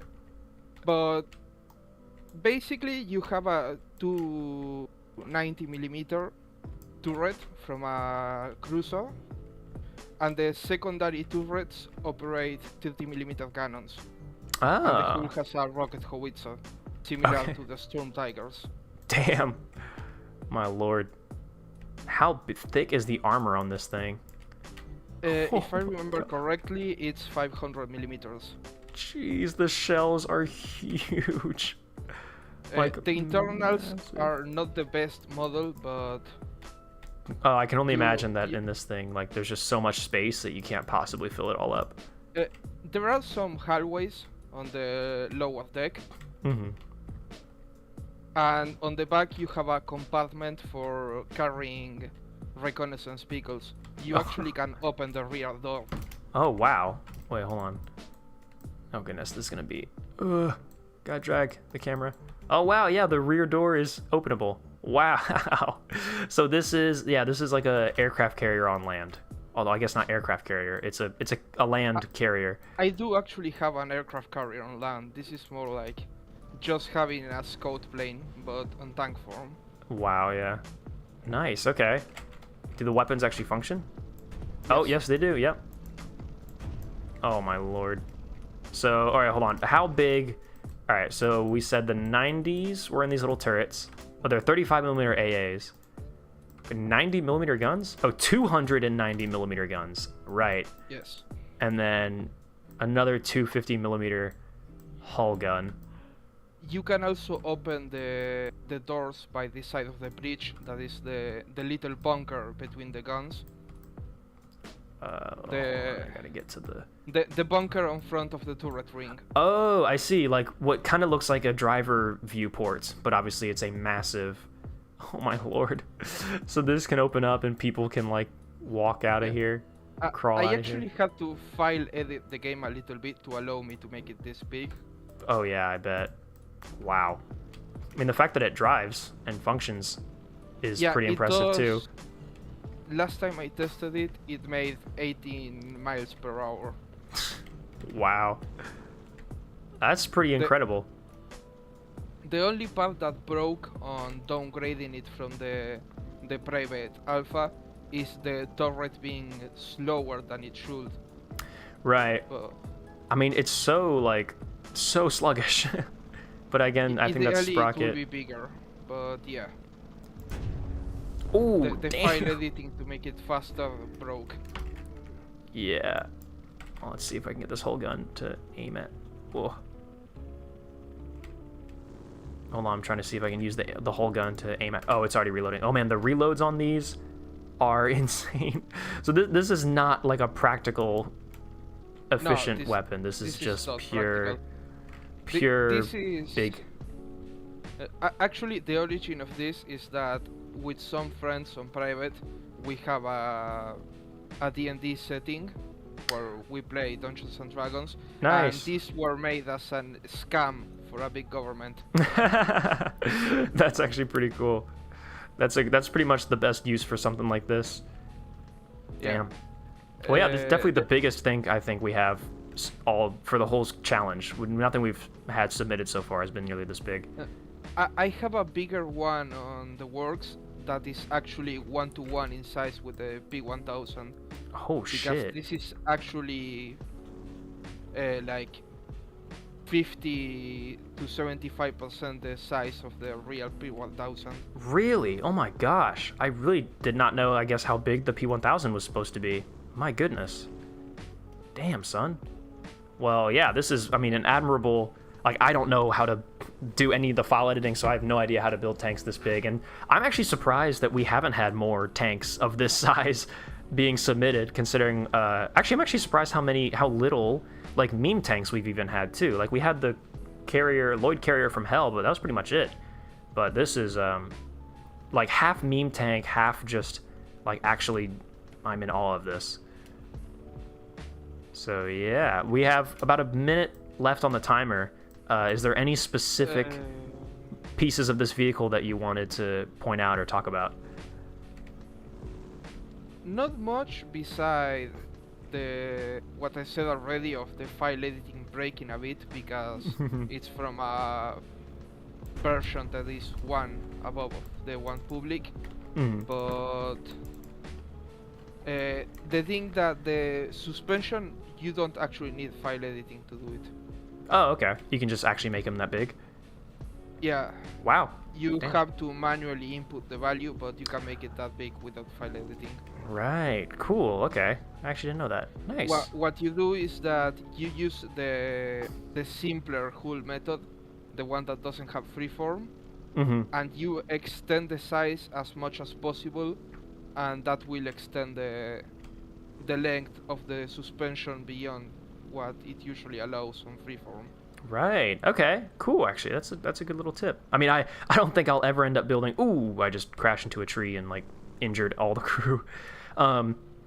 Yeah, I don't know if I'll ever end up building a tank quite this large, but that's good knowledge to have in my back pocket. Or if anyone else wants to build something like this. Oh man, I'm struggling on little hills here, but cool. Okay. To the commenter that said the guns of the P1000 were supposed to be from a battle cruiser, yeah, the calculations by the Shermans were wrong. It's far more than 1,000 tons because the turret itself is 750 tons. Jeez. anyways, that will be everything. Thank you, Eta. Yeah, no, of course, yeah. I think we have 6 seconds on the timer, so that's perfect. Yeah, thanks so much for submitting, and thanks so much for taking the time to talk to us about it in VC. Right, adios. Adios. Nice. That was Lucaso Delta with the C1150, which I mean, I assume that's instead of the P1000, it's the C1150. Fantastically large tank. I'm surprised we haven't had anything of this size already submitted, but sweet. All right. Last vehicle on the list is Point Man with the engineering variant of a medium tank. Oh, sorry, the Tempest Mark 1E. So let's load this up. Tempest. And I know Point Man is our favorite lurker, but I think he had just said that he wouldn't be here to be with this vehicle. Point Man, if you are in chat, let us know. If not, you are the final vehicle, so I have some liberties to take a bit more time with you than I did with some of the others. Excuse me. I think unfortunately Point Man is no longer with us. That's actually, man, that's so sad that he had to get out just on the last, like as soon as his tank was last up. Well, what he submitted is very British, very cruiser. Actually, it kind of has, weirdly enough, like I don't know why, but this hole immediately made me think of a KV, which is obviously not true because the driver and bow gunner are on different sides and all that, but this is like a Cromwell AVRE almost. It's got the bulldozer, which by the way looks great. Very good job with this. I'm actually gonna, in fact, Point Man, I think I'm gonna take this bulldozer blade. That's not how you say bulldozer blade. I'm gonna yoink that, and then he's got like 2 brackets. Oh, I see the way he built this. Cool. Yeah, so we have a nice bulldozer blade, and we have a big gun, a 150 millimeter howitzer. I can only assume. I'm just saying that this is going to be like an engineering vehicle, probably. This is like, again, like a Cromwell AVRE. Pretty nice. I like the look of British tanks, man. I like the boxy designs. I like all the stuff they put on them. Like, I like they put stowage bins and little radio boxes and spotlights and stuff all over them. There's a very little, the British have a very sexy design language. Pretty much everything else about British tanks, from what I know, is less than stellar. Oh, back for a sec, you got any words? No, I mean, well, if you're here, just the curiosity of, like, did you want to say anything in the VC, or did you want to tell us about your vehicle, like, in the chat or whatnot? Is there any specific stuff you want to call attention to, or stuff you're proud of, you want to talk about with the tank? But right now, I'm just saying it looks like a Cromwell AVRE, which I think is pretty cool. Do we have an interior? Very, very minor. Oh, the ammunition capacity of this thing is abysmal. It is a tank, that is all? Okay, cool. Yeah, the ammo capacity is terrible. There's not even a hole in the turret, in the hull. So these guys are just getting bisected by the body of the vehicle. And as much ammo as possible is stuffed in here, but there's really only so much you can do. And big old engine. Whoa, a big old engine in here. What the shrimp? What the scallop? Wait, hold on. What the fucking engine is this? It's an 18 cylinder? My lord. I guess this is how you get this kind of performance out of a mid-war vehicle. I didn't even notice that. We're in the mid-war, but this thing is behaving like a late-war tank. It's crazy.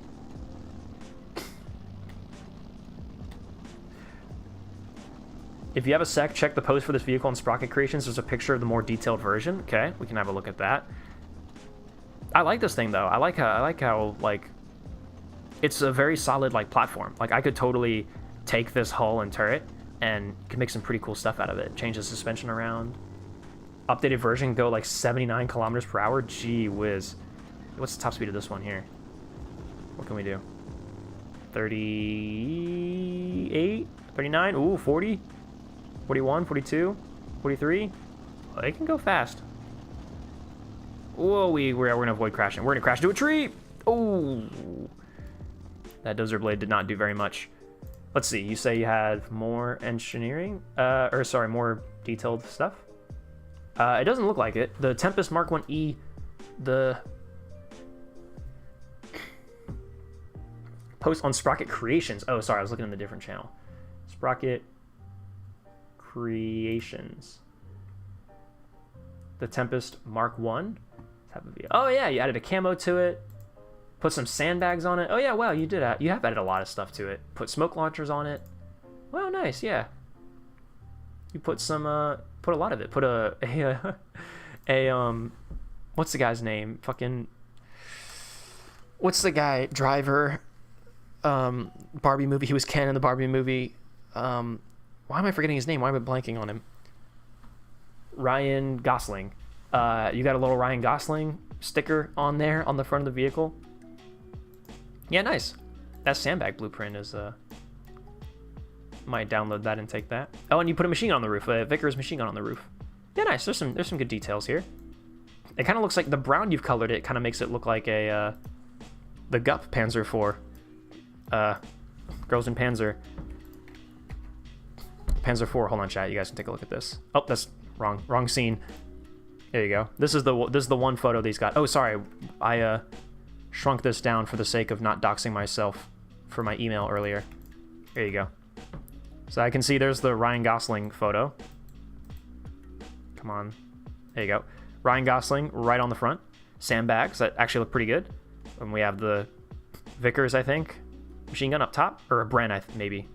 Vickers or a Bren. I think it's a Bren.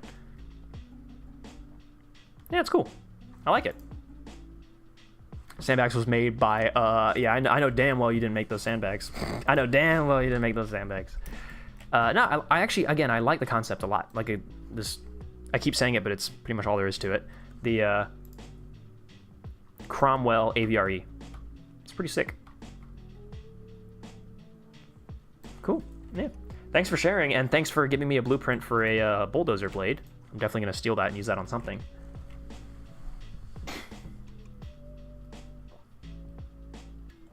Sweet. Well, yeah, Pointman, thanks so much for sending this, and thanks for talking to us a little bit about it in chat. But I think it's pretty much it. It's pretty basic. It's no interior, no interactable stuff, but it looks nice with the prefab parts. Totally fit it. I would honestly actually probably put some rivets on this thing. That might make it look good. But sweet, yeah. Cool. Let's mark that down as our 27th submission for today. So yeah, again, I must have been lied to because I was told by my moderators, or by the Sprocket staff team, that we had 48 submissions. So I was like, great, 24, like the math checks out. But we did 24 yesterday. In fact, I think when we counted, I counted 25 yesterday. But what is wrong with my hair? What's happening, chat? Am I okay? What? Look, wait. Do you see this? What is it? What is it? Get rid of it. Jeez, I almost died, chat. That was almost really scary. Yeah, I thought it would be 48, but I think we had 25 submissions yesterday, and then today we had 27. So fucking a whole lot of hoopla this time. Cool. Well, yeah. Hey, look, that was a great little excursion into the minds of an average Edit 320 fan. So many of you are just so fucking weird and not right in the head, but a lot of you are really talented, by the way, may I say. I mean, especially for Sprocket, you guys, some of you guys are crazy good builders. I mean, I know a lot of you guys probably come from the Sprocket Discord and just hang out here in the Edit 320 Discord because you know that we do Sprocket competitions every now and then, and you guys get a chance to show off your skills. And I mean, I can only imagine how, like, whoa, oh, sorry, it scared me. Timer.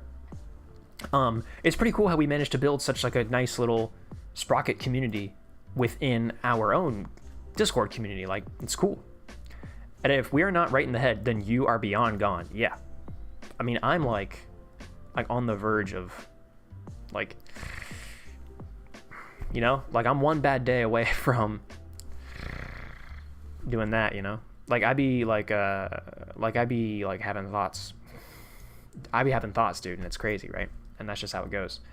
Less weirdness than I expected. Yeah, no, that's what I was saying too. Like, I'm actually interested in how few like meme designs there were. A lot of you guys like actually just genuinely tried and submitted really cool stuff, which is awesome. And just the amount of detail some of you guys put into these builds are just mind-boggling. And I'm trying to slowly live up to that with like you guys have seen what I've been trying to do with the land ski, trying to remaster my land ski tank destroyer, and then also turn it into a medium tank and all this sort of stuff. Honestly, I thought about doing that all on stream, but I think I might just do a bunch of that work on my own time, because I obviously cannot stream nearly as often as I could previously. This weekend was a huge exception, and but I think I made the most of. I think we made the most of the time. I'm happy with what we did today and yesterday. So yeah, F320 Discord is better than the Sprocket Discord. Yes. You hear that? You hear that, Sprocket Discord? I'm better. I'm better than you. What was that meme? Like, I'm better? It's like it was a photo meme. It wasn't like a video meme. Guys, I don't know what's going on. It happens again. I'm putting rivets on the more detailed Tempest. You'll get that. And you'll get that. Wait, what? Putting rivets on the more detailed. Oh, like when you do like the next design that you submitted, right? Yeah, put rivets on it, dude. That, especially if it's supposed to be like a Cromwell AVRE. Put more rivets on it, dude. If it's British, put more rivets on it. Lamborghini, you're weird. Anyways, first place, I'm a winner. No, actually, in fact, Lamborghini, you're disqualified. You didn't even submit anything, did you? You fucking weirdo. You wacko. Should I post aircraft carrier or land cruiser? Next time we do this, you can post whatever the hell you want. That's the beauty of it. There's no winner. There is no. I don't award winners. I just talk about the ones that I like. Oh, sorry. So, what else can I say? So, okay, what's the future looking like? What's happening? Who am I? And why should you care? Well, first of all, number one, yeah, streaming. I mean, as it's already been, not much time for. There's a lot of stuff like. There's a lot of stuff that I'm picking up now that is taking up time in my life. I don't know why I'm saying that like choppy, like there's stuff happening that is taking up time. Yeah, there's a lot of stuff happening now in my life that's taking up time. So for example, job, for example, education, for example, videos, like writing the script for the Stewart video and all that. So streaming is getting like pretty much impossible, at least especially during weekdays. If I do stream at all, it would probably happen on Saturdays. So especially 2026 is looking like a pretty like down year for streamers. You're unemployed? I am about to start a new job is what I'm saying. That's why. And education. I'm about to re-enroll in school and I'm about to be employed again. So that's what I mean when I say like the streaming is getting harder. Lies. If I'm working, then I'm working. I don't know what to tell you, bro. Will there be another one of these streams before the end of the year? No, definitely not before the end of the year. I'm like 99.999% confident in that. In fact, I will say guarantee, no. What will I watch while on Sprocket? Videos will still be happening just like very slow. Like, and I mentioned this earlier too, is there's a translation into YouTube having to be a side gig for me yet again. Because I mentioned it, but I was doing YouTube. I'll talk more about this. I'll probably on like the 2026 year in review or 2025 year in review stream. But YouTube I was trying to make YouTube a full-time gig, but I didn't succeed for my own reasons. And so now it's like, oh, like I got to go back and I got to go back into my career, like get a job again. I'm actually trying to go into. I'm going back to school so I can do like a bit of a career change. Because IT is not really what I want to do with my life anymore. I want to do something a bit more exciting. So like career change and then working again, you know, actually working a Monday through Friday, like that keeps you busy. And then you can only do videos. You can only work on videos when you come home. But like, that's what I was doing when I started this channel. Like this Edit 320 was born out of me coming home from a 9 to 5 and then working on videos. Like that's not new to me the way I do YouTube. So it's just basically gonna be like that. Yeah, exactly. Adding very slowly to your current up schedule is basically just not uploading. You're not a very frequent poster is what I'm saying. Yeah, I'm already not a very frequent uploader. So and I said this at the time too when I first announced it when I moved back when I moved back into this new room when we left the apartment. Yeah, like the upload schedule on y'all's end like won't really change. Like I've already been pretty bad at uploading consistently or frequently or often. So like you guys will notice pretty much no difference in that. Like, yeah, you're still gonna get like 1 video a month, you know, give or take, if that. So yeah, nothing will change. It's just the fact of like streaming specifically is gonna be way less common because like just will not have the time, especially like during the weekdays. So that's basically where that's going. That's basically what I mean by that. But yeah, still working on Road to Stewart. That's going to be a great video. I can't wait for it to come out, and I'm going to try to record stuff for it. But unfortunately, the government shutdown means that I can't go to Fort Lee anymore, and like Fort Lee is closed, and like a big part of the recording for that video is going to be me at Fort Lee in front of some of those tanks. So like, I literally can't go there. The video is more or less on hold until the government shutdown ends. But it's giving me time to perfect and revise the script and fact check stuff, you know, like go back and be like, oh, actually I didn't quite have this right, or some stuff where I was like, yeah, like this is enough detail for now, I need to move on and keep going with the script. I'm now having time to go back and revisit those parts and be like, now that I have time, I can actually like do it. And I still sad. I mean, yeah, it's for the stream schedule, like, you know, sorry, there's going to be less time, but I mean, that's the thing with just life in general is like, it's all phases. It's all the way things are and what you're able to do at the time. So like, it's not gonna, it doesn't necessarily mean it's gonna be that way always. Like, there is totally room for 2 years down the line, I'm working my job and I'm feeling good, I've done my career change, whatever, and I go like, hey, actually, you know, like there's now space for me to do streams after work. Because actually that is originally, when I started streaming, that's originally what I was doing, is I was coming home from work and then streaming. Remember, my original stream schedule was like 5 p.m. is when I would start stream. And then I moved it to 4 p.m. when I no longer was working, so I could stream a bit earlier. But,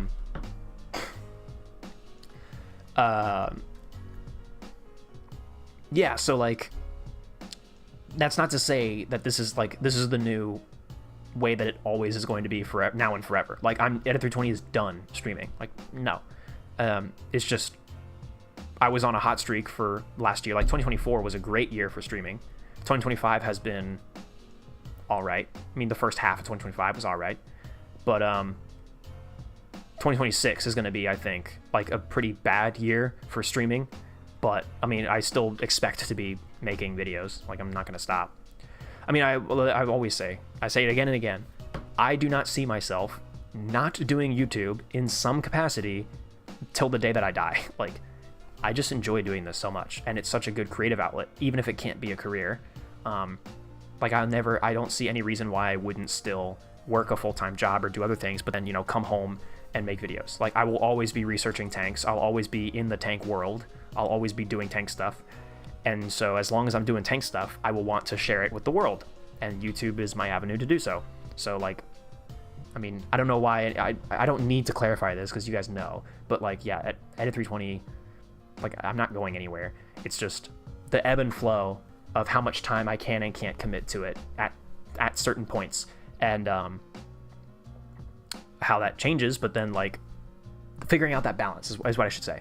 It's me figuring out how much time makes sense for each thing, and then how much can I do with how much time I have dedicated to each thing. So, you know, it's basically, that's life stuff. And I will never record the vid. Government shutdown is going to go for a while. I really hope it ends like this month, or like I hope I hope to make the Stewart video I hope to release the Stewart video before the end of the year. If the government shutdown is still going into December, like, I guess maybe I'll figure something out. Maybe I'll just try to record stuff without it.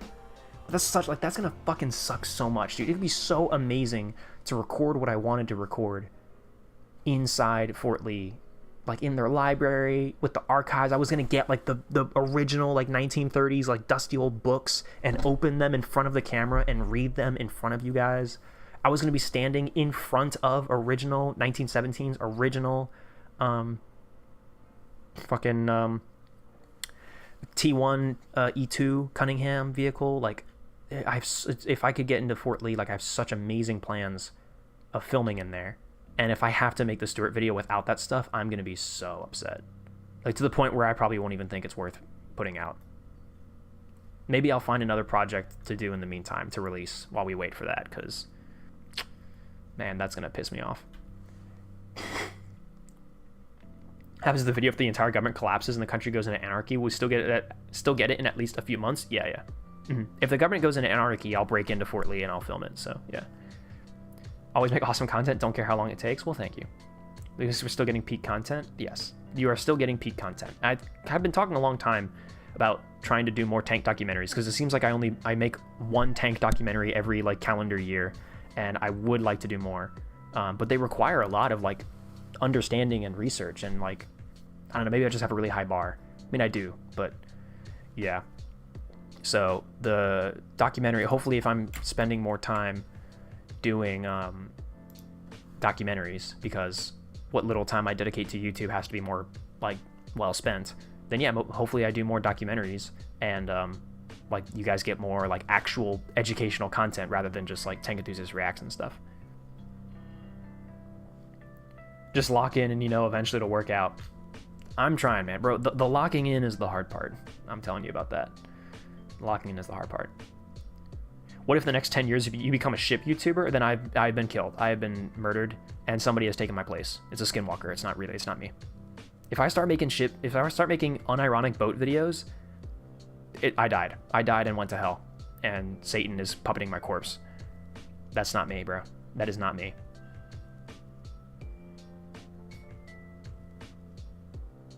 Form Etaland, Etestein. Yeah, if the government collapses. God, that cycle hits hard. I myself have been clawing at doing an artist career, and God, it do be like that. Yeah.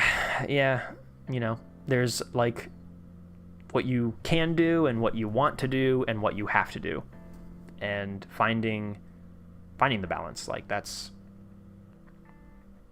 is hard. That is very hard. Join the military in order to see the Stewart, lol. No, joining the military is a pretty last resort thing. The Stewart went out of service like 80 years ago. Actually, no, it didn't. The Stewart went out of service like 20 years ago. 20 or 30? Or no, didn't Paraguay still have them? Am I confusing it with the Sherman? Because like Paraguay or somebody in the South America had Shermans in service until like 2018. And then I think the Stewart was sort of the same. In the US? Oh, well, I mean, yeah, they went out of service in like so long ago in the US, yeah, sure. Don't call me a nimwit. You're a nimwit. Fuck you. Mods, kill that guy. Mods, kill that guy. Clip it, ship it. Also unrelated, but have you ever been to any French tank museum? No, I have not been outside. I have never been outside the continental United States. The only other nation I've been to besides the US is Canada. I was in Canada, and that was pretty awesome. I enjoyed it there very much. Cool place. Didn't speak the language in half of where we were at the time, but it was a cool place. What if Ed became a train guy? I used to be a train guy. Actually, when I was a kid, when I was in middle school, I was a huge train nerd. That was my autism as a wee lad. We had a VHS of the Daylight Express. That was my favorite train. We had a VHS of a documentary about the Daylight Express because it's like the last like passenger steam locomotive that's still in use or whatever. And I loved that VHS when I was a kid. I think my parents still have it hidden somewhere just because like they knew I loved it so much. So yeah, trains used to be my autism when I was young. Actually, I used to have a giant train mural pasted up on this exact wall. This is my childhood bedroom, in case you guys didn't know. There used to be a giant train mural pasted up on this wall. And yeah, I used to love trains. But and then after middle school, in high school, I was kind of a blank slate of a human being. I didn't really I remember vividly saying to some people, they were like, "Hey, what kind of music do you like?" And I'd be like, "I don't listen to music." Like I literally I had no culture, I had no opinions, I had no anything. Like I was literally like just a blank slate of a human being for like 2 or 3 years from the end of middle school to the beginning of high school. So I didn't have any like specific autistic interest. And then honestly, Tanks kind of turned that around. Like Tanks came in and then suddenly I got a personality and I started liking bands and I started like doing stuff and having favorite foods and stuff. Why do you like stupid space pirates over space trains? Because space pirates are fucking cool. Space trains don't make any sense. Why would you put a train in space, idiot? God, you piss me off. Chaffee's peak, no armor is best armor. That's true. Well, Chaffee's a light tank, so it's kind of the whole point is that it doesn't have armor. Yeah, Uruguay used Chaffee's until 2018, but they also used Sherman. Wasn't it like they took Sherman's back? They put Sherman's back into service in like 2018, but like for training. Like when people hear that statistic or when they hear that fact, it's like they were still using Shermans in 2018. It's like they were using them as training vehicles. They were using them for like getting recruits familiar with like, here's how to drive something as big as a tank that handles more or less like what we have today. Because the Klettrek differential steering system in the Sherman is still used in vehicles today. Like if you learn how to drive a Sherman, that training carries over almost directly to a lot of modern vehicles, like the FV434. I think the M113 is the same way. A lot of those APCs are that way. Like if you learn how to drive one of those Klettrek differential World War II tanks, like that carries over. The controls are almost identical. And also at the very least, the feeling, getting around, feeling like, all right, you know how to drive a car, here's how to drive a tank. Stuff like that. Even a lot of these old World War II tanks, they can still be useful for that role. So that's where I think the Sherman was being brought back into service in, I think it was Paraguay. I'm pretty confident. I just don't know how to pronounce it. Paraguay. I'm uncultured, so I don't know how to say it. But anyway, the Truth Nuke, yeah, that's pretty much the Truth Nuke.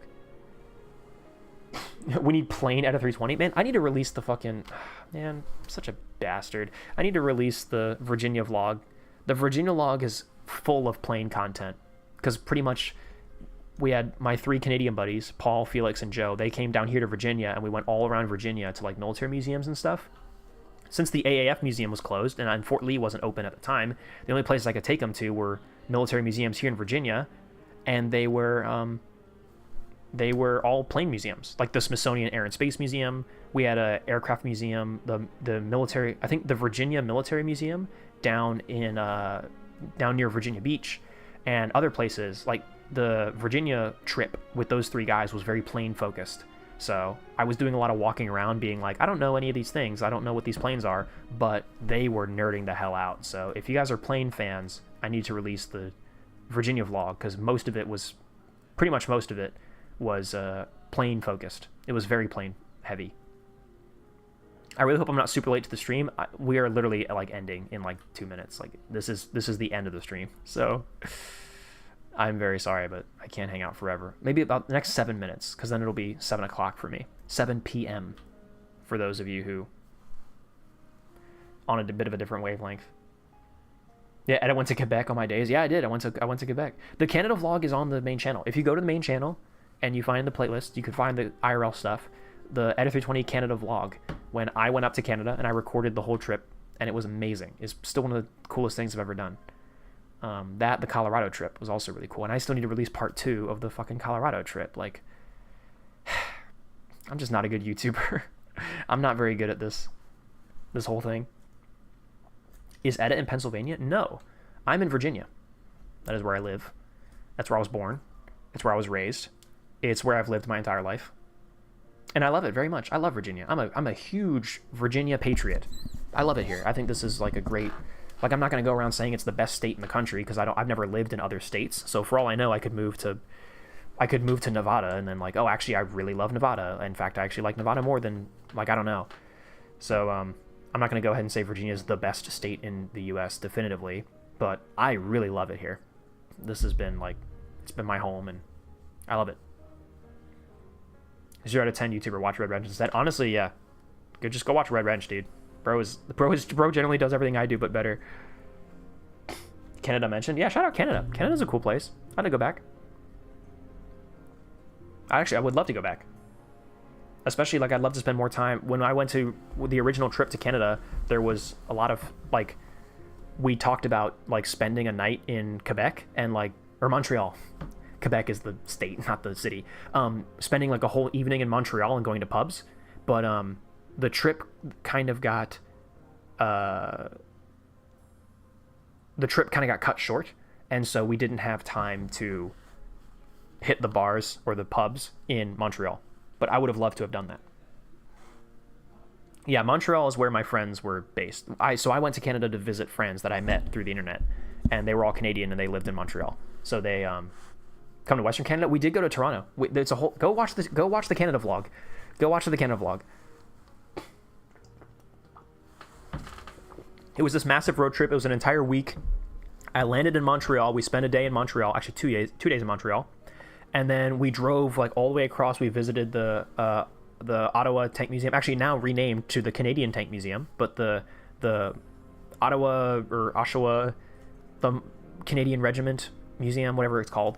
Toronto is east, is it? But it's west of Montreal, isn't it?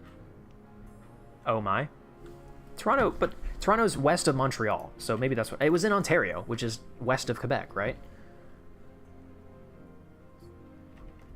Virginia's for history lovers. There is a lot of cool history stuff here in Virginia.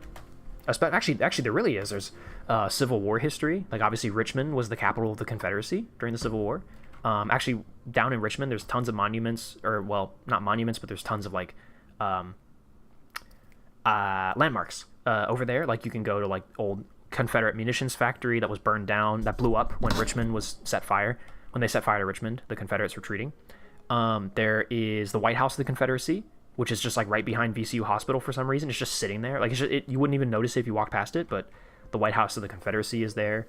But then also, like, Jamestown, a lot of colonial America is here in Virginia. Virginia was basically the first state. It wasn't officially the first state in the U.S., but it was the first, like, colony. One of the original 13 colonies. Like, it's huge. So if you want to learn into, like, the history of the United States, specifically, like, that colonial era, the founding, Jamestown is here in Virginia. Like, you can go visit Jamestown, which is the first settlement. I know Roanoke came first, but we don't know what happened to Roanoke, or maybe we do, but it wasn't a permanent settlement. Jamestown was the first settlement that like it actually worked, and like we built the whole country off that, basically. Anyway, Virginia is super important. Also, still to this day, the most presidents in U.S. history. Like, this is the one state that has given us the most presidents. If that makes sense. Virginia has had more presidents born here than any other single state in the country. I hope that makes sense. But anyway, yeah, tons of like deep America, deep lore, deep history here in Virginia. Now, not to say other places like New York and Boston and Pennsylvania. I mean, New York and Boston are cities. Actually, New York is a state. Pennsylvania is a state, but you know what I mean. Not to say there aren't other places, but Virginia is very important, and it's pretty cool. The White House of the Confederacy really was just some rich dude's house. Yeah, pretty much. Yeah, it's actually like, I'm sure you can Google it. White House of the Confederacy. I like how that. I don't know why that like showed up really fast in my search results. Probably because I've looked it up before. Yeah, here it is. This is it. And I've been here. I've been to it because it was right behind the hospital that I used to work at. So like, I could just walk, and I could see it. This is literally it. It's just a little brick building, or not brick. It's just a tiny little white building. And behind it, all this up here, this is all like a massive hospital complex. Like, it's literally tucked in the corner of like a massive hospital complex. And then this is just sitting here, like it's just out there, and like you're just gonna find it. But yeah, it's the White House of the Confederacy. It's where, what was it? Come on, Ed, I remember what the hell the guy's name was. Jackson? There was Stonewall Jackson, but there was who was the president of the Confederacy? It was Jackson, right? Or Johnson? Jackson. It was Jackson.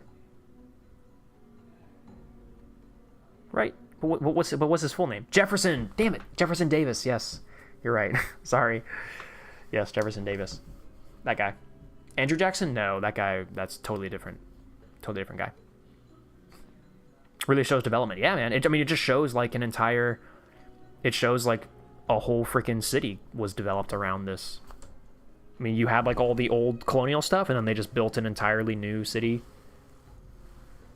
from it. I live in New Zealand, and bro knew Jefferson Davis better than I did. Hey, what can I say? I only know like Robert E. Lee, and I only know the military guys like Robert E. Lee and Stewart and what the fuck was I supposed to say? William. Grant. Ulysses S. Grant. And Sherman. I know the generals. I forgot the guy. What time is it down there? It is currently 7 p.m., which is the time I said when the clock strikes 7, that's when I would end stream. It is time to end stream. Prove it. Give me your exact coordinates right now. How about this? How about that? Plug that into your computer, huh? Put that in your coordinates. Plug that in. See where it leads you. Aha. Aha. Fucking idiot. Anyway, yeah, I gotta go, guys. So it's basically 7 o'clock, and I have to eat food and, like, live a life, so that's kind of boring, but it's what it is. Thank you all so much for coming out to stream tonight, for as long as you were here, or as little as you were here. Thank you to everyone who submitted, designs for, the event today, and yesterday. And, congratulations to everyone who, like, had something that was worth looking at for more than 3 seconds, because I'm not gonna lie, some of you, nothing interesting. Next time, bring something better. You better get working on your next design now, tomorrow. And so that way, when the next challenge is initiated a year from now, you're ready to go. Anyway, if you like this, leave a like and subscribe. Go to the main channel if you haven't already. I don't know why you would be here if you haven't seen the main channel. And check out I have an Instagram and I have a subreddit. Subreddit is fun. There's usually tank stuff posted there. My Instagram, I try to post updates on stuff. If I ever have anything like specific that I've done that it's like, oh, this was a cool thing that I did today that I want to share, I usually share it on my Instagram. So I have an Instagram. Also, check out merch. We have merchandise. You can check out the merch store. It should be in the description of this video. You can buy sweet merch and it's awesome. And subscribe to the Patreon if you haven't already. And what else? I mean, just like, don't talk to me ever again, basically. Love tanks. That's the thing that you should do, because I do. And if I love tanks, then you should love tanks too.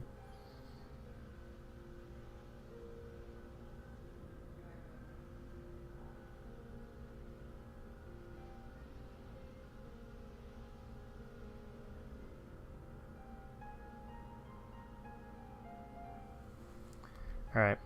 Bye, guys. I'm uncomfortable. All right. Bye.